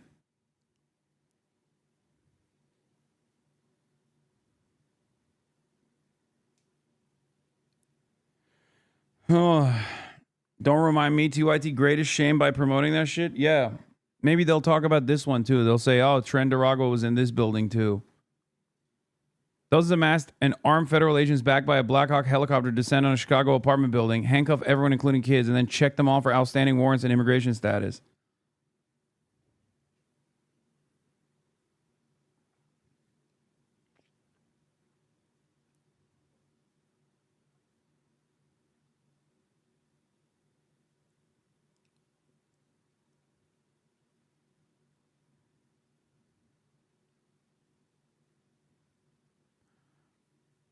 It's fucking unbearable. Here's more from that panel with dipshit Scott Jennings. I mean, it's a place that I didn't think I was actually going to have to be in when we live in the United States. And I think about, you mentioned Chicago, just the... Brother, sister, I already covered the Greta Thunberg story. I did. That was the first story I covered today. Is there a clip of TYT defending this? I don't know if there's a clip of TYT defending this version, but they defended the Aurora, Colorado one, saying like, no, it is Trinidad. These guys do actually come from Venezuela and like take over entire apartment complexes. And it's good that ICE actually did this last time. Scene of children being torn from their homes in the middle of the night because of this over-militarization of a community. And just to think of the trauma and what that's going to do for the next generations to come. It's terrible when the children of Trinidad are having to be separated. I know the children argument doesn't work for Republicans because it never has. Violent situations. But I actually we don't actually know, first of all, we don't know who those children were, but I imagine that there were other children who were not. I mean, it's a place that I didn't think I was actually going to have to.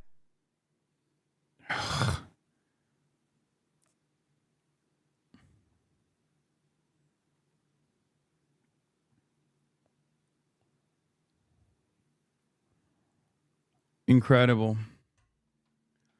Dude, I think one of the craziest parts about all of this is that people just don't realize that we have normalized some of the most abnormal shit in this country, and every day things get worse. Every day that goes by and people defend this kind of shit, Americans are getting more comfortable with a fascist government taking over. I mean, it already has.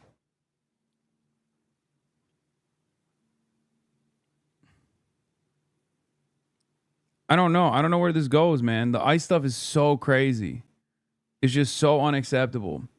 And you do have dipshits out there who are celebrating this. Like, hell yeah, baby. My life sucks dick.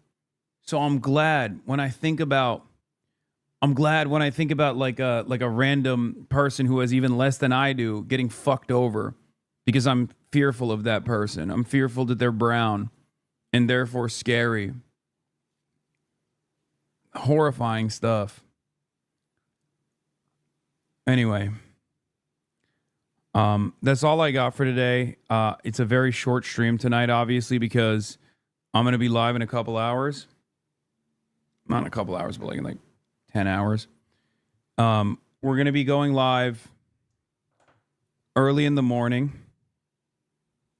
Super early for LA time, obviously. 3 a.m. Pacific time. All the way until 10 a.m. Pacific time for GP3.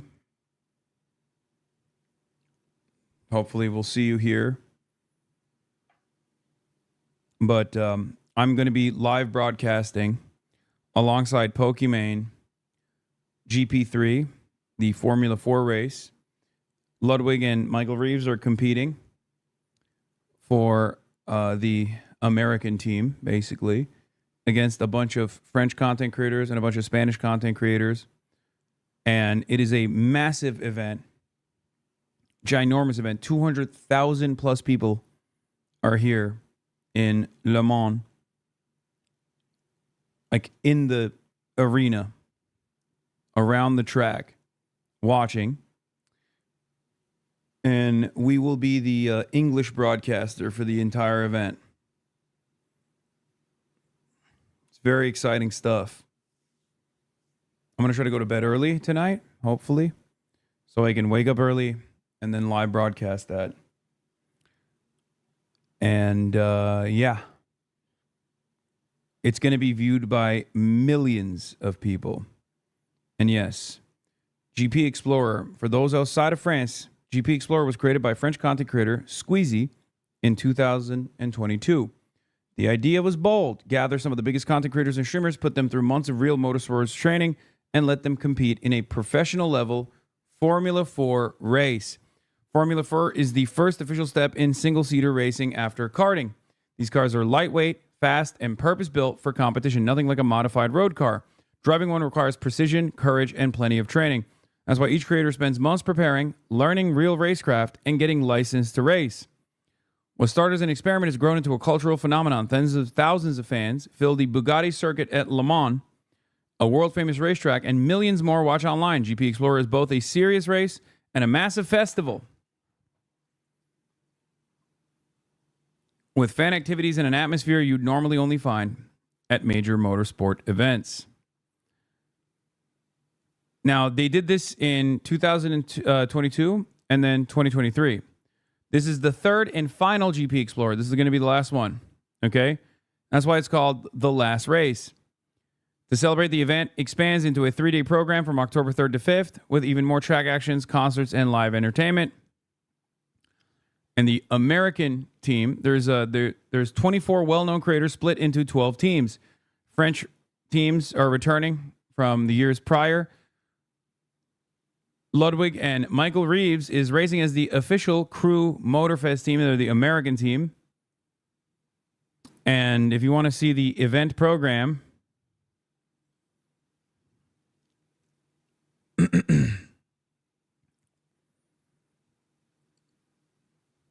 free practice starts at 8:30 a.m., 11:30 p.m. Pacific. The qualification races, which is when we are going to start broadcasting, start at 12:30 p.m. Or not 12:30, sorry, 3:30 a.m. Pacific time, 6:30 a.m. Eastern time.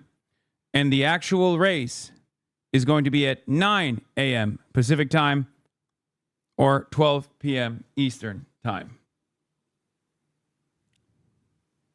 You can watch Le Mans in person. There are plenty of ways to follow GP Explorer. Official French stream is going to be on Squeezy's Twitch and YouTube channels.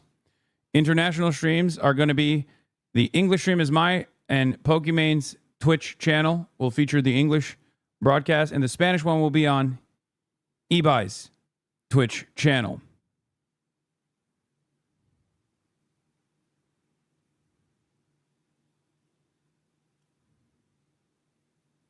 Between you and Pokemon, the knowledge of cars isn't really that compelling, law.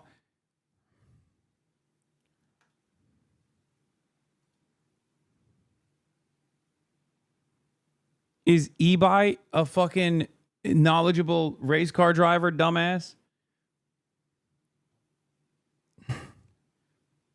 It's content. It's also not like professional sports. These are not professional drivers either, okay?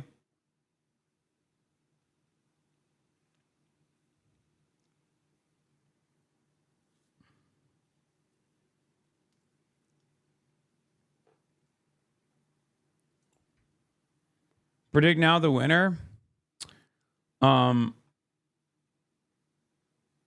It's gonna be I think it's gonna be the Spanish dude.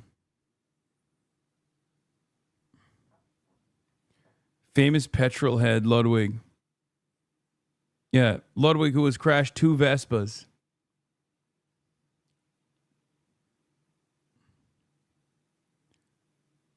Reeves wins. Easy, mark my words. I have hope, but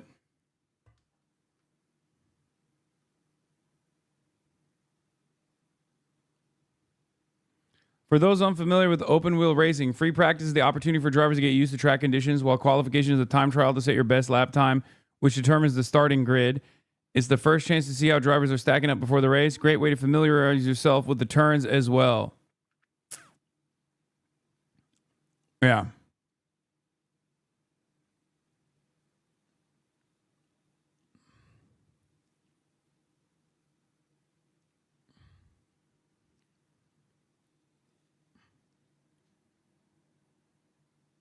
Lobo get the 360 no scope 5 seconds into the race. I know he spun out.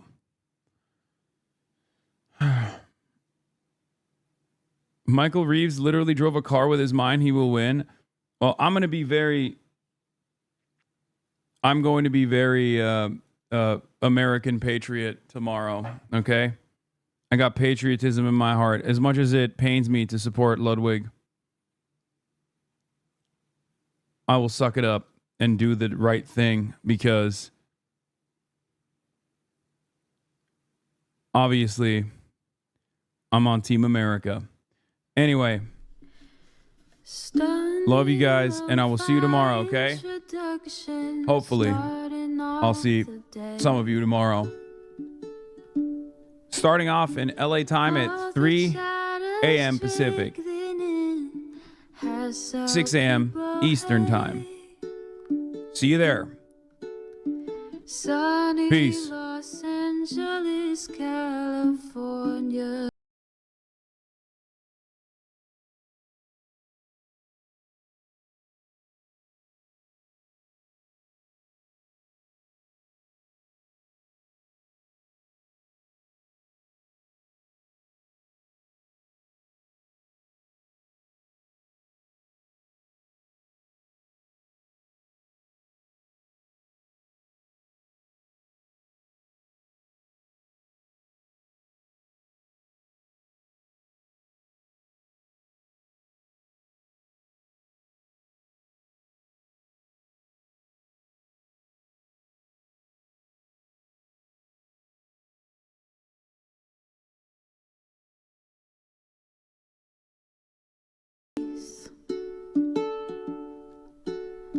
Sudden discord at your prop. Great names take on breaks. Tiny Bernie Sanders, LGBTQ Air Force. The whole left at your fingertips, on at your door. H3 crowded debate, the Young Turks online show. 3 full fucking years of this, plenty more to go. 90-day fiance, talks of champagne bourgeoisie. A Trump rally live reaction, a mass riot at DC. There he is again, Hasan is streaming. Hasan is streaming. There he is again, Hasan is streaming.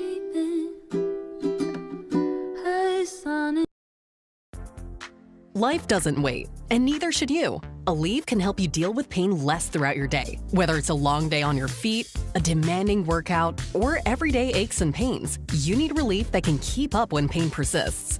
Aleve is here for you with longer-lasting body pain relief compared to leading OTC-branded pain relievers. With just one pill, Aleve lasts up to 12 hours. Don't let those aches hold you back from doing what's important to you. Use as directed.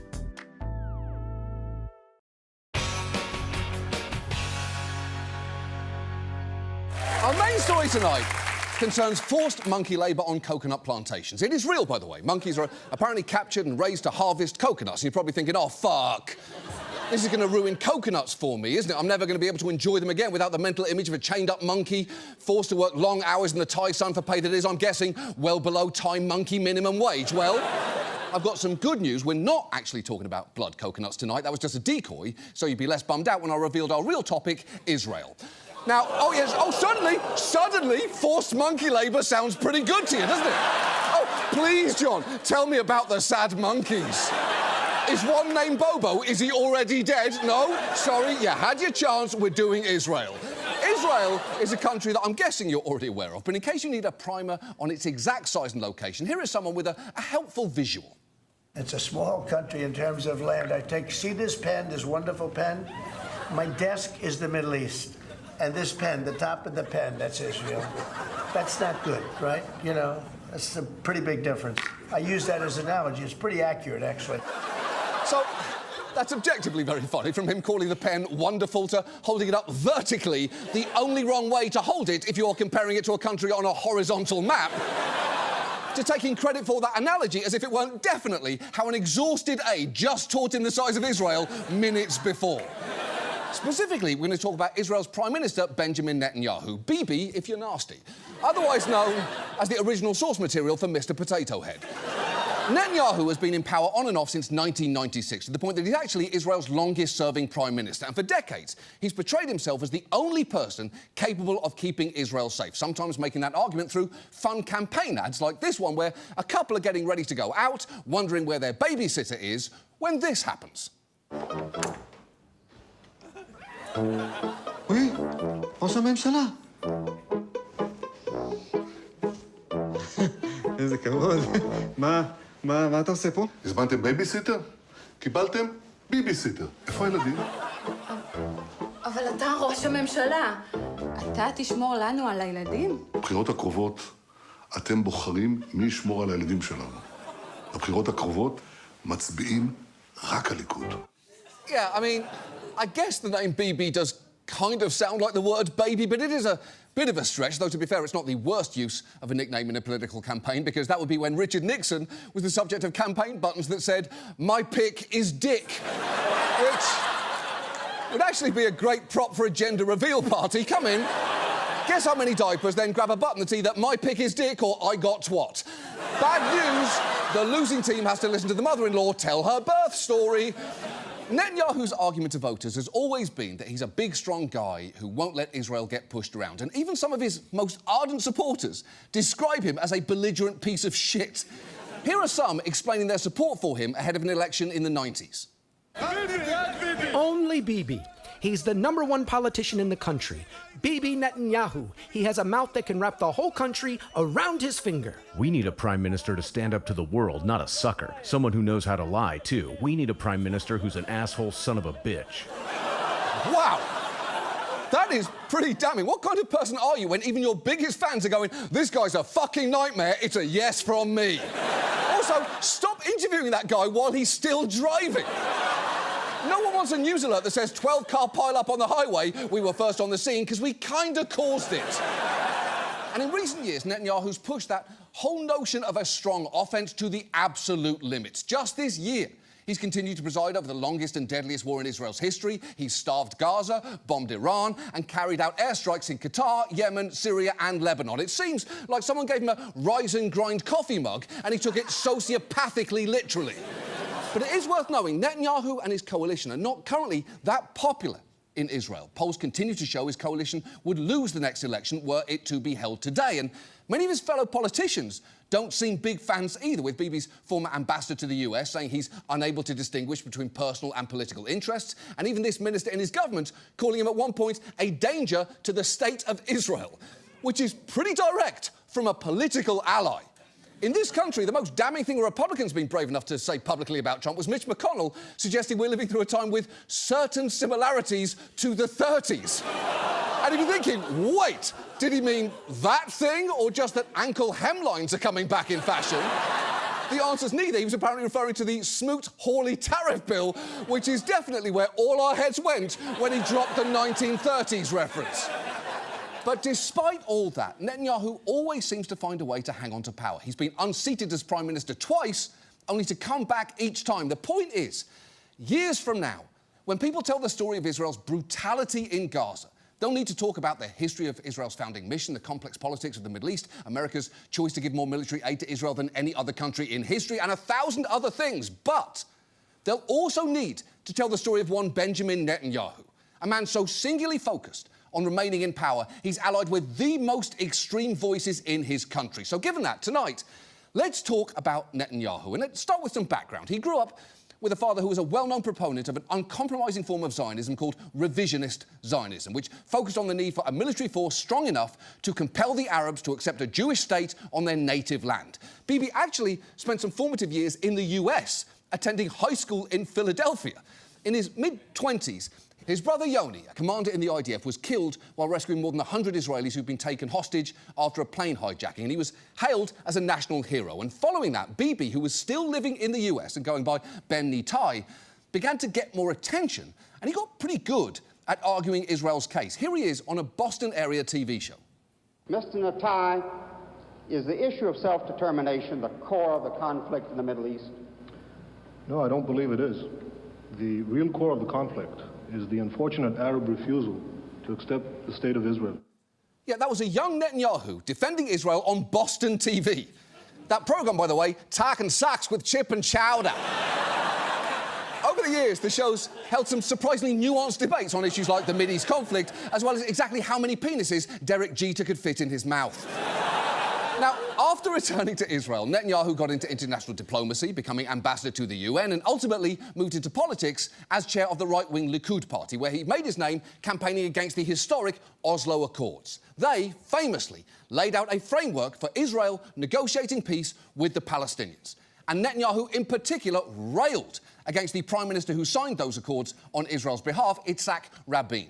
Bibi went scorched earth, even speaking at an infamous rally where the crowd burned images of Rabin in a Nazi uniform and chanted for his death. Just a month later, he was assassinated by a far-right extremist, and many blamed Netanyahu for stoking the anger that led to that assassination, including Rabin's widow. To what extent do you blame Mr. Netanyahu and the Likud for what has happened? I do blame them. The rally in Kikar Zion in Jerusalem that showed him in the uniform of a Nazi. So Mr. Bibi Netanyahu, now we can say from here to eternity that he didn't support it and didn't agree with it, but he was there, and he didn't stop it. Right. Now, Netanyahu denies inciting political violence, and in his defence, it's not like he was filmed leading a mock funeral procession before Rabin's death with a coffin labelled Rabin Kills Zionism in Hebrew, except, of course, he was very much filmed doing exactly that. There is Netanyahu right in front of one of the bluntest and most unfortunate metaphors imaginable. Honestly, the only way that could get any more on the nose is if he'd held a sign reading plausible deniability and burned that too.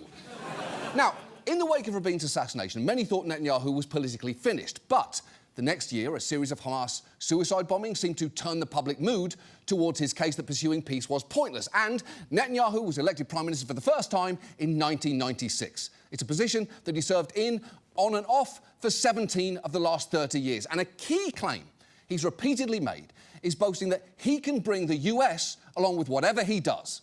Here he is in 2001, during a period out of power, talking to settlers in the West Bank and explaining that if back in charge, he'd be able to aggressively support them and convince America to back him. The world won't say anything. The world will say that we are protecting. Aren't you afraid of the world, Bibi? Especially today with America. I know what America is. America is something that can be easily pushed to the right direction. Wow. America can be easily pushed. Even if that is true, it's insulting to hear out loud. If I heard someone on my staff say, I know how to get John to do exactly what you want. He's so horny for horses. Just show him this picture and he'll forget the next 3 things you say. I'd be 1, furious, 2, intensely curious to see that picture. And I can't remember what the 3rd thing is. Just show me that fucking photo right now.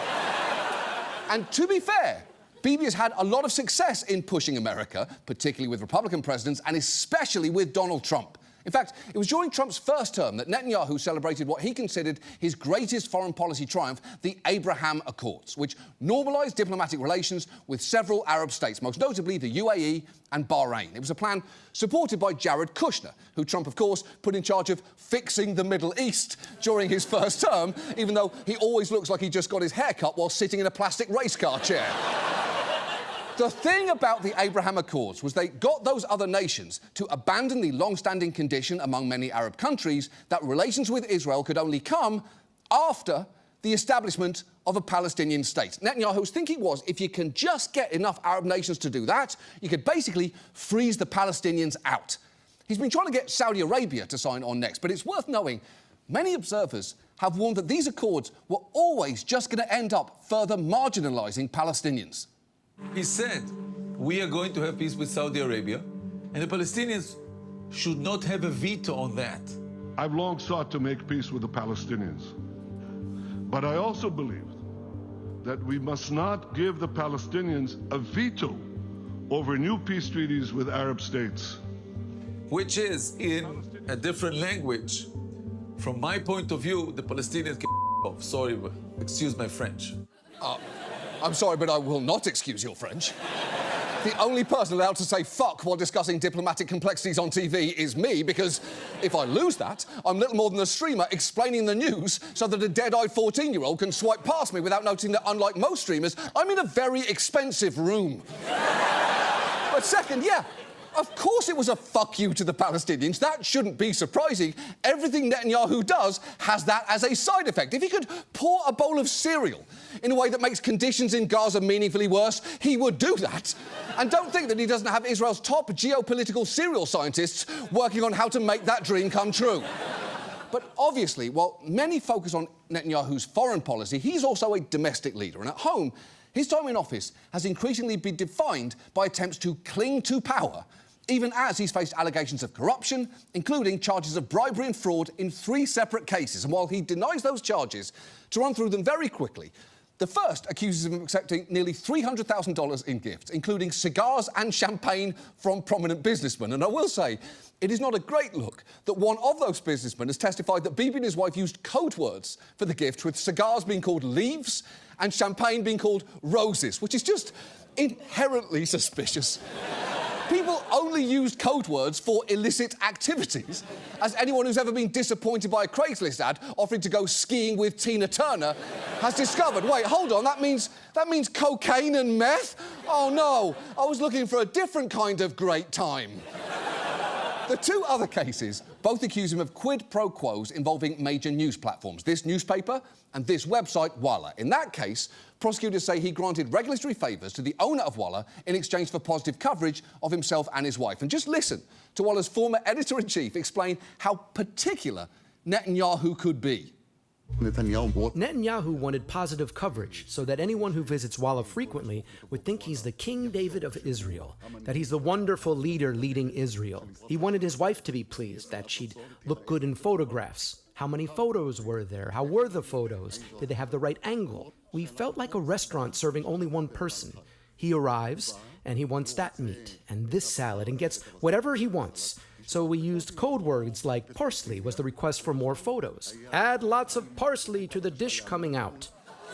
It's true, apparently lots of parsley meant more photos, which is kind of brilliant because no one would ever say add more parsley about their actual food. Parsley tastes like nothing. It's like Shrek trimmed his pubes while standing directly over your soup. It's fine, Shrek, it's fine. I'll just eat around it, it's fine. Netanyahu is supposed to finish testifying this year, but has tried to drag out the process to the point that it could still take years to reach a verdict. And crucially, if convicted, he could be sentenced to up to 10 years in prison for the bribery charge and up to 3 for fraud and breach of trust, which is a lot for a guy pushing 76 and who's allegedly spent years mainlining free cigars and champagne. And he's not the only one in his family who enjoys a lavish lifestyle. Take Bibi's 3rd and current wife, Sarah. She's been called Israel's Marie Antoinette and has famously been accused of abusive behaviour towards her household staff, which she both denies and has twice paid out damages for. Bibi and Sarah have also been accused of misspending taxpayer money, from $1,700 on scented candles to $127,000 to have a plane fitted with a double bed to attend the funeral of Margaret Thatcher. And to be fair, scented candles and the sight of Thatcher's corpse, they needed that bed. I'm rock hard even thinking about it. Now, in 2019, Sarah even accepted a plea bargain to settle accusations she spent $100,000 in public funds to order meals from celebrity chefs. And I cannot think of a single celebrity chef I would spend that much on, except, what's his face? The one who's yelling all the time. No, not him. Yes, that's the one. That is the one. Now, when those charges first arose, Sarah tried to get out in front of them by giving a reality host a tour of their official residence to try and show off their modest lifestyle. And she seemed delighted to have him joke about the squalor that they were forced to live in. I think that this door has been painted 1,000 times. It's been painted a lot. What is this? A lamp just broke and it was glued. What is this? I'm sorry, what is this? Wow, I'm in shock that this is your kitchen. It looks like the kitchen of a boarding school in Romania in 1954. What's this here in the back? This here is the closet? I think Anne Frank is hiding here in the back. Wow! Unless there is a second Anne Frank that I'm unaware of. That is a rough reference to 8 people live here in terror of an organised system of ethnic extermination because these cabinets are ratchet. And while Sarah is giggling and smiling there, she has a temper. In 2002, she was recorded saying, "Bibi is bigger than this country. Why should he even bother? We'll move abroad and the whole country can burn." And while I don't need to show you this next clip, I do want to, because back in 2009, a newspaper gossip column published an item about Sarah attending a charity event, but didn't mention her professional credentials. It's a slight that she then discussed with one of her aides on a call that it turns out was recorded. And it is a lot.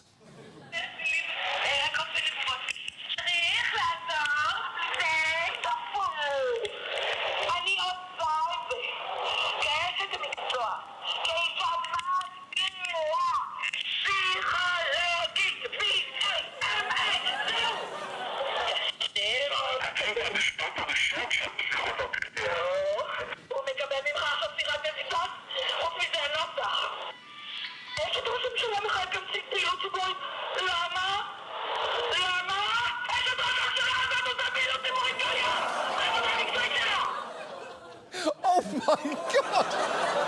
That is just an iconic meltdown. If that happened today, we'd have been buried under 8 solid months of TikToks using the sound psychologist, B-A-M-A. That should be put on the diva Mount Rushmore of lashing out alongside Reese Witherspoon's "You're About to Find Out Who I Am," Will Smith's "Slap," and Christian Bale's "Oh, good for you." And I don't say that lightly. Now, the drumbeat of scandals surrounding Netanyahu and his reactions to them led more centrist parties in Israel to decide they wouldn't form a coalition with him, forcing him to drift to the right. So, when he returned as Prime Minister in 2022, it was by relying heavily on 2 constituencies even further to the right than he is, the ultra-Orthodox religious parties and the far-right ultra-nationalists. And they are extreme, because his inner circle now includes people like Itamar Ben-Gvir, a man once labelled the David Duke of Israel, a nickname I'm pretty sure would make the actual David Duke's head explode. It's like calling someone the J.K. Rowling of trans people. How does that work exactly? Netanyahu has made Ben-Gvir National Security Minister, and he is a hardline believer in the settler movement, which, as we've discussed on the show before, aims to establish enough settlements in the occupied West Bank to essentially annex the territory, despite most of the world and international law recognising those settlements as illegal. Ben-Gvir's history of extremism goes way back, though. On his first date with his future wife, they visited the grave of an extremist settler who in 1994 gunned down 29 Muslim worshippers, which doesn't just reflect badly on him, it reflects badly on his wife too. Because that should have raised a lot of questions, none of them being, do you want to go on a second date? And here's Ben-Gvir, shortly before Rabin's assassination, bragging about having gotten close enough to Rabin's car to steal his hood ornament. You managed to remove the emblem from Rabin's car. An emblem is a symbol, and this symbol shows that just like we can get to Rabin's car, we can get to Rabin. That is chilling. And for what it's worth, I'm not even sure Rabin would have got that message, because when he noticed his hood ornament was gone, I'm guessing he thought, oh shit, some arsehole stole the little Cadillac thing from my hood, and not, uh-oh, I shouldn't have signed the Oslo Accords. I better unsign it before they come back for my hubcaps.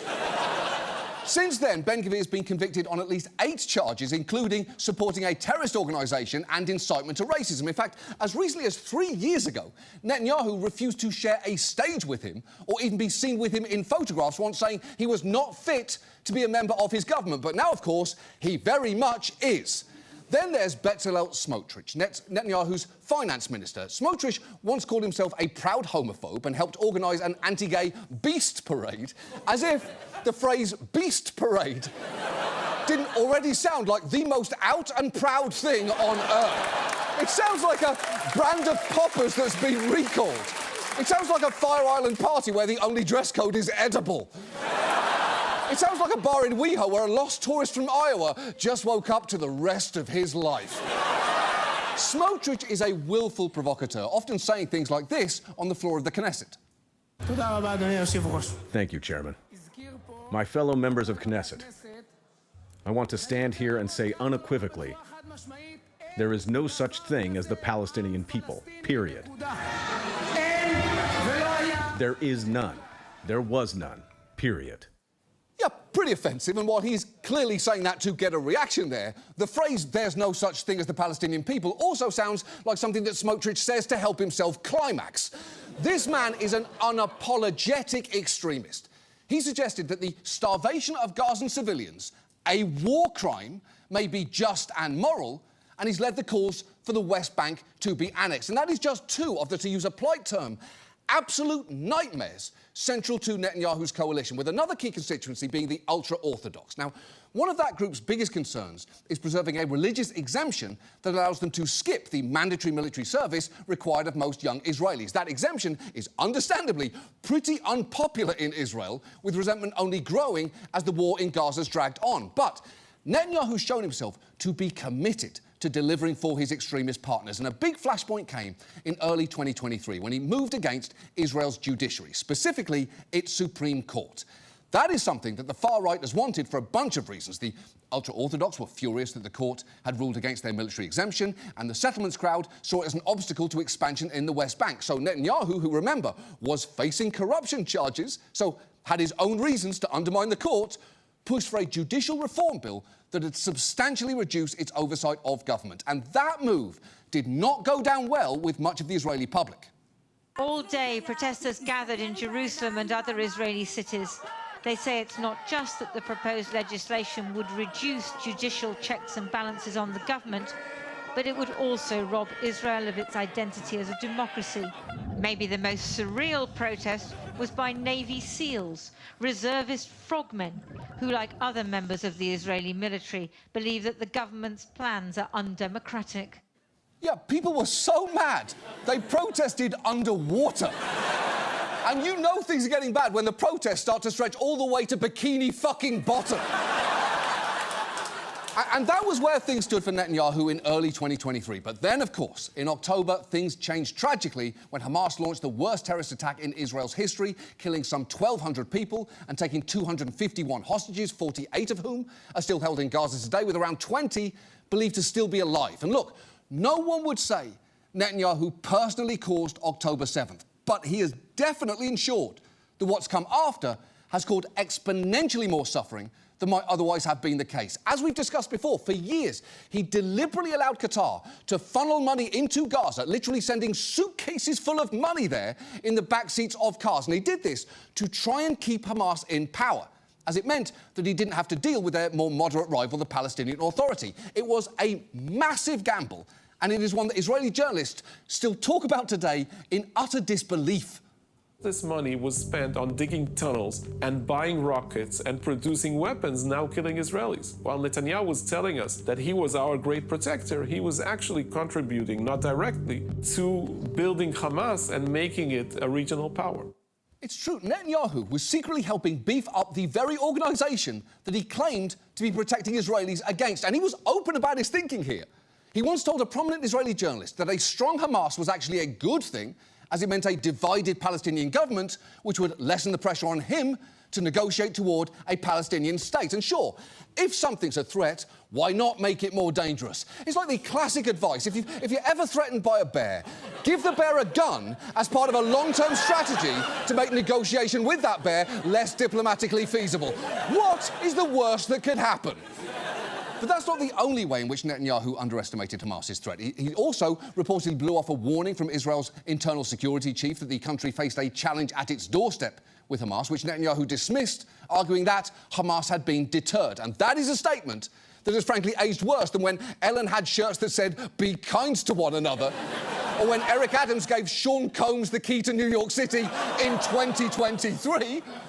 Or when Colbert Show released this interview on YouTube and titled it, "Army Hammer ate NYC street meat and lives to eat another day." And now, Israel is embroiled in a war which, according to Human Rights Watch, Amnesty, scores of experts and an independent commission at the UN, constitutes a genocide. In fact, last year, the ICC issued arrest warrants for Netanyahu and others, charging them with war crimes. But of course, his supporters didn't quite see it that way. This doesn't really have any validity. Netanyahu and the Israeli Defense Force are doing their very, very, very best for the state of Israel. And I'm sorry that the Hague and the International Court cannot appreciate that. OK. A pretty good sign that you're not in the right is if you find yourself saying, I'm sorry that The Hague and the International Court cannot appreciate that, no matter what comes before it. If she had said, The Roses is a witty exploration of the trials of modern marriage, and I'm sorry The Hague and the International Court cannot appreciate that, it would be fair to wonder, what the fuck was in that movie?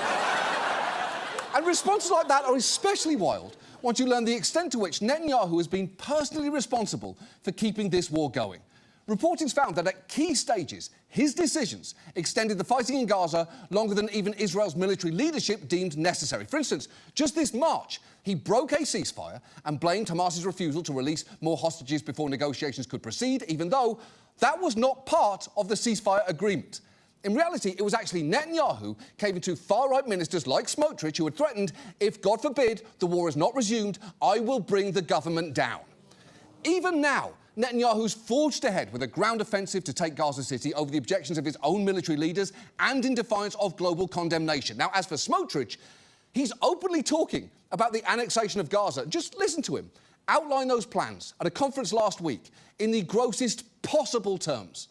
There's a business plan set by the most professional people there is and is on President Trump's table, and how this thing turns into a real estate bonanza. I'm not kidding, it pays off.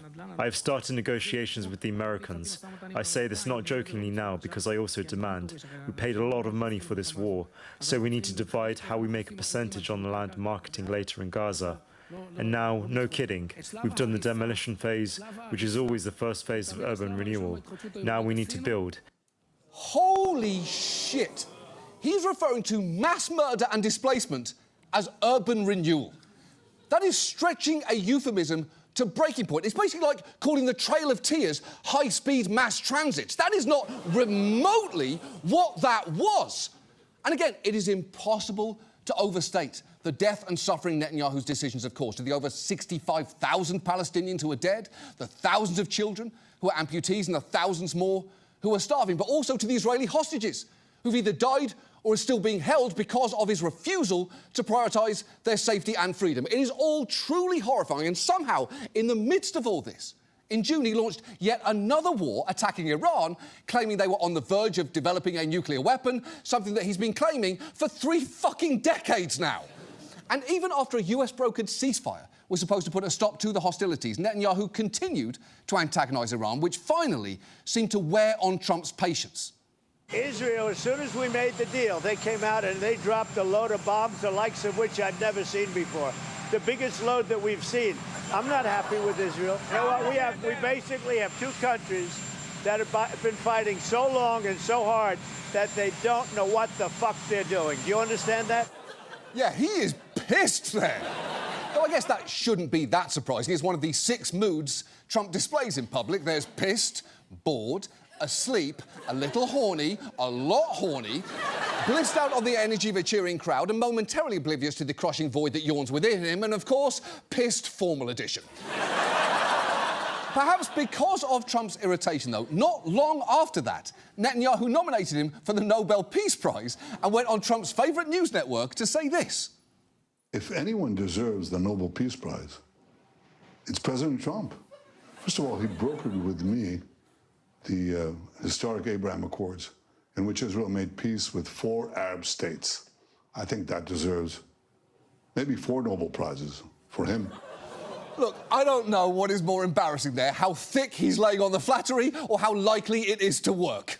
You know, I'd give Trump an extra large Nobel Prize, a super Nobel, if you will, and instead of that dead Swede on the side, it'd have a chick with huge bazongas. That'd be more appropriate to Mr. Trump's greatness.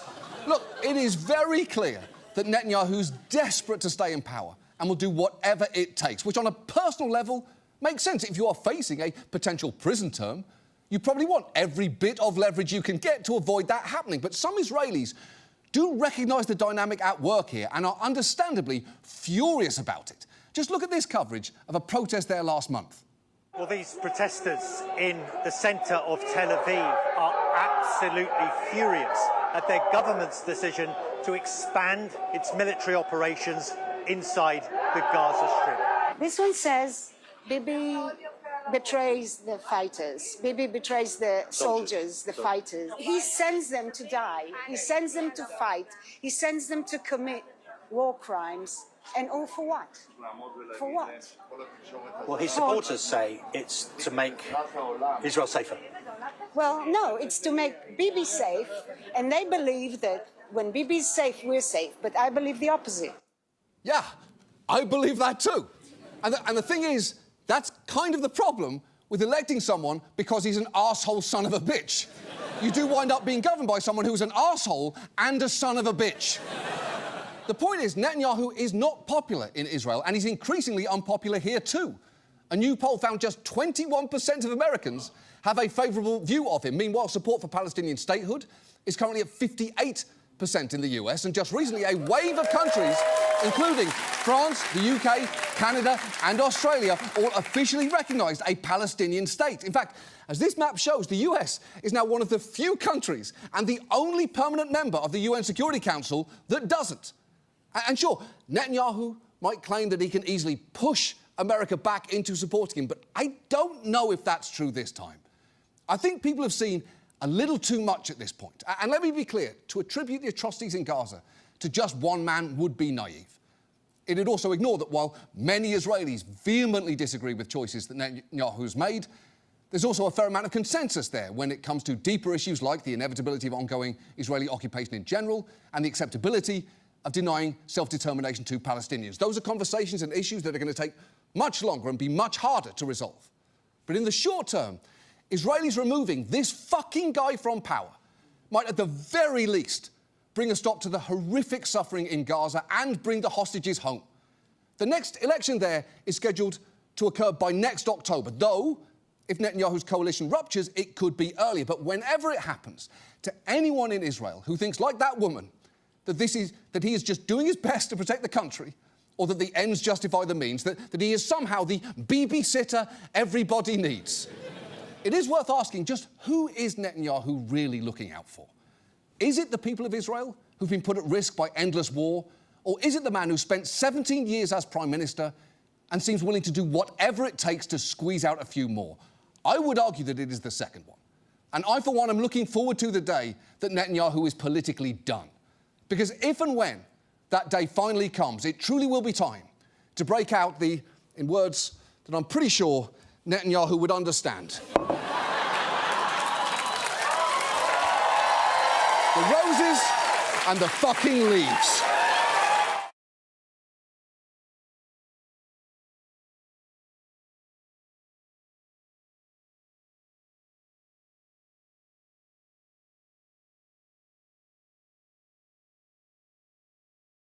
Most people don't know that you can get a domain from Squarespace. Not just a website. But you're not most people, because now you know you can get a domain from Squarespace. Something like velvetchords.com for your music studio. Or kidchords.com for your middle school band camp.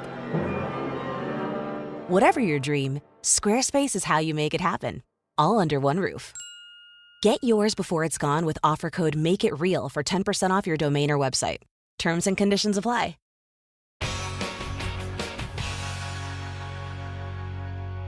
We're going to dive straight in with our main story tonight concerning the fact that on Wednesday, this happened. Overnight, ABC pulling late-night talk show host Jimmy Kimmel off the air, hours after a threat from the head of the Federal Communications Commission. Brendan Carr called for Kimmel's suspension over comments earlier this week on Jimmy Kimmel Live about conservative influencer Charlie Kirk's death. ABC pulling the plug, a spokesperson for the network saying Jimmy Kimmel Live will be preempted indefinitely. President Trump weighing in, calling the decision great news for America. Yeah, ABC pulled Jimmy Kimmel's show indefinitely, and the president apparently thinks it's great news for America, which is just a weird response to have. Not to be fair, the weirdest response he had to anything this week, given that he described his dinner with the royals by saying he ate, and I quote, whatever the hell they served us. But still pretty fucking weird. And look, Kimmel is now one of many who face consequences for comments in the wake of Charlie Kirk's murder 11 days ago, with workers being fired or placed on leave over posts about him. And very quickly, I was honestly inclined to wait to engage with the back and forth over who Charlie Kirk was and what his legacy will be, at least in part because we're taping this on Saturday. His funeral hasn't even taken place yet. What I will say is, a person getting shot is tragic, and a person getting shot for their ideas is horrifying. That is true no matter what those ideas are. And I also recognise that for many, especially those who were the targets of some of Kirk's ideas, it has been hard to stay quiet as they see flags lowered to half staff and hear claims that he debated things the right way. But setting all of that aside, it does seem like some are now willing to weaponise Kirk's death to do things they've been wanting to do for years, whether it's going after liberal groups, trans people, or their remaining critics in the media, and under some shamelessly flimsy pretext, all of which brings us back to Jimmy Kimmel. Because, look, it is not news that the administration's been wanting to get rid of shows like his. In fact, it's such an open secret that last Sunday, when we won an Emmy for writing, one of our writers opened his thank you speech with a line that was followed by a camera cutaway that now feels pretty prescient. Thank you so much. We share this category. We are honored to share it with all writers of late-night political comedy while that is still a type of show that's allowed to exist. Yeah. Yes. Yeah, that is pretty eerie. Now, obviously, our writer Daniel did not know the future.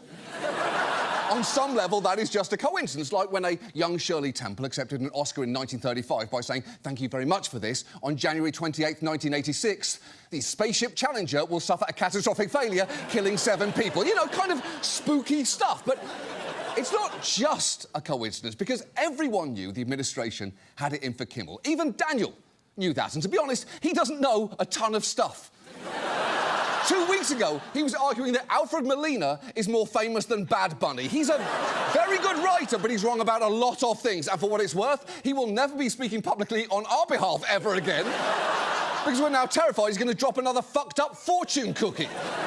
But the pretext that's been used to indefinitely suspend Kimmel's show is just laughably weak, because while you may have seen headlines saying he got in trouble for remarks about Charlie Kirk himself or even remarks about his death, that's not strictly accurate. The comments that got him in trouble weren't about Kirk. In fact, Kimmel's first comments after his murder were a post reading, "Can we just for one day agree that it is horrible and monstrous to shoot another human? On behalf of my family, we send love to the Kirks and to all the children, parents and innocents who fall victim to senseless gun violence." What got Kimmel in trouble was a passing reference on Monday night. Now, at the time, there were still rumours flying around regarding the killer's motivations, including that he was on the far right, something that Kimmel alluded to like this.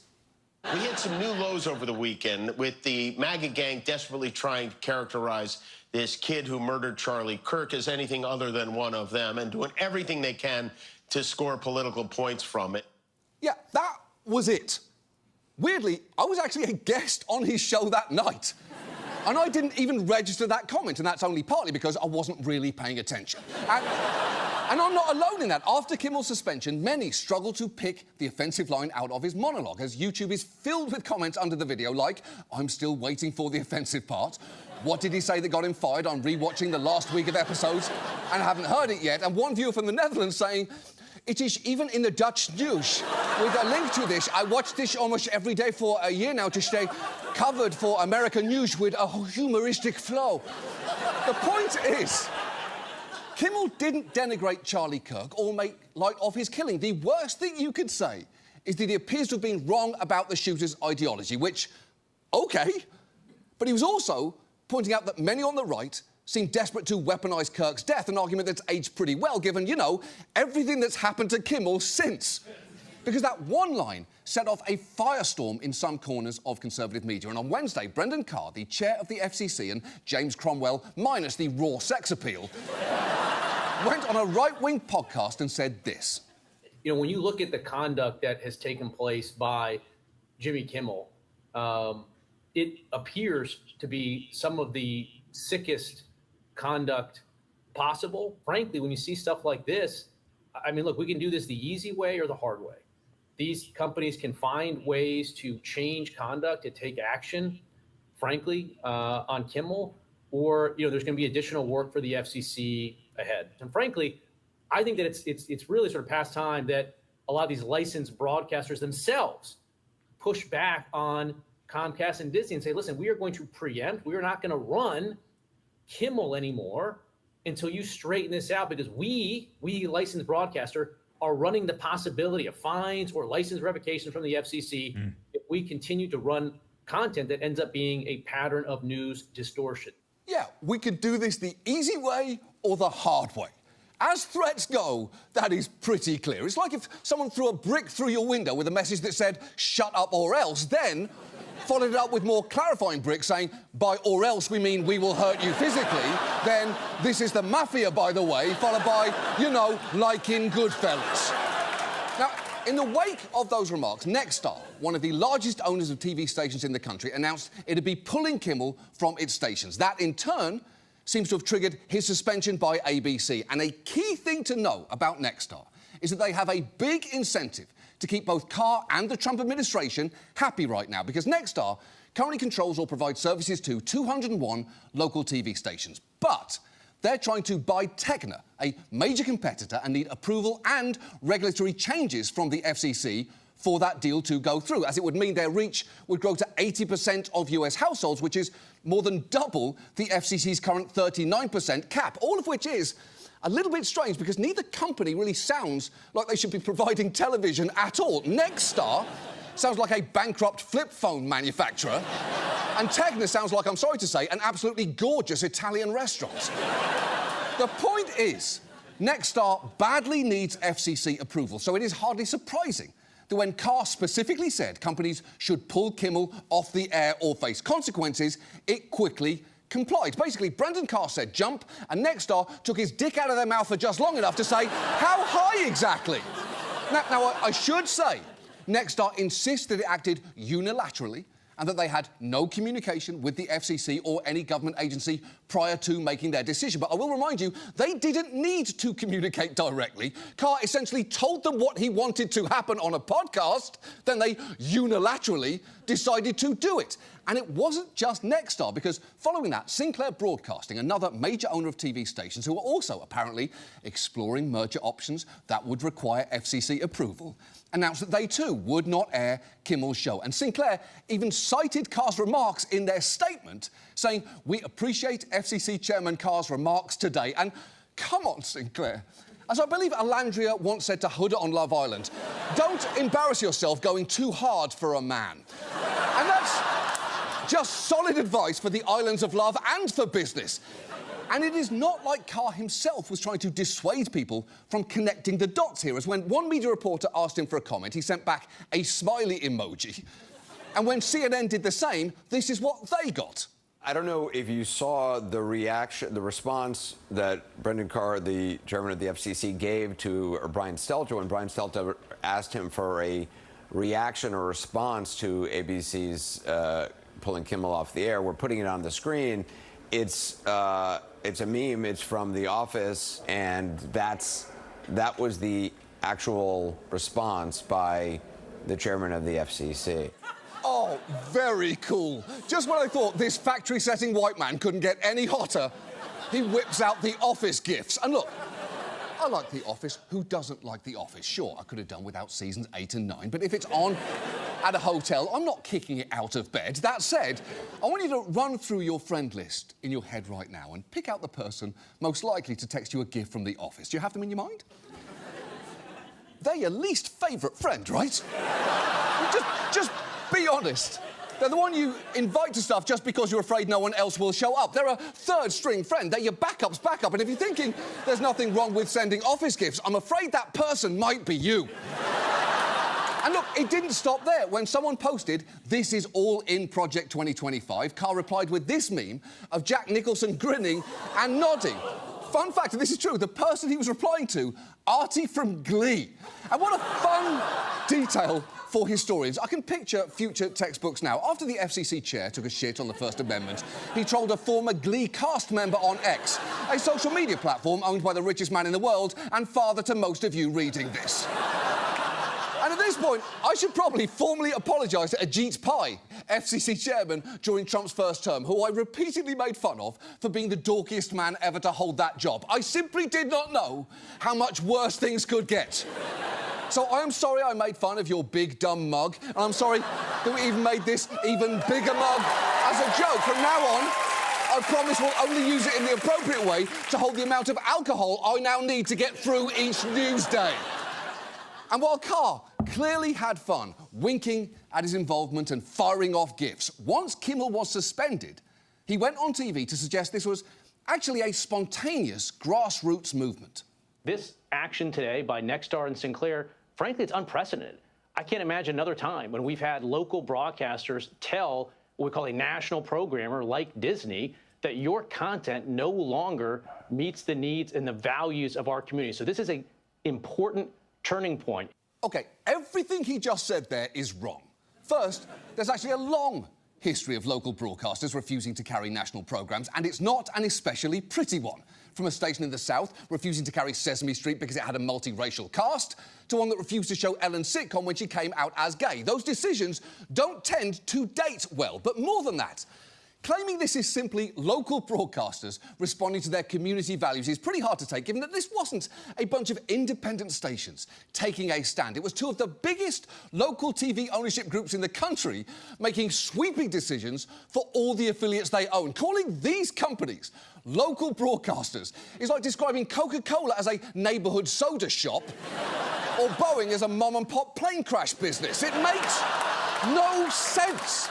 Look, the sequence of events here could not be clearer because it was all done in plain view. Carr leaned on broadcasters to take down Kimmel. They did that, sometimes even directly citing Carr while doing so, and then Carr celebrated with a fun gif. That sure seems like a pretty clear case of the government pressuring companies to censor speech. And it is not like even Trump is trying to hide it, as on Thursday he said this to reporters. Late night host is on network television. There is a licensing. I'll give you an example. I read someplace that the networks were 97% against me. I get 97% negative. And if they're 97% against, they give me only bad publicity or press. I mean, they're getting a license. I would think maybe their license should be taken away. It will be up to Brendan Carr. Wow, that is probably not something you should say out loud. But then this is a man who doesn't seem to have an internal monologue. In fact, he ended that press gaggle on the plane saying, "Fly safely." You know why I say that? Because I'm on the flight. Otherwise, I wouldn't care. No message has ever entered his head without being delivered through his lips. And look, I'm not the only one who sees a huge problem here. Anna Gomez, now the lone Democrat-appointed member of the FCC, said what the administration is doing violates the First Amendment. And even Ted fucking Cruz, to use his full name, talked on his podcast about concerns regarding what Carr had done while also having some fun with voices. And I gotta say, he threatens it. He says, "We can do this the easy way, or we can do this the hard way." Yeah. And I got to say, that's right out of Goodfellas. That's right out of a mafioso coming into a bar going, "Nice bar you have here. It'd be a shame if something happened to it." Look, let's all agree Ted Cruz is an incredible vocal talent. And he should definitely quit his job right now and go do that instead. But he was actually on his way to making a much bigger point. I hate what Jimmy Kimmel said. I am thrilled that he was fired. But let me tell you, if the government gets in the business of saying, we don't like what you, the media, have said, we're going to ban you from the airwaves if you don't say what we like, that will end up bad for conservatives. He's right. He's just right. And I'll say this, I still don't like that man, Ted Cruz. But in this unique clip of news on this one thing, I must admit, he's not completely full of shit. The point is, a lot of people seem to think Brendan Carr went too far, and it is worth talking about exactly how he's been taking action and what the legalities of it are, because as he alluded to on that podcast interview, the FCC does have a very narrow ability to police content on broadcast television in cases of what's called news distortion. Now, it's hardly ever used that power, as the bar to do so is incredibly high, carving out things like mere inaccuracy and errors stemming from mistakes, which seem to more than cover what Kimmel said. And honestly, I don't think Carr wants what Kimmel said to be the standard here, and I'm not sure that Sinclair does either. Because we've talked on this show before about Sinclair and its long-standing tendency to push right-wing talking points, and it's not like they've been consistently careful in their delivery of news. One of their regular commentators is Armstrong Williams, who also actually owns a handful of stations operated by Sinclair, and he can be pretty conspiratorial. Among other things, he suggested on air that unexplained drone sightings last December might have been evidence of a plot by the deep state against Donald Trump and may have been an attempt to cancel the inauguration. He's also spread wild allegations that Columbia University student Mahmoud Khalil knew ahead of time about the events of October 7th and may even have been, quote, at the dead centre of planning it. And if Brendan Carr's standard, which Sinclair has cheered on, remember, is that someone cannot go on broadcast TV in the wake of a high-profile murder and inaccurately characterise who might have been responsible for it, then I have some terrible news for them. Because in the wake of Luigi Mangioni's arrest for shooting United Healthcare CEO Brian Thompson, Williams was on broadcast TV with this analysis of the footage of the shooting. It is obvious that when Mangione was on the phone for 10 minutes, someone was giving him the location, Brian, so obviously somebody else was involved, and law enforcement is not telling us everything. So obviously someone was giving him very detailed, insightful information on his whereabouts. I'm sure that will be revealed in time, but obviously you could almost surmise that it was an inside job to a certain extent. Oh, wow. Yeah. Wow. That aired on nearly 24 Sinclair stations, and I've been told repeatedly this week that speculating on broadcast television about the motivations for someone's murder without having all the facts is grounds to have your licence revoked. And I'll say this for Kimmel, at least he didn't say the word obviously 4 fucking times while doing it.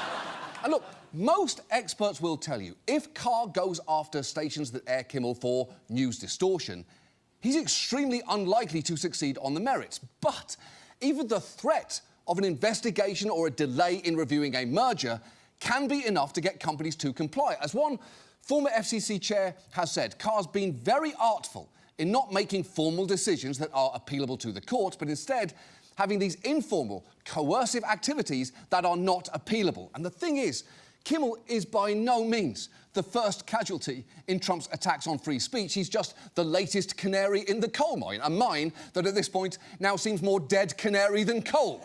In fact, if I may quote my Sesame Street SVU crossover that no one will take seriously, we are knee-deep in dead birds right now. But this Kimmel situation does feel like a turning point, and not because comedians are important, but because we are not.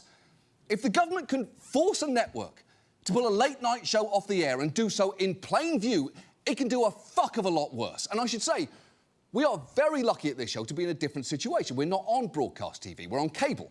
And our parent company, Warner Brothers Discovery, doesn't own broadcast networks, meaning that we are much less susceptible to pressure from the FCC than, say, ABC's parent company, Disney, or CBS's parent company, Paramount Skydance. That is obviously very good news for us. And I really don't see why that situation should change anytime soon.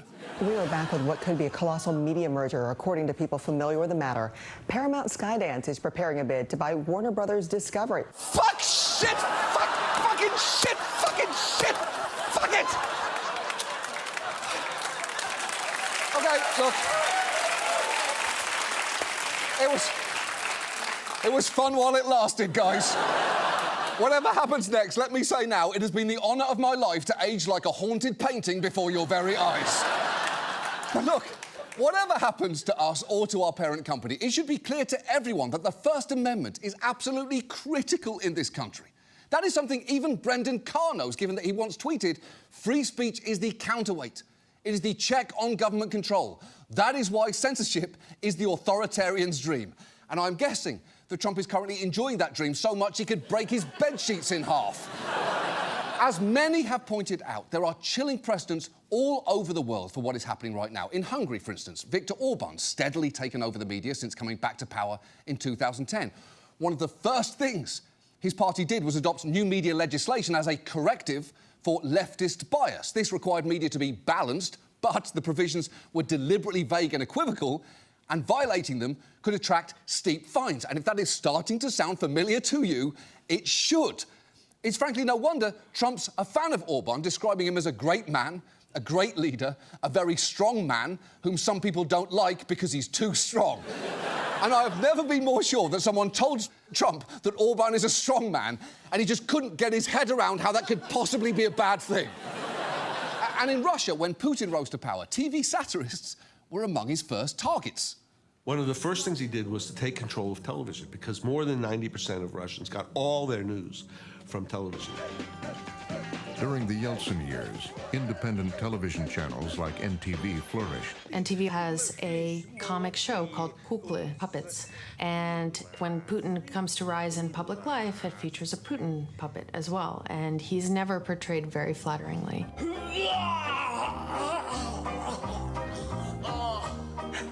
Putin apparently was driven to madness by this show, and by the way he was portrayed on it, the way he was mocked on it. And that is so pathetic. I don't know how anything a puppet show could possibly do could end up being more embarrassing for a world leader than them freaking out about it so much that years later a journalist solemnly says the man was driven to madness by puppets.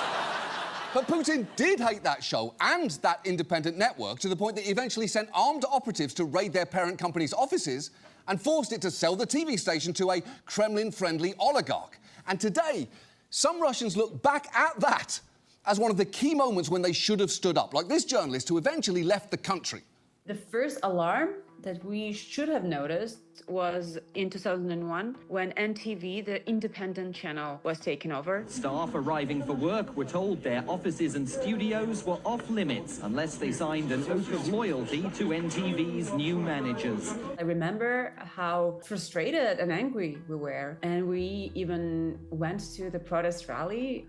But then it was cold and we had so many other independent TV channels, so we just went home and forgot about that. Yeah, that's tough to hear in hindsight, isn't it? But the lesson there is, it is not safe to let attacks on one show slide because there are currently others. And I know I've literally said these exact same words about the cancellation of Dr. Odyssey, but I promise this situation is genuinely worse. And look, it is important to remember that as of taping, Kimmel is just suspended, not actually cancelled. So ABC and its parent company Disney still have a chance to do the right thing here. And I do get that the easier path for them right now is to keep him off the air and to keep the administration off their back. Though I will point out that was the apparent argument for ABC paying Trump $15 million last year, and how did that work out for them? And the thing is, if the Trump administration overplays its hand and this winds up in court, Disney would probably win. Especially because, while Carr's usually pretty cautious, the mistake he's made in this case is doing everything out in the open. And there's strong precedent here. Just last year, in a 9-0 ruling, the Supreme Court found that a government official cannot coerce a private party to punish or suppress disfavoured speech. That is from this Supreme Court, remember. All of them. Yes, even that one. So, what needs to happen? Well, I would argue that ideally Congress should pass legislation sharply limiting FCC chairs' ability to sit on things like licence transfers or mergers so that that can't be used as a means of controlling content. Until that happens, Carr will still have tools with which he can pressure companies. But as for Disney, I'd argue they need to stand by Kimmel and his staff. And there are ways that you can encourage them to do that. You could exert pressure on them by cancelling Disney Plus or Hulu. Google searches on how to do that have skyrocketed in the past few days. And you can be specific about it because it turns out there's actually a box when you cancel where you can tell them exactly why you are doing it. So you could easily write, say, cowardice in the face of pressure, or refusing to protect freedom of speech, or Donald Duck's corkscrew penis. Also the Kimmel thing, I mean, a little bit the Kimmel thing, but mostly Disney's silence regarding Donald Duck's anatomically accurate corkscrew penis, which, I will remind you, looks like this. We made that for a show years ago on, and this is true, China's one-child policy. And I don't think that we are not going to bring it back at every possible opportunity. But it really shouldn't take the threat of lost revenue to bring Disney to its senses here. And given, at least as of today, that I still happen to have this desk, I would like to take this opportunity to talk directly to Disney CEO Bob Iger. Hi there, Bob. We haven't met, but you probably know me as America's third favourite Zazu. Congratulations on recasting that role, by the way. It was a fun thing to learn about after the fact. Anyway, one day, the history of the time we're living through is going to be written. And when it is, I'm not sure it's those in this administration who are even going to come off the worst. Now, don't get me wrong, they're going to come off terribly.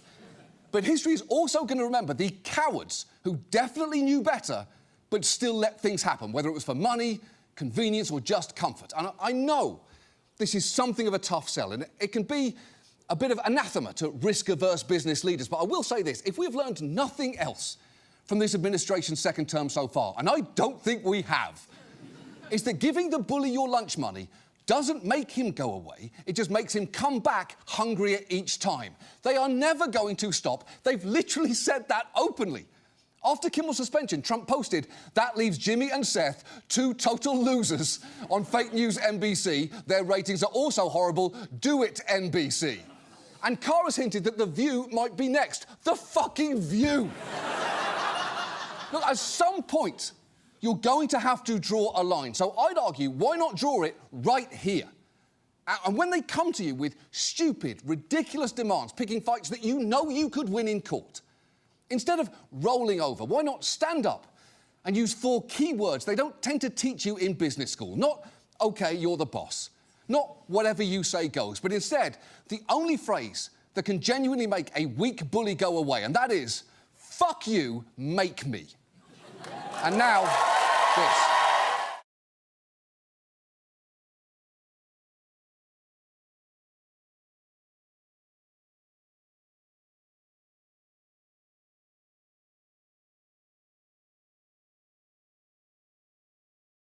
When too much work bogs you down, Asana helps you handle it.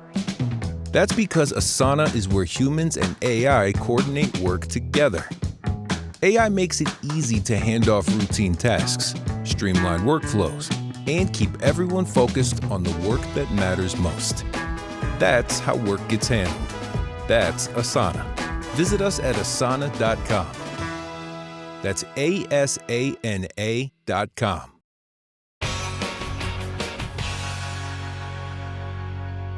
Our main story tonight concerns universities. They brought us friendships, staggering, unrelenting debt, raunchy comedies where the protagonists engage in antics we now recognise as sexual assault, and amazing research studies like this. I see this childlike curiosity when people see these rats driving. I'm surprised at the extent, but I know that we've been doing this for a couple of years now, and every person who has seen it, they're surprised, they seem to be intrigued by this. Yeah, of course they are. It's a rat driving a car. What is not to be intrigued by? Unfortunately, though, tonight's show is not going to be about rats driving cars. I mean, it can be. You can just play the last 30 seconds over and over again. I certainly would. Instead, it's going to be about Trump's ongoing war with higher education. In his last presidential campaign, Trump promised to target universities, especially those that he said were engaging in racial discrimination, suggesting the universities have become increasingly hostile to white students. And as protests against the war in Gaza broke out across campuses, his campaign rhetoric escalated. To every college president, I say remove the encampments immediately, vanquish the radicals, and take back our campuses for all of the normal students who want a safe place from which to learn. OK. A pledge to take back our campuses for all the normal students. Might be one of the most lots to unpack there of all the theirs we've ever unpacked. And with all due disrespect, what the fuck does Donald Trump know about being normal?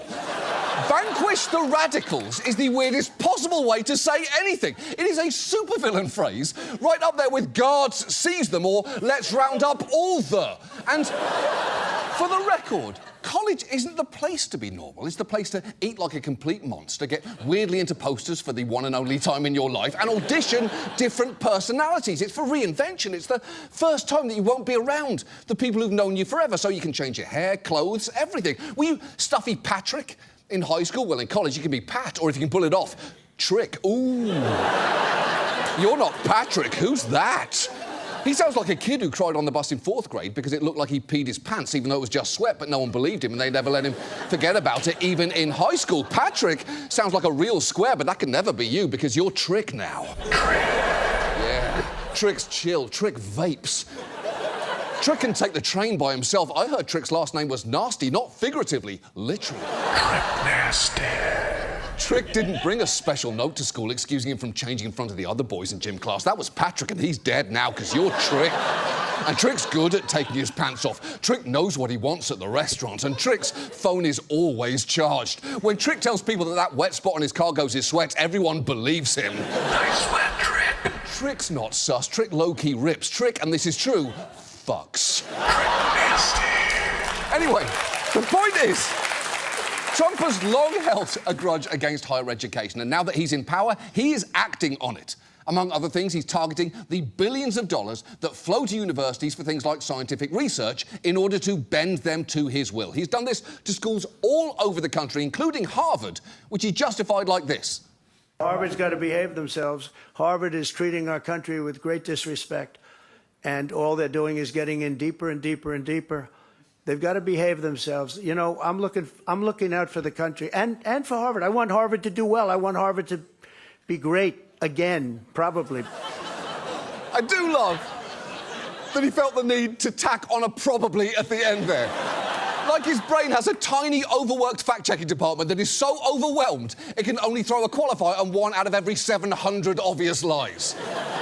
And things have only escalated since then. So given that, and with schools starting their fall semester right now, it felt like tonight might be a good time to take a look at Trump's war on higher education, the history of right-wing attacks on what they research and teach, and what this current fight could cost us. And let's start with the fact that Conservatives' distrust of education is nothing new. Nixon famously said, "The professors are the enemy." And historically, their attacks have fallen into a few key categories. One big one has been that universities are wasting taxpayer money on things like frivolous scientific research. Fox has been talking about one example in particular for literally years now. $503,000 to watch shrimp on a treadmill. There goes a little guy. This thing cost over a number of years $3 million, they say, in taxpayer money. Remember when the federal government spent $3 million of your tax dollars over a decade to study shrimp on a treadmill? Remember when our government spent thousands to put a shrimp on a treadmill? Do you remember that? Hard to forget. I mean, yeah, it is hard to forget, partly because you won't shut the fuck up about it. And partly because it's inherently great TV. Honestly, the only way that'd be made better is if it had its own theme song. You go, shrimp, you go! Prove that you're not just some bum. Prove that you've got heart. Specifically, one single-chambered heart that you keep in your head because you're a shrimp, goddammit. You go! The point is, that story won't go away. Just this year, Joni Ernst complained we put shrimp on a treadmill to see how fast they run. A complaint Elon Musk then tweeted out with the caption, "Insane wasting of taxpayer money." But there's a few things you should know. First, that video was from 2006, meaning that shrimp's been running since the Bush presidency. Second, that research was actually useful. A marine biologist and his colleagues were studying how changes in the oceans could potentially affect the ability of marine organisms to fight infections, which is relevant given that that impacts how much bacteria could wind up on a plate of seafood in front of you. And for what it's worth, the treadmill in that video actually cost less than $50 and was paid for out of the researcher's own pocket. So to recap, some guy used his own money to build a shrimp gym for the cost of 7 Subway cold-cut combos, all to try and keep shrimp enjoyers from getting poisoned, and somehow that is academia run amok. Now, the other common attack on colleges is that they are havens of liberal indoctrination. For years now, Fox has sought out stories on so-called campus craziness, where something as minor as climate activists delayed the Harvard-Yale game gets a lengthy unpacking on the 5. They live for this petty shit. And you know who cracked this code early on? Stephen Miller.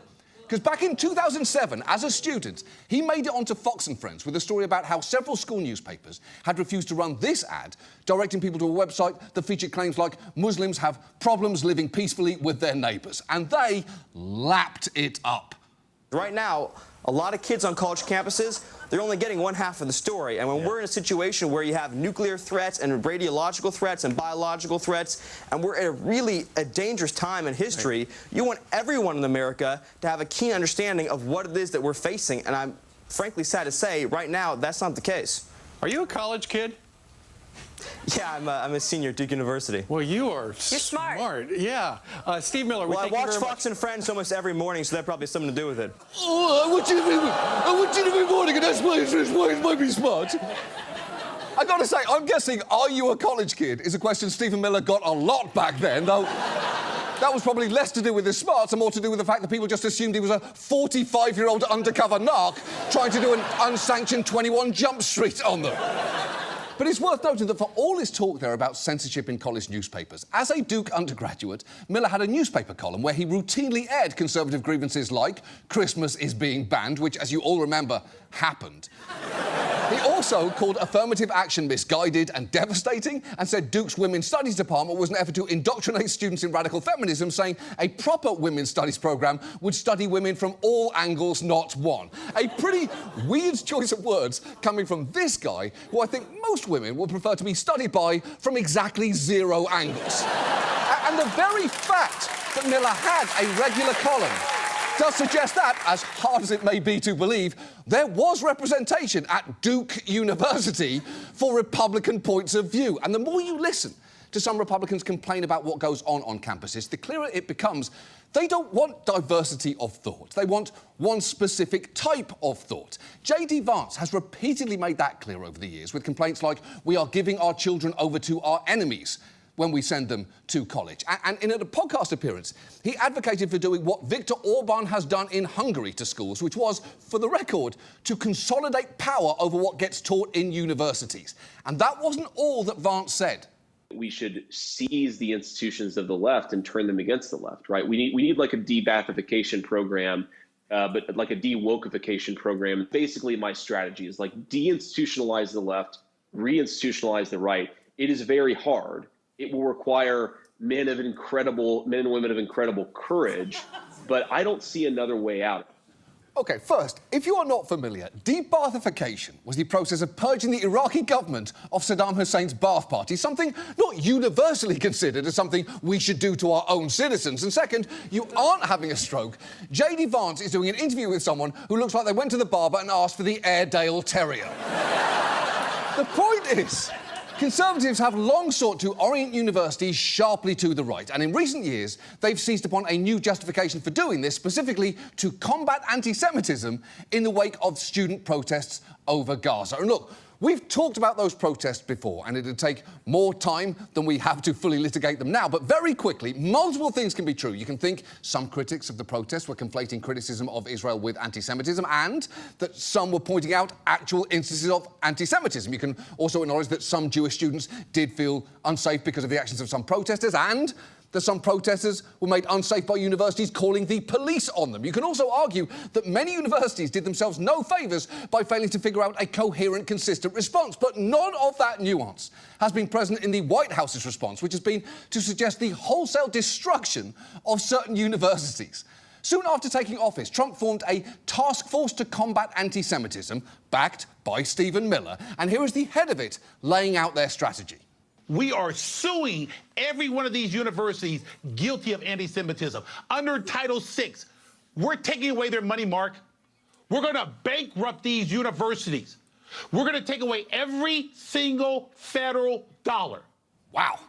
He is coming in pretty hot there. And for the record, I actually agree with that screaming madman in that it'd obviously be great to get rid of anti-Semitism in college and everywhere else hold for applause. And look, if colleges were spending all their federal money on inventing a big automatic anti-Semitism generator, then yeah, it would make sense to take their money away. But the thing is, they're not doing that, partly because it seems to be Elon Musk's project. Instead, the money being taken away is largely going to research studies, and cutting those has nothing to do with ending anti-Semitism, as many university heads, like the president of Wesleyan, have pointed out. When Jewish students are intimidated or afraid to practice their religion on campus or are yelled at, it's horrible. But at Wesleyan and in many schools, the percentage of Jews protesting for Palestinians was roughly the same as the percentage of Jews on the campus generally. The idea that you are attacking anti-Semitism by attacking universities, I think is a complete charade. It's just an excuse for getting the universities to conform. Right, it's obviously bullshit. The very idea that Trump's actions are part of some great effort to defend the Jewish people is, as charades go, slightly less convincing than a toddler playing hide-and-seek. Wow, where's Brian? All I see is a chair and then most of Brian. What an illusion has been cast here. And there are some telltale signs that this isn't really about anti-Semitism concerns, with perhaps the biggest one being that all of this is coming from a president who, deep breath, reportedly kept a book of Hitler's speeches by his bed, dined with a Holocaust denier, brought people into his administration with records of advancing anti-Semitic tropes and conspiracy theories, including a spokeswoman at the fucking Pentagon, apparently said during his first term that Hitler did a lot of good things and asked his generals to be more loyal, saying, why can't you be more like Hitler's generals? Posted an image using the shape of a Star of David to accuse Hillary Clinton of being corrupted by money, was endorsed in his first election by both David Duke and the KKK, and also, just 2 months ago, told a rally crowd that thanks to him, they wouldn't have to deal with bankers who were, quote, Shylocks. Hearing that Trump is suddenly waging war against anti-Semites is like hearing Billy Joel is waging war against dads from Long Island. Are you really doing that? Because you always seem so very close. And yet, that is how Trump is justifying his current assault on higher education. And it is worth looking at exactly what he's doing, because it's pretty grim. And let's start with one of his first major targets, Colombia. It was a prominent scene of protests over Gaza, and at the beginning of March, it was notified by Trump's anti-Semitism task force, you know, this guy's team, that its grants were under review. And while those sorts of Title VI investigations typically take months and sometimes years, just 4 days later, it announced its conclusions, and the administration, citing Colombia's continued failure to end the persistent harassment of Jewish students, cancelled $400 million in contracts and grants. Just a week later, it sent Colombia a letter giving them 7 days to comply with a new list of demands, which were extensive, including calling for the university to deliver a plan of comprehensive admissions reform and install new oversight of the university's Middle Eastern, South Asian and African Studies department. It was an extreme degree of government intrusion, which is what made it so dispiriting when this happened. Just in the last few minutes, we are learning that Columbia University will give in to demands from the Trump administration in order to restore hundreds of millions of dollars in federal funding. It appears that in some way, shape, or form, Columbia has agreed to pretty much all of the president's demands. Yeah, they caved in about 5 seconds, officially solidifying Columbia's reputation as the little bitch university, rather than what it was known for before, being the place that Timothy Chalamet went to for 5 minutes before realising he didn't need it. But here is the thing. That capitulation didn't put an end to it, because the administration just kept escalating things further, freezing all of Columbia's remaining NIH funding, amounting to about $700 million in total, and even threatening Columbia's accreditation. And there is no guarantee the administration is going to stop making demands from Columbia, and why would they when they keep getting met? It's a situation that, understandably, has had a chilling effect on campus, as this professor explains. Nobody wants to express a controversial opinion about anything anymore. Michael Thaddeus teaches at Columbia and is a member of the American Association of University Professors, a national organization now suing the Trump administration. I'm a math professor, and math is a wonderfully apolitical topic. Math, in fact, has flourished under all kinds of authoritarian regimes. But my colleagues who teach history, political science, regional studies, they're terrified. OK. Setting aside the breezy, historically, we mathematicians have done great under dictators. It is not entirely fair to call math apolitical, because if you know how to listen, much of math has a lot to say, and some of it is very political. For instance, if you add 100 senators and 435 representatives, you get 535. And if you multiply that by 538, the number of electoral college votes, you get 287,830. Now, here is where it gets interesting. The zip code for the White House is 20500. If you add those numbers, you get, that's right, 308,330. Now, add to that the number 4,494, which is, of course, the corresponding number for the Ensuring Faith in Our Elections Act. Do we all see where this is going? Do we see it, guys? You get 312,824, and that is already pretty exciting. But if you multiply that by 17, the age, of course, George Washington was, the very first time he held office of any kind, you arrive at 5,318,008. And if you take that number and turn it upside down, pretty cool, right? Bong, bong, right? One of our writers spent an entire afternoon writing that joke. And I don't know if I should fire them or let them host this show from now on. Now, Columbia has since agreed to pay a $200 million fine to restore its frozen research funding, a move that its president has claimed safeguards our independence. But that is a pretty bold take from someone who was just successfully shaken down twice. Well, that was certainly unpleasant, but at least the moody president who hates honouring deals and loves winning fights will never try that again. Now, some universities did take a slightly different tack from Columbia, because when the administration sent a similar list of demands to Harvard, even throwing in some new ones like demanding an audit of the political ideology of the student body and faculty to determine viewpoint diversity, Harvard refused to back down. Instead, it sued the government in federal court, and in retaliation, the administration froze or terminated more than $3 billion in research grants and contracts with Harvard. The administration's also, among other things, launched multiple investigations into whether Harvard was discriminating against white men. One investigation, for instance, noted an increase among faculty of colour, women and those identifying as non-binary, as well as a decrease in white men in tenure-track jobs. Now, Harvard actually secured a victory this week when a federal judge ruled the Trump administration had illegally cancelled its funding, which is what makes it so frustrating that some think Harvard might try and reach a settlement anyway, as the government can still appeal or mire the university in costly and time-consuming investigations. And I will say, the government going after big universities first is a smart strategy. For one, it is easy to hate Harvard and people who went there. And if you're not sure if you've met someone who went to Harvard, believe me, you haven't. Because they would have brought it up within the first 5 fucking seconds of meeting you. But as this academic points out, if Harvard ultimately caves, that'll send a terrible signal. Harvard has more wealth, more power, and more institutional strength than almost any other sort of organization in America. If they can break Harvard, then they are sending a sign that they can do it to anybody. And that is the message that this is trying to convey. He's right. Fred Armisen is just completely right. Because this goes much further than Harvard and Columbia. The administration's frozen billions of federal research funds at all these other schools and slashed studies at public institutions across the country.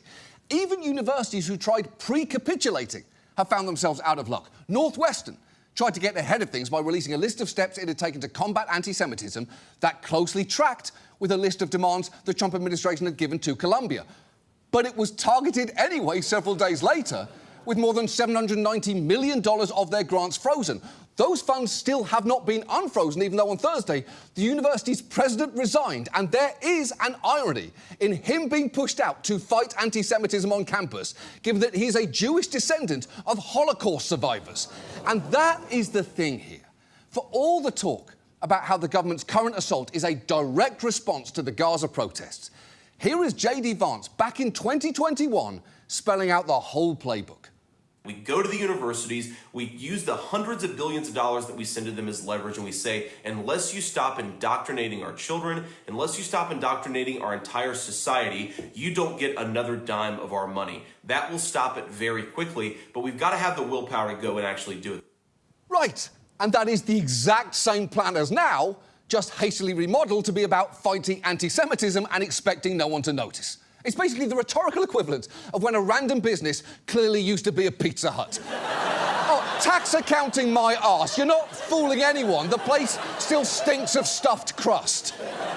And at this point, it's worth talking about what we are losing here, because the administration has been slashing grants all over the place. Sometimes, as at Columbia and Harvard, as a form of ransom, but other times, as with the cuts directed by DOJ, to send a clear message about what sort of work is no longer in favour. Internal documents have revealed many of these specific grants targeted were singled out because they dealt with things like gender identity, DEI in the scientific workforce, and environmental justice. And the end result of all this is, as one researcher put it, the science in this country is going to be destroyed. Disruptions in NIH grants have already affected research on things like Alzheimer's, cancer, and substance use. And the thing is, even if Trump's cuts get reversed, you can't always start and stop studies whenever you like. Some involve clinical trials and human patients who will now find themselves suddenly without treatment, as this cancer researcher explains. We're very worried because what's happening is that one day we hear our grants are cut, and the next day we have to say to a patient, sorry, no more money's coming in, so we can't treat you on this trial anymore. And could that patient die as a result? Absolutely, because these patients are on clinical trials because they have no other options. Look, I feel terrible for patients in that situation, but also for the doctors. Because that is a tough conversation to try to navigate. Bad news, you can't have medicine anymore. Oh, OK, why? Because the president doesn't like anti-Semitism. Really? No, not really. He just cares a lot about ideological diversity at colleges. Really? No, not really. His brain is functionally pudding now, but the people around him told him to do it and he said fine. OK, but I'm sorry, what does any of that have to do with me? Oh, absolutely nothing. Got it, thanks so much for explaining things. Dies. And while the costs there are obvious, even science with less immediate practical impact can wind up being incredibly useful. Remember, that shrimp on a treadmill was ultimately about keeping bacteria out of seafood. Drugs like Ozempic are based on a hormone identified in an NIH-funded study of Gila monster venom. A study of how bees optimize their nectar foraging led to an algorithm that now powers the $130 billion web hosting industry. Even that study of rats in a car discovered that certain stress hormones in the rats' poop changed as they learned to drive, a finding which may now inform future behavioural treatments for mental health. The point is, somewhere out there is a weird little tree frog that jizzes the cure for cancer. And some scientist, probably working at a university, is going to discover that because she had a healthy curiosity about frog cum. And honestly, that theory kind of makes sense. I'm just saying, this pig is over 50 years old.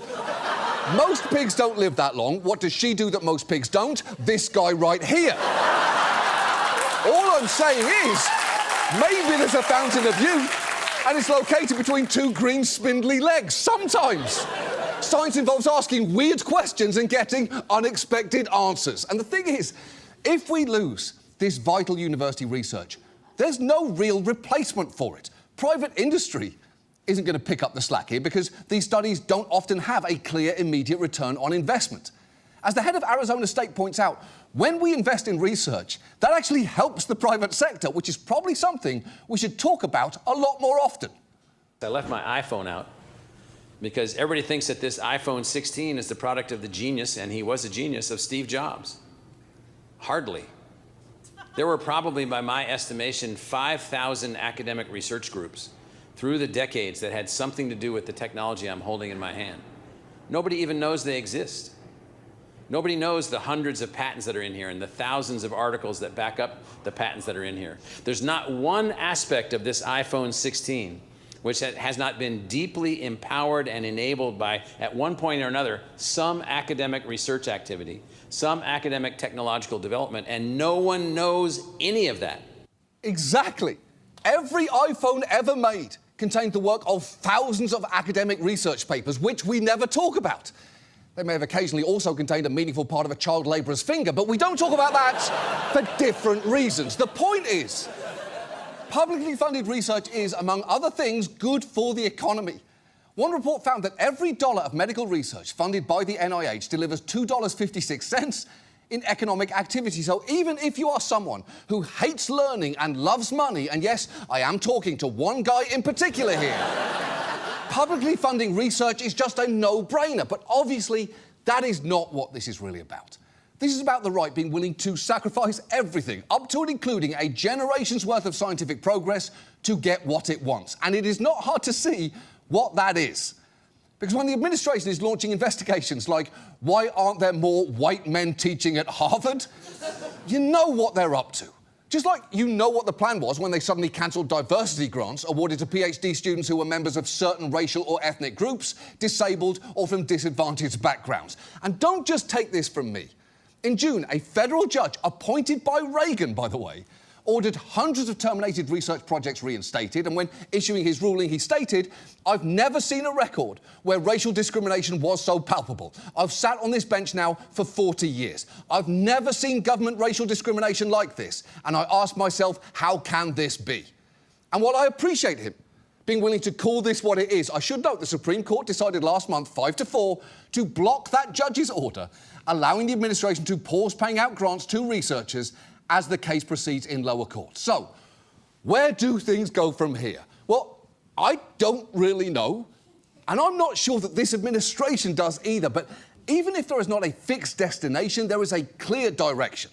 And that is that they want to turn back a clock that, quite honestly, had taken way too long to move forward, and restore the role of academia to being a training ground for those looking to uphold old systems of power instead of questioning them. And look, You can have problems with academia. You can think it's too cloistered or too liberal. You can think it's becoming too expensive or that its resources are misallocated. But the notion of the state suddenly executing a sweeping takeover of higher education to this degree is chilling.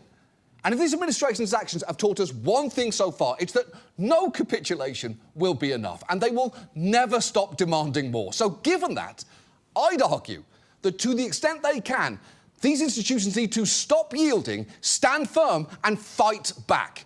Because while I do get the appeal of thinking just one more concession, one more payoff might safeguard your independence or let you live to fight another day, it's worth asking, at what point have you compromised so much that the thing you're supposed to be defending is gone? And if institutions need some inspiration in facing that challenge, maybe I can remind them of one plucky little guy who would not stop, no matter the odds, no matter the forces that try to push him backwards. I guess what I'm saying is, universities, you need to act like that shrimp. Get your head down and pump your 20 legs like your fucking life depends on it. Get out there and show people who you are. Go! Go! Go!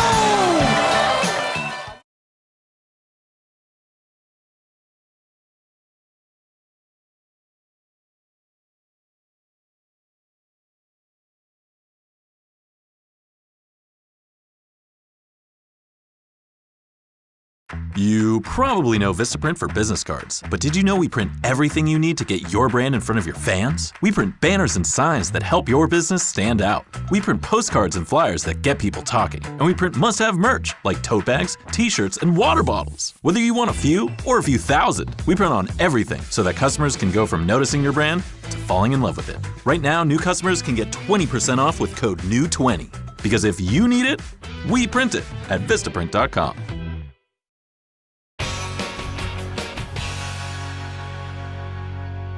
But we're going to dive straight in with our main story tonight, which concerns public health. One of the many good reasons to wash your hands. Some do it for the length of 2 happy birthdays or row, row, row your boat. Personally, I do it for the length of one. My name is Kid Rock! And that feels enough. On the campaign trail, Trump loved to talk about who he was going to put in charge of public health and what that person was then going to do. Robert F. Kennedy cares more about human beings and health and the environment than anybody.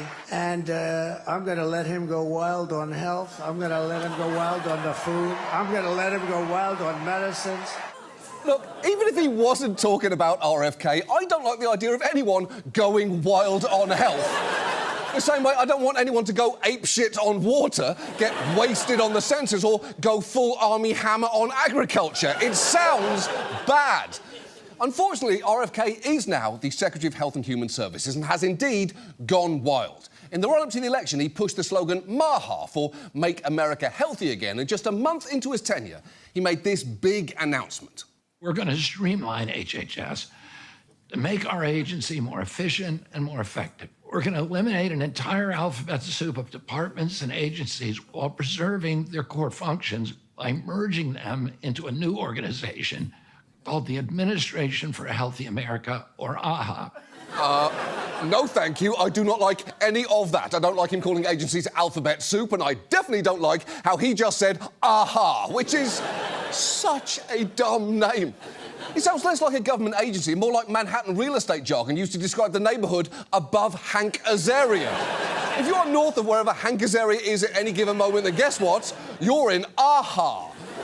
In practice, what that's meant is a radical downsizing of HHS. That same day, Kennedy announced a dramatic restructuring that would shrink the agency to 62,000 employees from 82,000, including about 10,000 layoffs and another 10,000 people who retired or resigned and now won't be replaced, which is alarming because HHS is an absolutely vital agency handling just about every high-stakes job related to health you could think of. That alphabet soup includes the National Institutes of Health, the Food and Drug Administration, the Centers for Disease Control, the Centers for Medicare and Medicaid Services, alongside 23 other divisions. Together, they account for around 28% of all federal spending. So these cuts are going to have a huge impact on our day-to-day lives, and no one knows that better than some of the workers who just got fired. We oversee child welfare. We oversee federally funded temporary assistance to needy families, which is welfare. We oversee federally funded child care, child support enforcement. These are the services that serve the taxpayer, and they are gone. Right now, it's this kind of, oh, someone else. It will impact all of you, the greater public. I think we're going to have a lot of people die needlessly, honestly. Yep. And it is pretty alarming to hear a fired government employee say we're going to have a lot of people die needlessly, especially while wearing a T-shirt that says, "The horrors are never ending." Now, would you feel any better if I told you that apparently the bottom of that shirt says, "Yet I remain silly"? I mean, probably for a bit, right? But then you remember the man wearing it just told you people were going to die needlessly, so you'd feel like shit again. So given a critical government agency is in the process of being gutted, tonight, let's talk about public health, what RFK's doing, the many ways it'll impact us, and the troubling direction this is all going. Let's start with the sheer scale and chaos of these cuts. They actually began before RFK announced his AHA plan, because HHS, like most government agencies, suffered an initial round of DOGE cuts in February when over 3,600 probationary employees were fired. Around then, there were also a string of other freezes that hampered operations. At one point, DOGE instituted a $1 spending limit on credit cards, meaning researchers couldn't do things like pay for gas for vehicles used to transport patients' blood samples, and in the words of one scientist, we can't order mice. Which is bad, because you don't have to be a scientist to know that lab mice are a key part of research. I'm actually pretty sure that the full scientific method goes observation, hypothesis, order a mouse, don't name the mouse, don't get attached to the mouse, experiment, analysis, conclusion, and finally, cry because you got attached to Colonel Nibbles. But then came the big AHA cuts, which were as sudden as they were cruel. Some federal workers didn't even know they'd been fired until they turned up to work and tried to use their badges to get in. If the light turned green, they still had their job. If it turned red, they didn't. Some fired workers were told to contact an employee named Anita Pinder if they wanted to file a discrimination complaint, which was hard to do given she died last year. One former staffer even said, "This bloodbath was so fucking bad, I had multiple officials asking me if I thought this was an April Fool's joke, because on top of everything else, this happened on April 1st. Which has to be the most confusing April Fool's Day ever, second only to the one in 1945 when US troops landed on the shores of Okinawa and the Japanese troops were like, "Wait, is this an April Fool's thing?" And the Americans were like, "No, it's actually World War II." And the Japanese were like, "Oh, right, it's just confusing because of the date." And the Americans were like, "Well, hang on, you guys do April Fool's Day too?" And that's how World War II ended. Now, RFK initially insisted that these cuts were made for efficiency and that nothing important was being lost. But it soon became clear some crucial stuff had been defunded, and he didn't know about it. There's like more than 50 pages of, of cuts that I actually went through. The cuts were mainly DEI cuts, which the president There were a ordered. lot, but I'll give you, for example, about $750,000 of a University of Michigan grant into adolescent diabetes was cut. Did you know that? I didn't know that, and that's something that we'll look at. There's a number of studies that were cut that came to our attention and that did not deserve to be cut, and we reinstated them. Our purpose is not to reduce any level of scientific research that's important. OK, it's not great that that's how he's finding out. The health secretary should not be learning what he just did like some guy at a bachelor party being told what happened the night before. Do you not remember, bro? You spoke French. Well, then you pissed on a grave, fucked a bike rack and cut $750,000 of research money for kid diabetes. You went wild.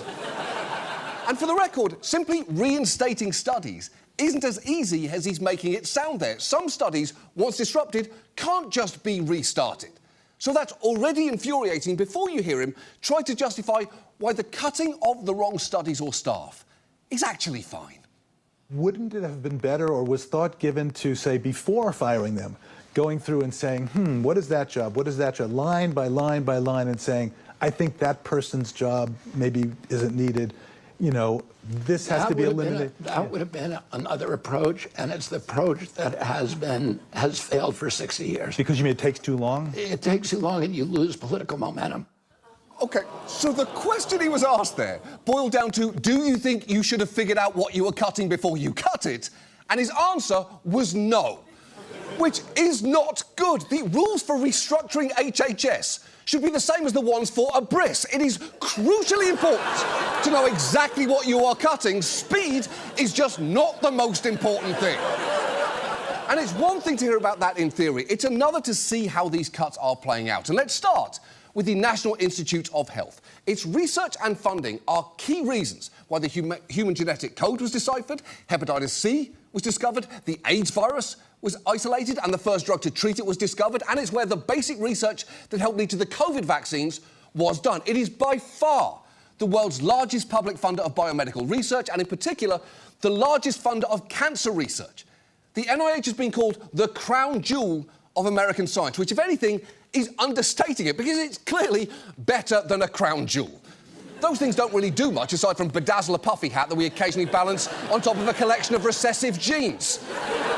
The NIH, however, is really important, but it's now in trouble, because within weeks of Trump taking office, it stopped considering new grant applications entirely, which instantly stalled about 16,000 of them. It then announced hundreds of existing grants would be terminated, many seemingly for including terms like minorities, transgender, AIDS and vaccine hesitancy. In fact, they've reportedly cut about $750 million in HIV-targeted grants alone.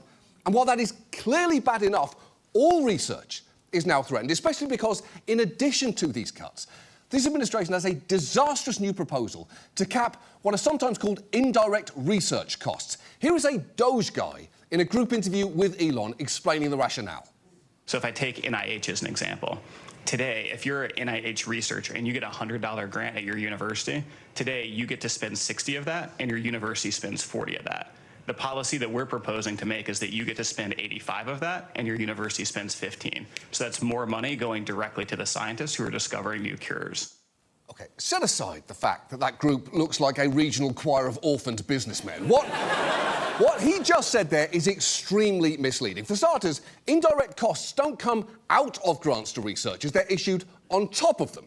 Essentially, right now, if you get $100 to fund your research, your university gets an additional $40. And it's not ideal that he doesn't seem to know that, especially as, under this new plan, that $40 would be capped at $15, which is a real problem because that money goes to cover costs that make research possible, like buildings, utilities, lab equipment, animal caretakers and other support staff. As one expert pointed out, if you're going to use mice for your experiment, you actually need a mouse facility. Which does make sense. You cannot have your lab mice commute into work, however adorable that might turn out to be. And scientists will tell you, capping those expenses at 15% of a grant is a requirement that would make it functionally impossible for them to do high-quality work. Here is one scientist explaining what it would mean for his research on pneumonia. If there are no indirect costs flowing, we can't keep the computers running. If we can't keep the computers running, we can't do the science that we're doing. If we're supposed to work without buildings, without computers, without centrifuges, there's no way to get that done from someone else. Right.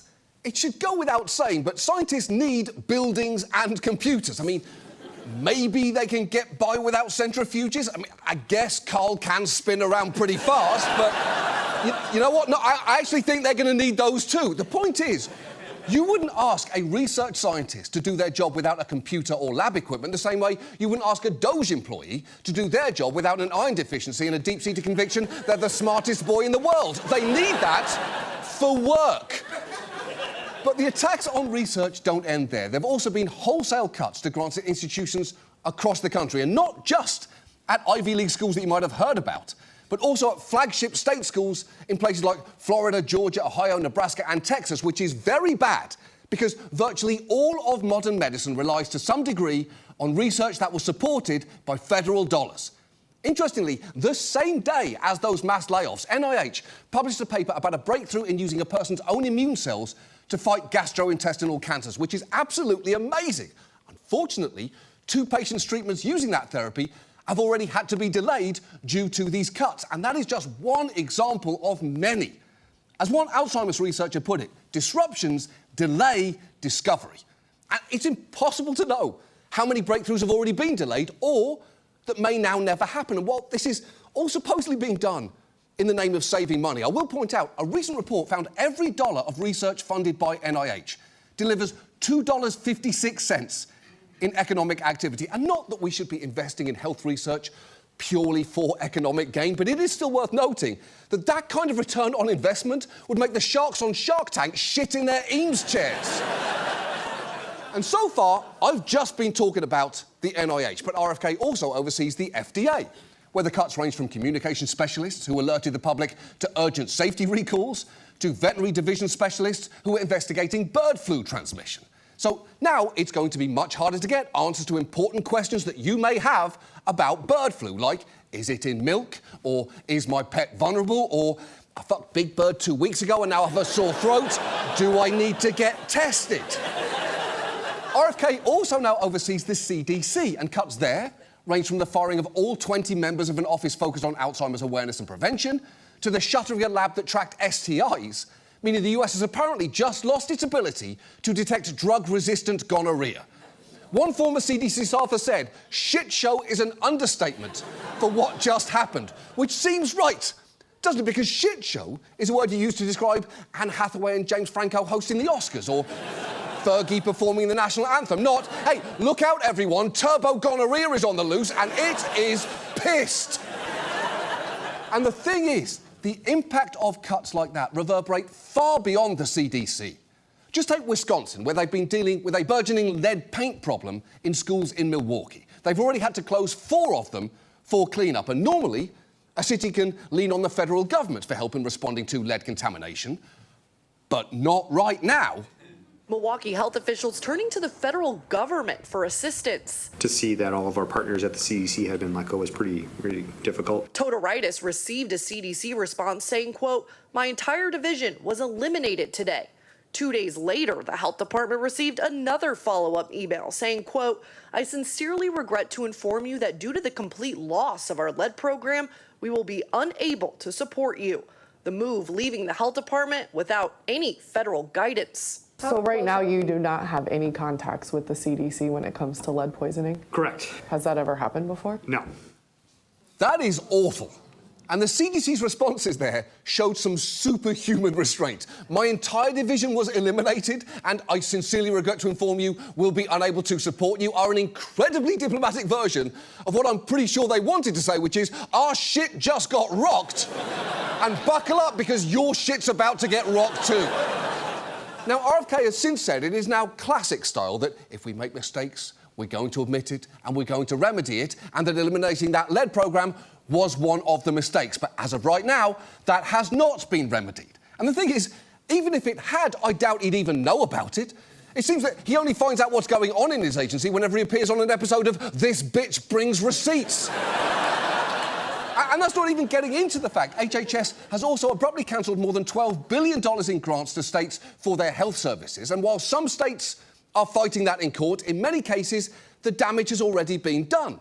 In Minnesota, their health department was told that they'd be losing more than $220 million in previously approved funding. And they've warned that they may now have slower response times to infectious disease outbreaks, which is bad enough before you learn the cuts could even compromise their Team D. Now, what is Team D, you ask? It's Team Diarrhea, a group of public health students who interview people who've had diarrhea to track food poisoning outbreaks. And I love that name so very much, because it's straight to the point. If someone calls and says, "Hi, I'm from Team Diarrhea," you don't say, "And what is this regarding?" Because you know things are about to get personal. You're about to talk about force and viscosity with a stranger. Team Diarrhea is the best team name since the interdepartment softball team on Law & Order SVU that was literally called Sex Crimes. Sex Crimes is still number 1, but Team Diarrhea is a close second. And that's the impact on a big health department. In smaller rural communities, losing even a relatively small amount of money can be devastating. The head of a mental health initiative in Kansas said after losing around $50,000 in federal funds, that is nothing to the federal government, but it is massive to this agency, and it is massive to the people we serve. And I'm still not done, because HHS grants also help support programs that might not immediately come to mind from this one, which provides things like heating and cooling assistance to more than 6 million low-income families, to public services like Meals on Wheels. Yeah, Meals on Wheels. They get funding from the Administration for Community Living, and nearly 50% of the staff there was just terminated. One of those people actually tried to confront Indiana Senator Jim Banks about the cuts, and it didn't go well. Hi, I was a worker at HHS. I was fired illegally on February 14th. There are many people who are not getting social service programs, especially people with disabilities. Are you going to do anything to stop what's happening? You probably deserved it. I deserved it? You probably deserved it. I deserved it. Wow. Yeah, that's great to hear. Why did I deserve it? Because you seem like a clown. Oh, fuck off! All else aside, do you even know what a clown is? Can you imagine how disappointed people would be if they thought they were going to see a funny clown and instead got a guy lecturing them about the dire lack of social services for people with disabilities? Trust me, they wouldn't like it. Sure, they'll tolerate it from around 12 seasons. They'll even come and see it filmed every once in a while. But that doesn't mean they like it. Believe me. And look, these cuts are dangerous on their face, but it gets so much worse when you remember who is in charge of all this, which brings us back to RFK. As we've talked about before, he has some extreme views on public health, although in his confirmation hearings, he tried hard to distance himself from them, pushing the idea that if confirmed, he'd steer away from his controversial views on things like vaccines and would instead prioritise health and wellness. Should I be so privileged as to be confirmed, we will make sure our tax dollars support healthy foods. We will scrutinize the chemical additives in our food supply. We will remove financial conflicts of interest from our agencies. We will create an honest, unbiased, gold standard science at HHS, accountable to the president, to Congress, and to the American people. Yeah, that was his pitch. Which does make sense, doesn't it? It'd probably be harder to get confirmed if he admitted that he's a rabid conspiracy theorist who, among other things, has suggested psychiatric drugs may cause school shootings, that Anthony Fauci was engaged in a historic coup d'etat against Western democracy, insisted that he won't take sides on what happened on 9/11, and thinks it's acceptable to go barefoot on an airplane. That is true. He took off his shoes and socks on, wait for it, a trip to the bathroom. Here is a photo of it, and I know I literally just said 9/11 out loud, but RFK dragging his urine-soaked free-range piggies through first class is literally the worst thing to ever happen in American airspace. But regardless, that whole I just care about Americans' health argument appealed to a lot of skeptics at that hearing, and he even won over Senator Bill Cassidy, a medical doctor who previously expressed concerns about Kennedy's stance on vaccines. And I know there are some out there who still think, well, RFK's weird about vaccines, but he knows a lot about health-related issues. But you would be surprised by just how wildly wrong he can be when he is spouting alarming, official-sounding statistics. We are 4.2% of the world's population. We buy 70% of the pharmaceutical drugs on Earth. 15% of American youth are now on Adderall or some other ADHD medication. When I was a kid, I always say this, a typical pediatrician would see one case of diabetes in his lifetime. Today, it's 1 out of every 3 kids who walks through his office door. 20 years ago, there was no diabetes in China. Today, 50% of the population is diabetic. Okay, so here's the thing. All the numbers you just heard him say are bullshit. Americans don't buy 70% of the drugs on Earth. We buy around 6%. 15% of American youth aren't on ADHD meds. Estimates put it closer to 5%. 1 in 3 kids don't have diabetes. It's actually 0.35%, or 1 in 285 kids.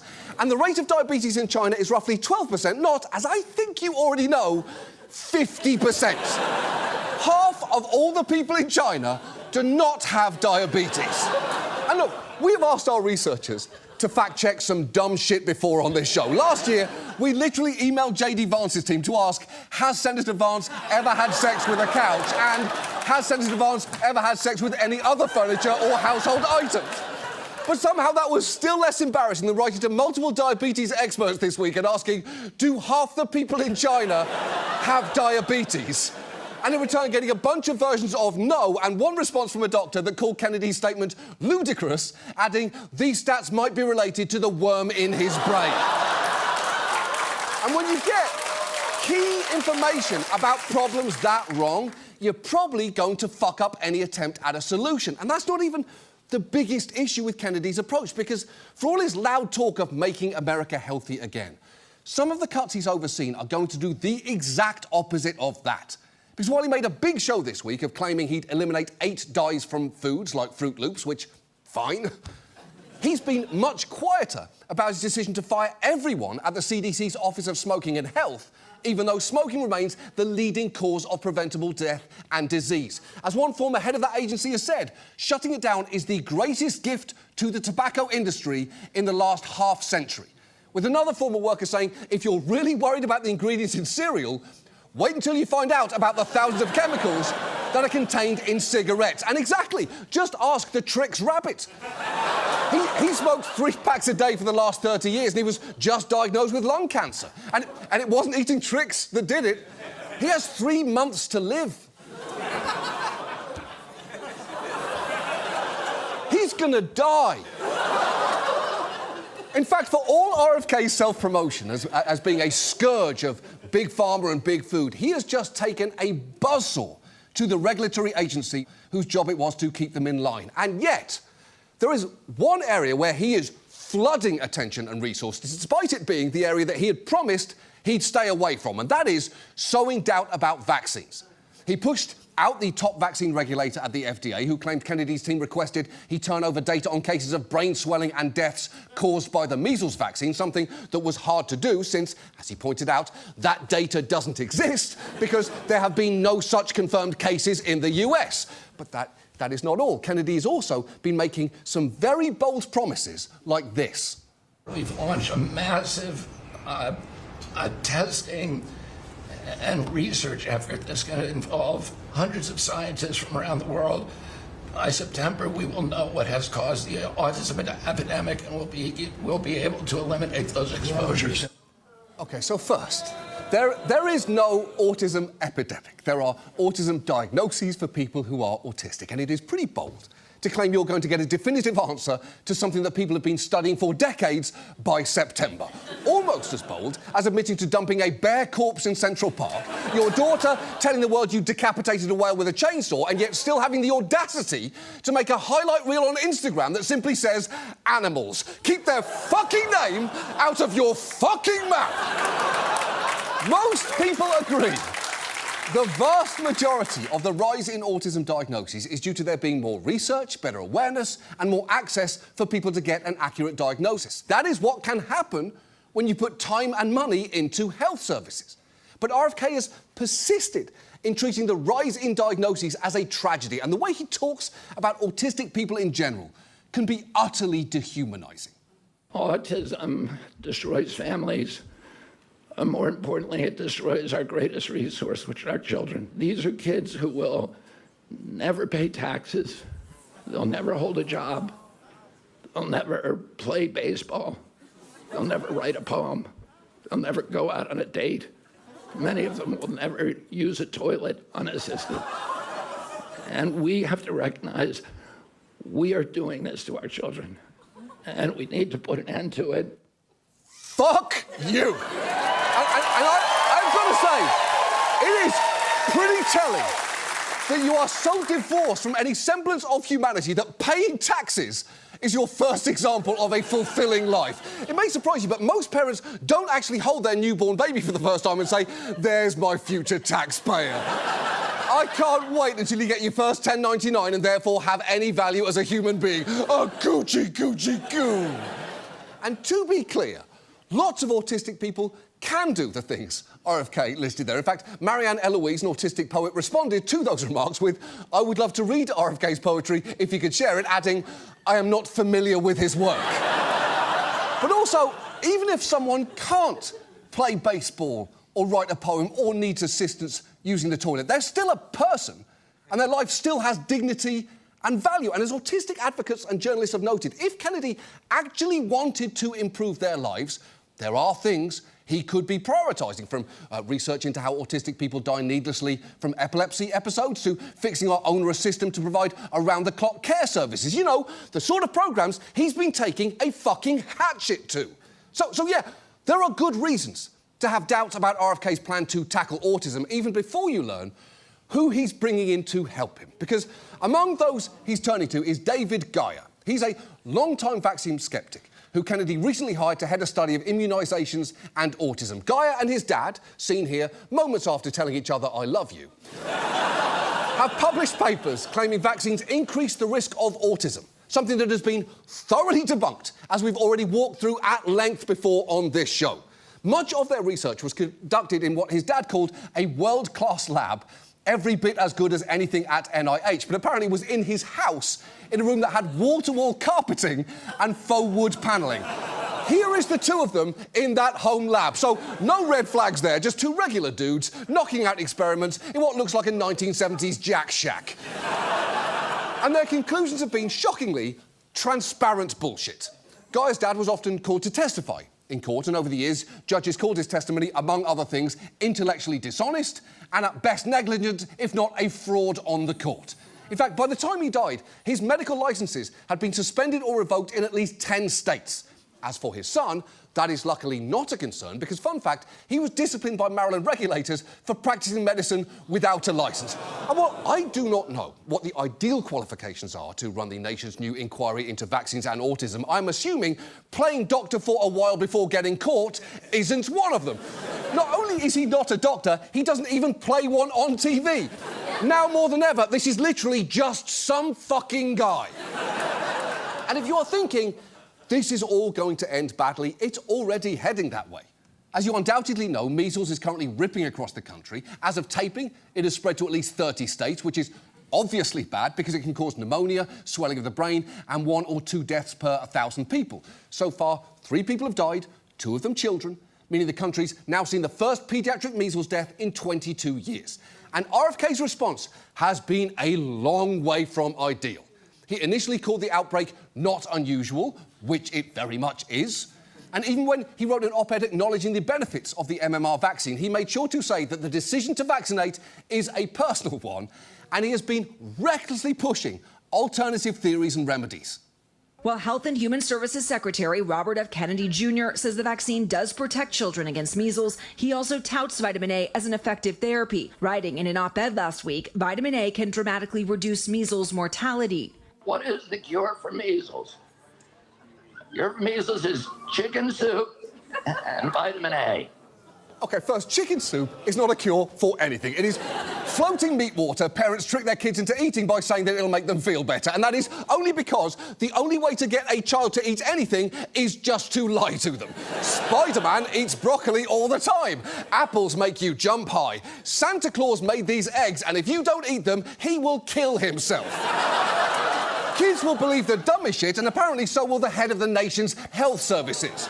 And while that clip was from a few years ago, Kennedy is still pushing vitamin A as a measles treatment, which seems to have had consequences given multiple children in West Texas have been treated for vitamin A toxicity stemming from at-home attempts to treat measles. And all the while, Kennedy's funding cuts have hampered states' ability to mitigate this outbreak.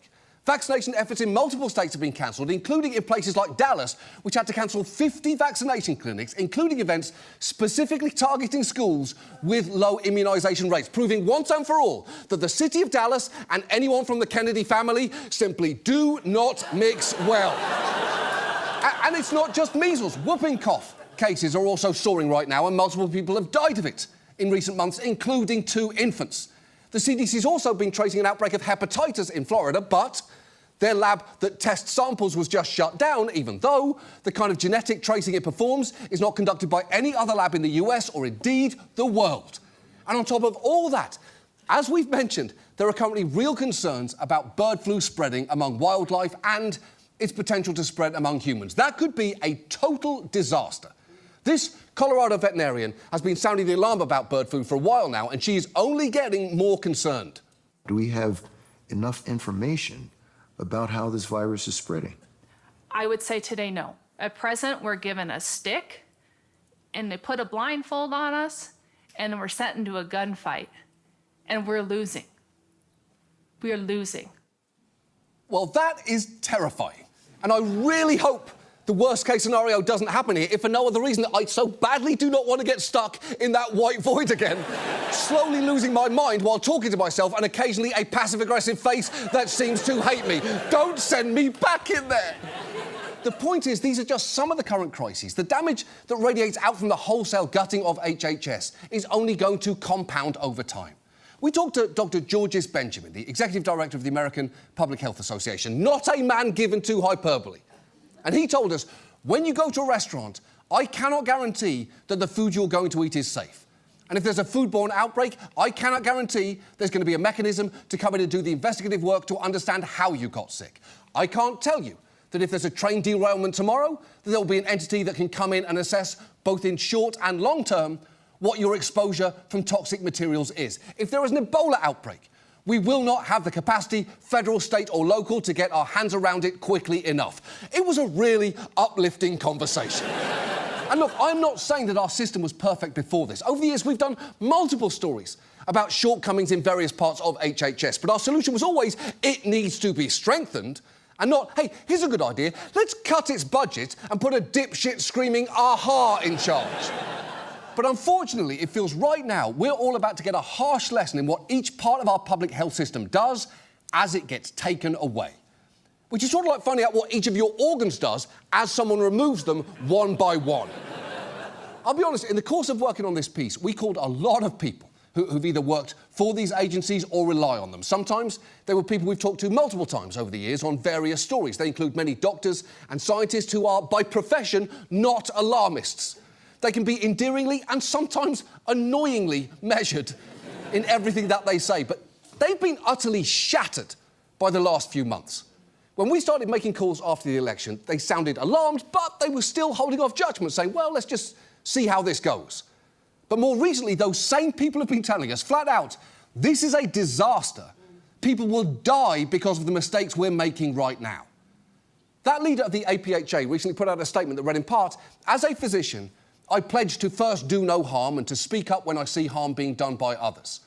Secretary Kennedy is a danger to the public's health and should resign or be fired.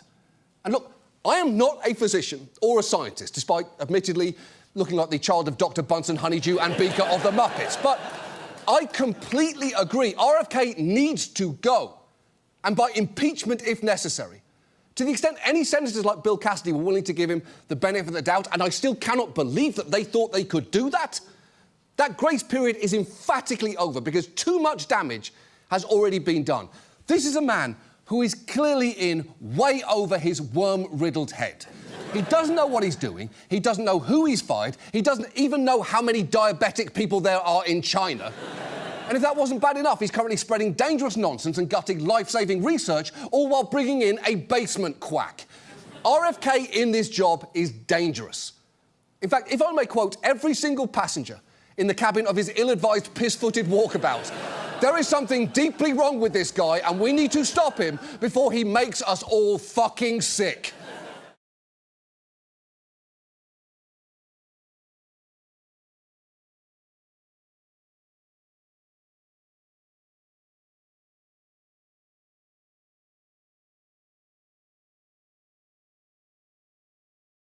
Nationwide is so much more than a great insurance company. They're one of America's largest financial services companies. Like how I'm more than just Peyton Manning. I'm also motivating Manning.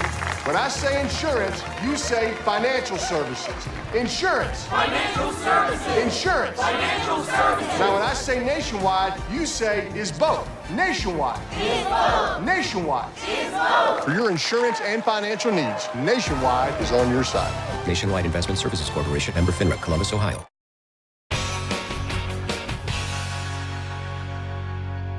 We're actually going to start with our main story tonight, which concerns Trump's relationship with the press. It's always been antagonistic, and this week we got yet another reminder when he was asked a perfectly reasonable question about reports that he planned to accept a luxury jet from Qatar. What do you say to people who view that luxury jet as a personal gift to you? Why not leave it behind? You're ABC fake news, right? Why Because not? only ABC, well, a few of you would. Let me tell you, you should be embarrassed asking that question. They're giving us a free jet. It's not a gift to me, it's a gift to the Department of Defense. And you should know better, because you've been embarrassed enough, and so has your network. Your network is a disaster. ABC is a disaster. That is pretty hostile, though I actually agree that ABC should be embarrassed. Just not for that entirely legitimate question, but for the fact that as of taping, they still haven't renewed Dr. Odyssey for season 2. What the fuck are you doing, ABC? It's sexy ER on a boat. It's the pit with sharks. It's got, and I'm not even going to try and beat their tagline on this, big deck energy. In its pilot episode alone, it featured a waterslide injury, someone overdosing on shrimp, and this. What happened? It broke. He's in shock. What broke, Mr. Arrington? Is it a bone?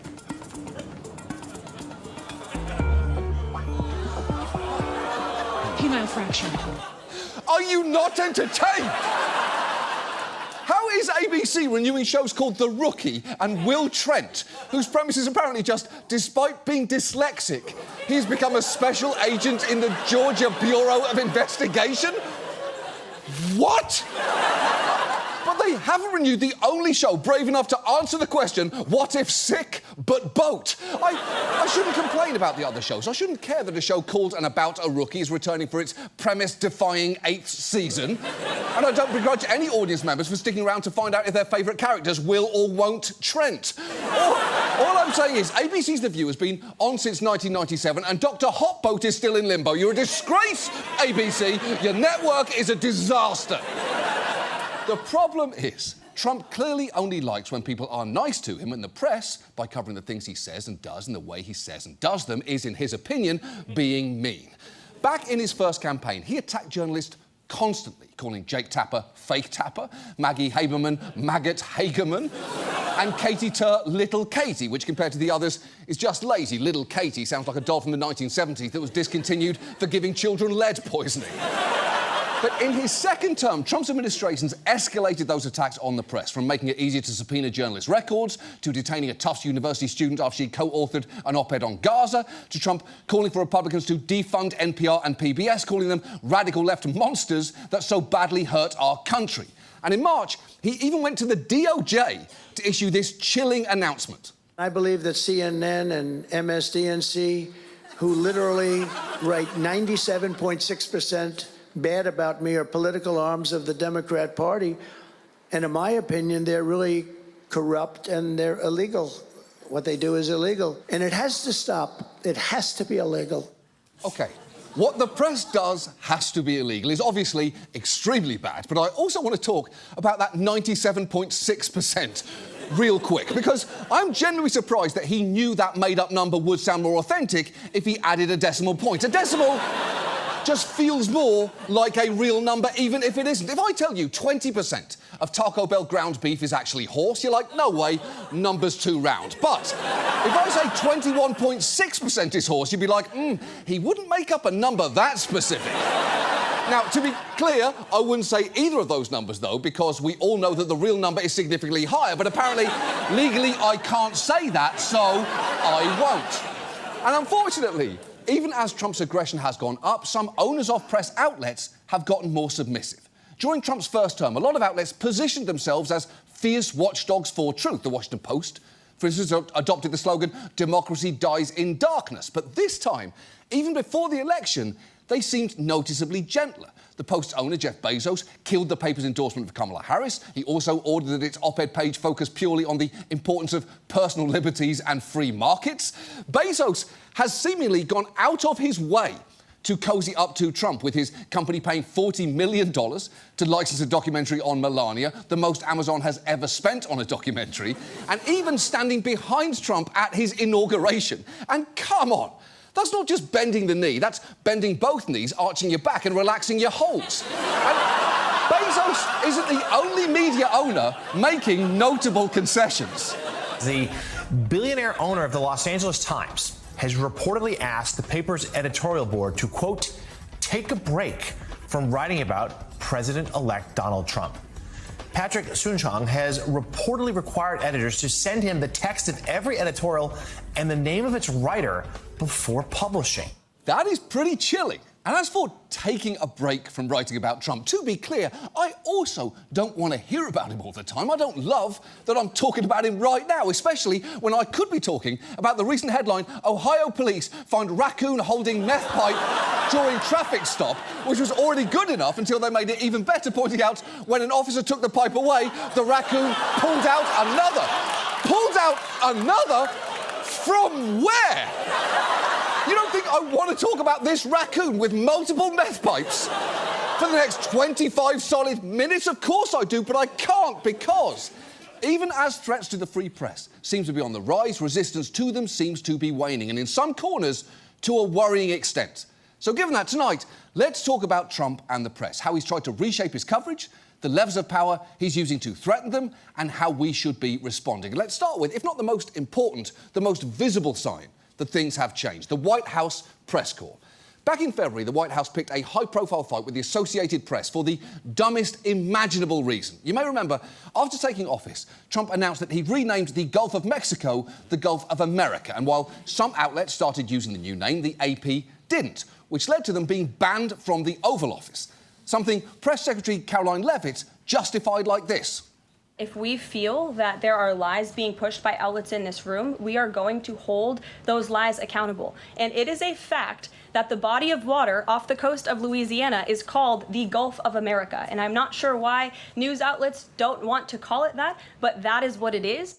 OK, to you maybe, but not to everyone. As the AP pointed out, it has clients all over the world, and lots of them still use the term the Gulf of Mexico. So it's not as simple as you're making out there, especially because it can take time for people to adjust to a stupid name change. Sometimes, hypothetically, before we can even get used to one dumb name, some genius comes along and only makes it dumber. Then somehow it gets dumber still, and then against all the odds, somehow it becomes even worse before inexplicably going back to the stupid thing it was before. Incidentally, earlier this week, my parent company apparently said they cannot wait for my hot take on this whole rebrand, believing that whatever I say about this change was going to be pretty hot. So please look me in the eyes when I say this. Fuck you, don't tell me what to do. I'm not going to do it if you want it, unless, wait, hold on, maybe you thought baiting me like that would be a good way to stop me from doing it. But on the other hand, how could a company be that smart when they're the same people that came up with so many stupid fucking names? Now, after a legal battle, the White House began allowing the AP back into the Oval Office. And as you just saw with that ABC reporter, other traditional outlets are still allowed access to the president, primarily so that he can shit on them. But increasingly, he is managing to get the sycophantic questions he'd prefer. And even if you haven't noticed that, he definitely has. What has made you and your team so effective in finding, locating, apprehending, and deporting these violent, illegal migrants? I love this guy. I wish more people would ask questions like that. Do you think it shows just how out of touch they are with the American people, especially given that 79%, according to a CBS poll, approved of your I love this guy. How come when these Democrat elites want tariffs, everything's hunky-dory, but when President Trump wants tariffs, all hell breaks loose? Do you see this double standard? I love this guy. Whoever the hell that is. That's really nice. I appreciate that question. That is pretty humiliating, and not just because I love this guy, whoever the hell that is almost definitely how Donald Trump opened a toast at Eric's wedding. But it's not a coincidence that Trump's been getting more flattering questions, because the White House has increasingly let far-right news outlets and influencers into press events. A recent review of briefings found that 4 of the 5 reporters Leavitt called on most were from right-wing outlets. She's also added a seat for new media, and the person in that seat is always called on first, meaning the press room now features figures like Cara Castronova, who works for Lindell TV, an internet news network bankrolled by the My Pillow guy, who asks questions like this. Will you guys also consider releasing the president's fitness plan? He actually looks healthier than ever before. Healthier than he did 8 years ago, and I'm sure everybody in this room could agree. Is he working out with Bobby Kennedy? And is he eating less McDonald's? That is an actual question a White House reporter asked, and everything about that is unsettling, from the fact she was essentially asking, the president's looking hotter than ever, right? To the absolutely cursed smile of that ghostly twink presence of the business Malfoy hovering behind her. You can all see him too, right? Please tell me you can see him. And when she was asked to spell out her approach to journalism, it didn't go great. You are a Trump fan, right? Yes, I'm definitely a supporter of President Trump. So will you be able to hold them to account then? I will be able to hold 100% him to account. I'm sure things that will happen that I disagree with, and I have said plenty of times, on the record when I've disagreed with his decisions. Is there anything so far in this administration you've disagreed with? I'm not gonna, let me put some thought into that for a second. I'm just overwhelmed with how well I perceive things to be going. What? I'm just overwhelmed with how well I perceive things to be going? That sounds less like what a White House correspondent should be saying to a reporter, more like something you say to an acquaintance at coffee before crying in your car for an hour. And look, stocking the press room with suck-ups would be bad enough, but that's just one of the ways the White House has found to thumb the scale of its coverage. Another has been attempting to weaponise the FCC. Historically, it's at least pretended to be an independent commission, but that is now changing fast under its new chair, Brendan Carr. Trump elevated him to run the commission almost immediately after the election, and Carr made no secret of what he was going to do. I want to start by expressing my thanks and appreciation again to President Trump and to congratulate him again on his historic election victory. For me, as I go forward, the first thing is to get together with the president's team and make sure that I 100% understand his agenda. After all, it's going to be his administration, and it's going to be his agenda that people should be pushing. OK, but that's not what your job is supposed to be. You never want to hear something as obsequious as that coming from someone in a role that's supposed to be independent. For the same reason, you don't want to see an NBA ref wearing one of the team's uniforms or a Supreme Court justice flying an insurrection flag outside of his house. Hypothetically, of course, you understand. And Carr does seem deep in the tank for the president. Trump supporters have celebrated this image of him wearing a gold Trump pin. And after The Hollywood Reporter published an article titled "Trump's Media Pit Bull is Off the Leash" that included this horrifying picture of Carr as a pit bull, he tweeted it saying, "Woof, woof." One past FCC commissioner has said, "I'm about as worried as I can be about the future of the FCC. I would say Carr is the most ideological chairman we've ever had and the most political." And he's wasted no time pursuing Trump's agenda. His FCC is now investigating all the major broadcast outlets except for Fox. And Carr's stewardship of the FCC has also been part of a new squeeze Trump's been putting on the networks, with the FCC on one side and lawsuits on the other. Here is how it works. The FCC has the ability to regulate the broadcast licenses of local TV and radio stations. The big networks each own a bunch of those. CBS, for instance, owns all of these. And while the FCC revoking a licence is incredibly hard, what it can do is make it very hard for networks to sell those stations, which, given the frequency of media mergers and acquisitions, can be a real problem. So, networks now have that threat hanging over them, while at the same time Trump is applying legal pressure by filing lawsuits to put them on the defensive. It is pretty flagrant. Trump files a lawsuit demanding money at the same time his FCC starts making noises about plans to make that company's life unpleasant. So the networks settle in the hopes it'll keep Trump happy and get everyone off their back, and maybe they think twice about the tone of their coverage in the future. Right now, CBS is caught in this exact squeeze, largely arising from a 60-minute segment that aired just before the election featuring an interview with Kamala Harris, which Trump maintains was misleadingly edited. He has sued the network in a lawsuit First Amendment lawyers have called frivolous and dangerous and ridiculous junk. And to understand just how true that is, it's worth looking at the specifics here. Very basically, it involves Harris's answer to a question about Gaza, and here is Trump's version of what happened. They took Kamala's answer, which was a crazy answer, a horrible answer, and they took the whole answer out and they replaced it with something else she said later on in the interview, which wasn't a great answer, but it wasn't like the first one. The first was grossly incompetent. It was weird. And that was fraud and election interference by their news magazine, a big part of CBS News. OK, so Trump's theory is that CBS secretly replaced Harris's answer to a question to get her to win the presidency. And straight away, complaining about that is a bit like accusing me of hiding the secrets of my skincare routine. One, I don't have one. And two, even if I did, it doesn't matter, because it's not like it worked, did it? But it's worth knowing the only reason he's aware of that weird answer is that it aired in a promo for that 60 Minutes interview on Face the Nation. So CBS aired it. They weren't trying to hide anything, and if you're curious, here are the two versions. Here is what aired on Face the Nation. It seems that Prime Minister Netanyahu is not listening. Well, Bill, the work that we have done has resulted in a number of movements in that region by Israel that were very much prompted by or a result of many things, including our advocacy for what needs to happen in the region. That is a pretty shitty answer. It's like she's trying to express a thought in English, but with French grammar. It sounds like someone just shook her awake and yelled, "Israel?" at her. So, Trump is not wrong. That was bad. But here's the supposedly much better answer that 60 Minutes aired that night. It seems that Prime Minister Netanyahu is not listening. We're not going to stop pursuing what is necessary for the United States to be clear about where we stand on the need for this war to end.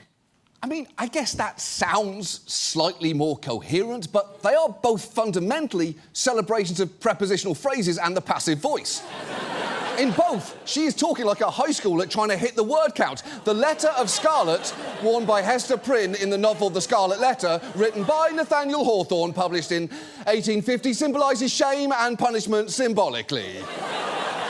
And the underlying fact is the two answers seem to be broadly saying the same amount of absolute nothing about the same topic, which isn't surprising because, under pressure from the FCC, CBS actually released the full transcript of the interview. And it turns out this is her full answer to the question she was asked about Israel. This is what aired on Face the Nation, and this is what aired on 60 Minutes. So the network didn't take her whole answer out and replace it with something from later in the interview, as Trump claimed.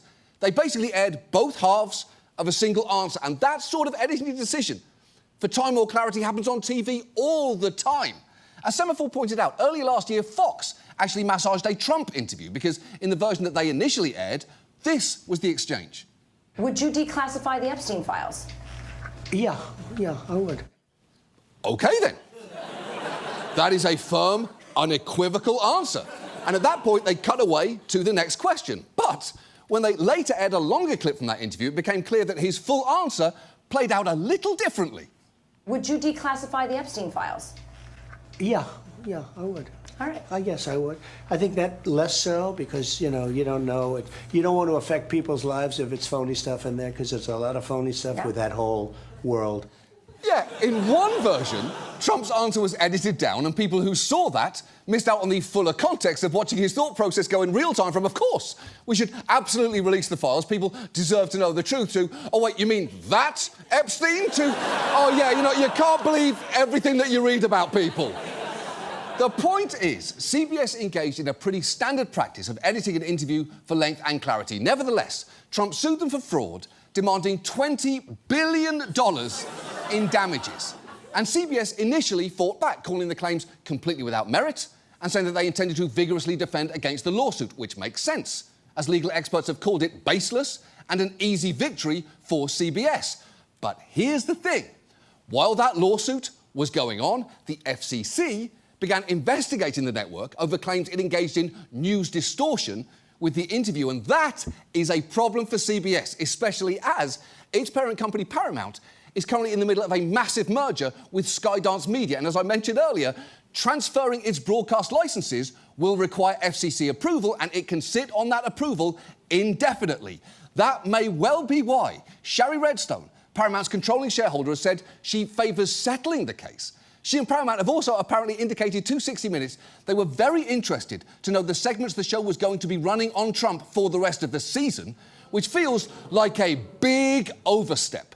Bill Owens, the head of 60 Minutes, actually resigned in the wake of that, saying it had become clear he would not be allowed to make independent decisions at the show, all of which makes it pretty galling that just a few years ago, Shari Redstone chaired an event for CPJ, a group that defends press freedom around the world, and had the nerve to position herself as a defender of a free press. It is truly an honor to be here representing Paramount Global and the thousands of hardworking journalists at CBS News who fight every day for the freedom and integrity of the press. The honorees in this room are living embodiments of these values.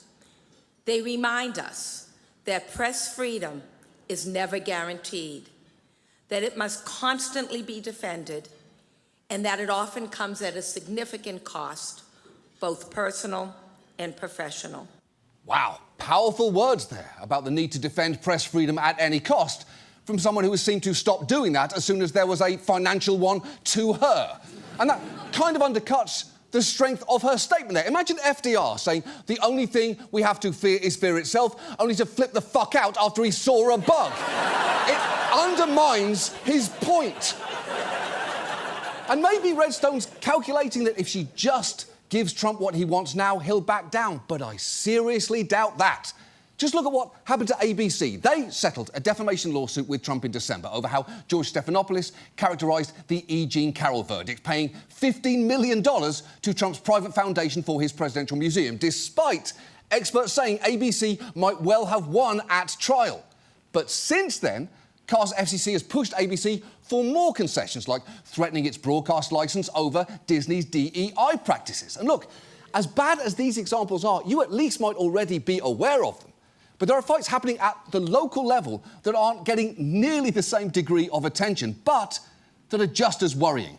Take a look at what Carr's FCC is doing to KCBS, a San Francisco radio station. Very basically, on the afternoon of January 26th, a local community group made this post to Facebook concerning ICE agents being spotted in the area. A city council member also posted about the ICE activities. Around 3:40 p.m, the community group posted that ICE had left, and around 2 hours after that, KCBS ran a story about it in the classic sedate tone of every radio news broadcast ever. San Jose Mayor Matt Mahan and Councilmember Peter Ortiz confirmed today that U.S. Immigration and Customs Enforcement agents are currently carrying out an operation on the east side of town. The county's response network says agents in San Jose were in unmarked vehicles, including a black Dodge Durango, a gray Nissan Maxima, and white Nissan truck. ICE agents were also reported outside a residence on South White and Tully roads, and officers were reportedly at the Target on King and Story roads. OK, first, that is a remarkably soothing voice for a news report describing something as alarming as ICE agents in unmarked vehicles. It's like listening to a YouTube video titled "Lo-Fi Sounds of a Man Getting Mauled by a Tiger" to relax/study to. But crucially, that report's also pretty basic. ICE was in the community, community groups and government officials were talking about it, and local news covered it. That radio station was actually one of several outlets that covered it around the same time. Here it is on the 6 o'clock news on NBC, which actually showed images of the cars and agents in question, and here's the same footage being aired on Telemundo. But it was the radio report that got the attention of a right-wing activist who pointed out that KCBS was owned by George Soros' investment firm and claimed that it had put ICE agents at serious risk while an operation was ongoing, which it very much did not. Nevertheless, that complaint made its way to Brendan Carr, who later got himself in front of a camera to say this.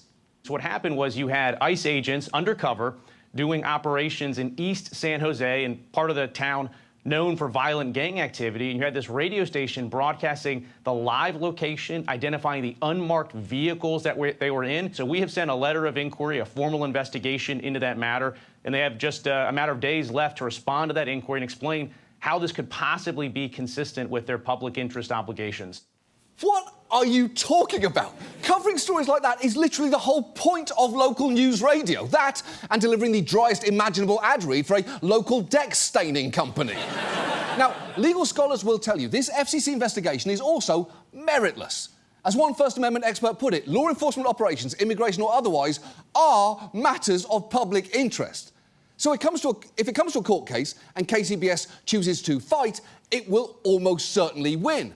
But it's a little worrying that so far they haven't openly defended their journalists who, again, did absolutely nothing wrong. And on one hand, I get it. Fighting the FCC costs money and opens the station up to risk when their licence comes up again. But staying silent has real cost too. As that First Amendment expert says, even if charges are never filed, people have to look over their shoulders to wonder, is the government going to come after me because I report something that the government doesn't like me to say? Sadly, that is a reasonable question to ask now, much more reasonable, you could argue, than when's the president's workout DVD dropping? And this feels like where the biggest potential harm may be done, because the government, directly or indirectly, is controlling criticism, and that is, to put it bluntly, authoritarianism. We've seen countries backslide, and the press tends to be one of the first casualties. It happened under Viktor Orbán in Hungary and Rodrigo Duterte in the Philippines. And those who've watched it happen in person will tell you this is where it starts, and this is also the one chance you get to stop it. Maria Ressa is a journalist who was arrested in the Philippines for standing up to the Duterte regime. She ultimately won a Nobel Prize for doing that. And she said she sees parallels here with what happened there. And her warning to people like Shari Redstone is pretty stark. Don't voluntarily give up your rights, right? I mean, again, I'll give you our example in the Philippines, where the newspaper gave up, the television station gave up, it lost its franchise or license to operate, and guess what? It never regained it, even after the time of Duterte. I guess what I'm saying is, hold the line is the phrase we used because it's connected to the rights that you deserve as a citizen. And if you do not hold the line at this crucial moment, this is the moment when you are strongest. You will only get weaker over time. Exactly. Fundamental rights and freedoms are worth fighting for.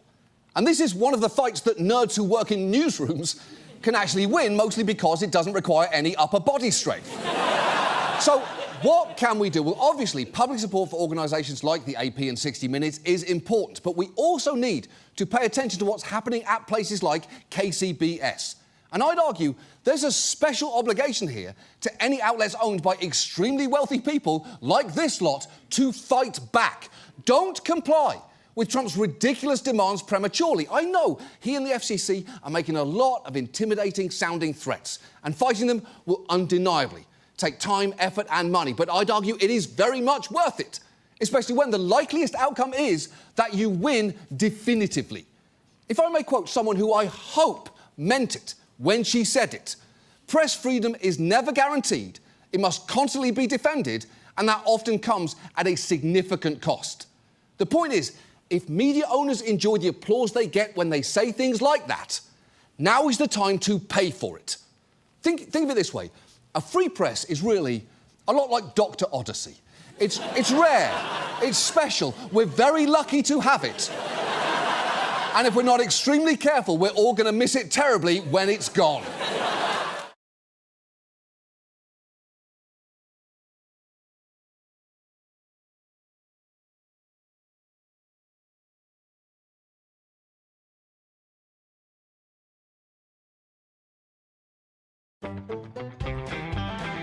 Well, I was down on my last dollar, then I started saving, because the bank said fiscal restraint is what you're craving. So I put my earnings in a high-yield account, let the savings compound and the interest mount. I'm optimizing cash flow, putting debt in check now. Time is my friend and not a pain in the neck. And we've got a little cash to rebuild the old debt. Boring money moves make kind of lame songs, but they sound pretty sweet to your wallet. PNC Bank, brilliantly boring since 1865.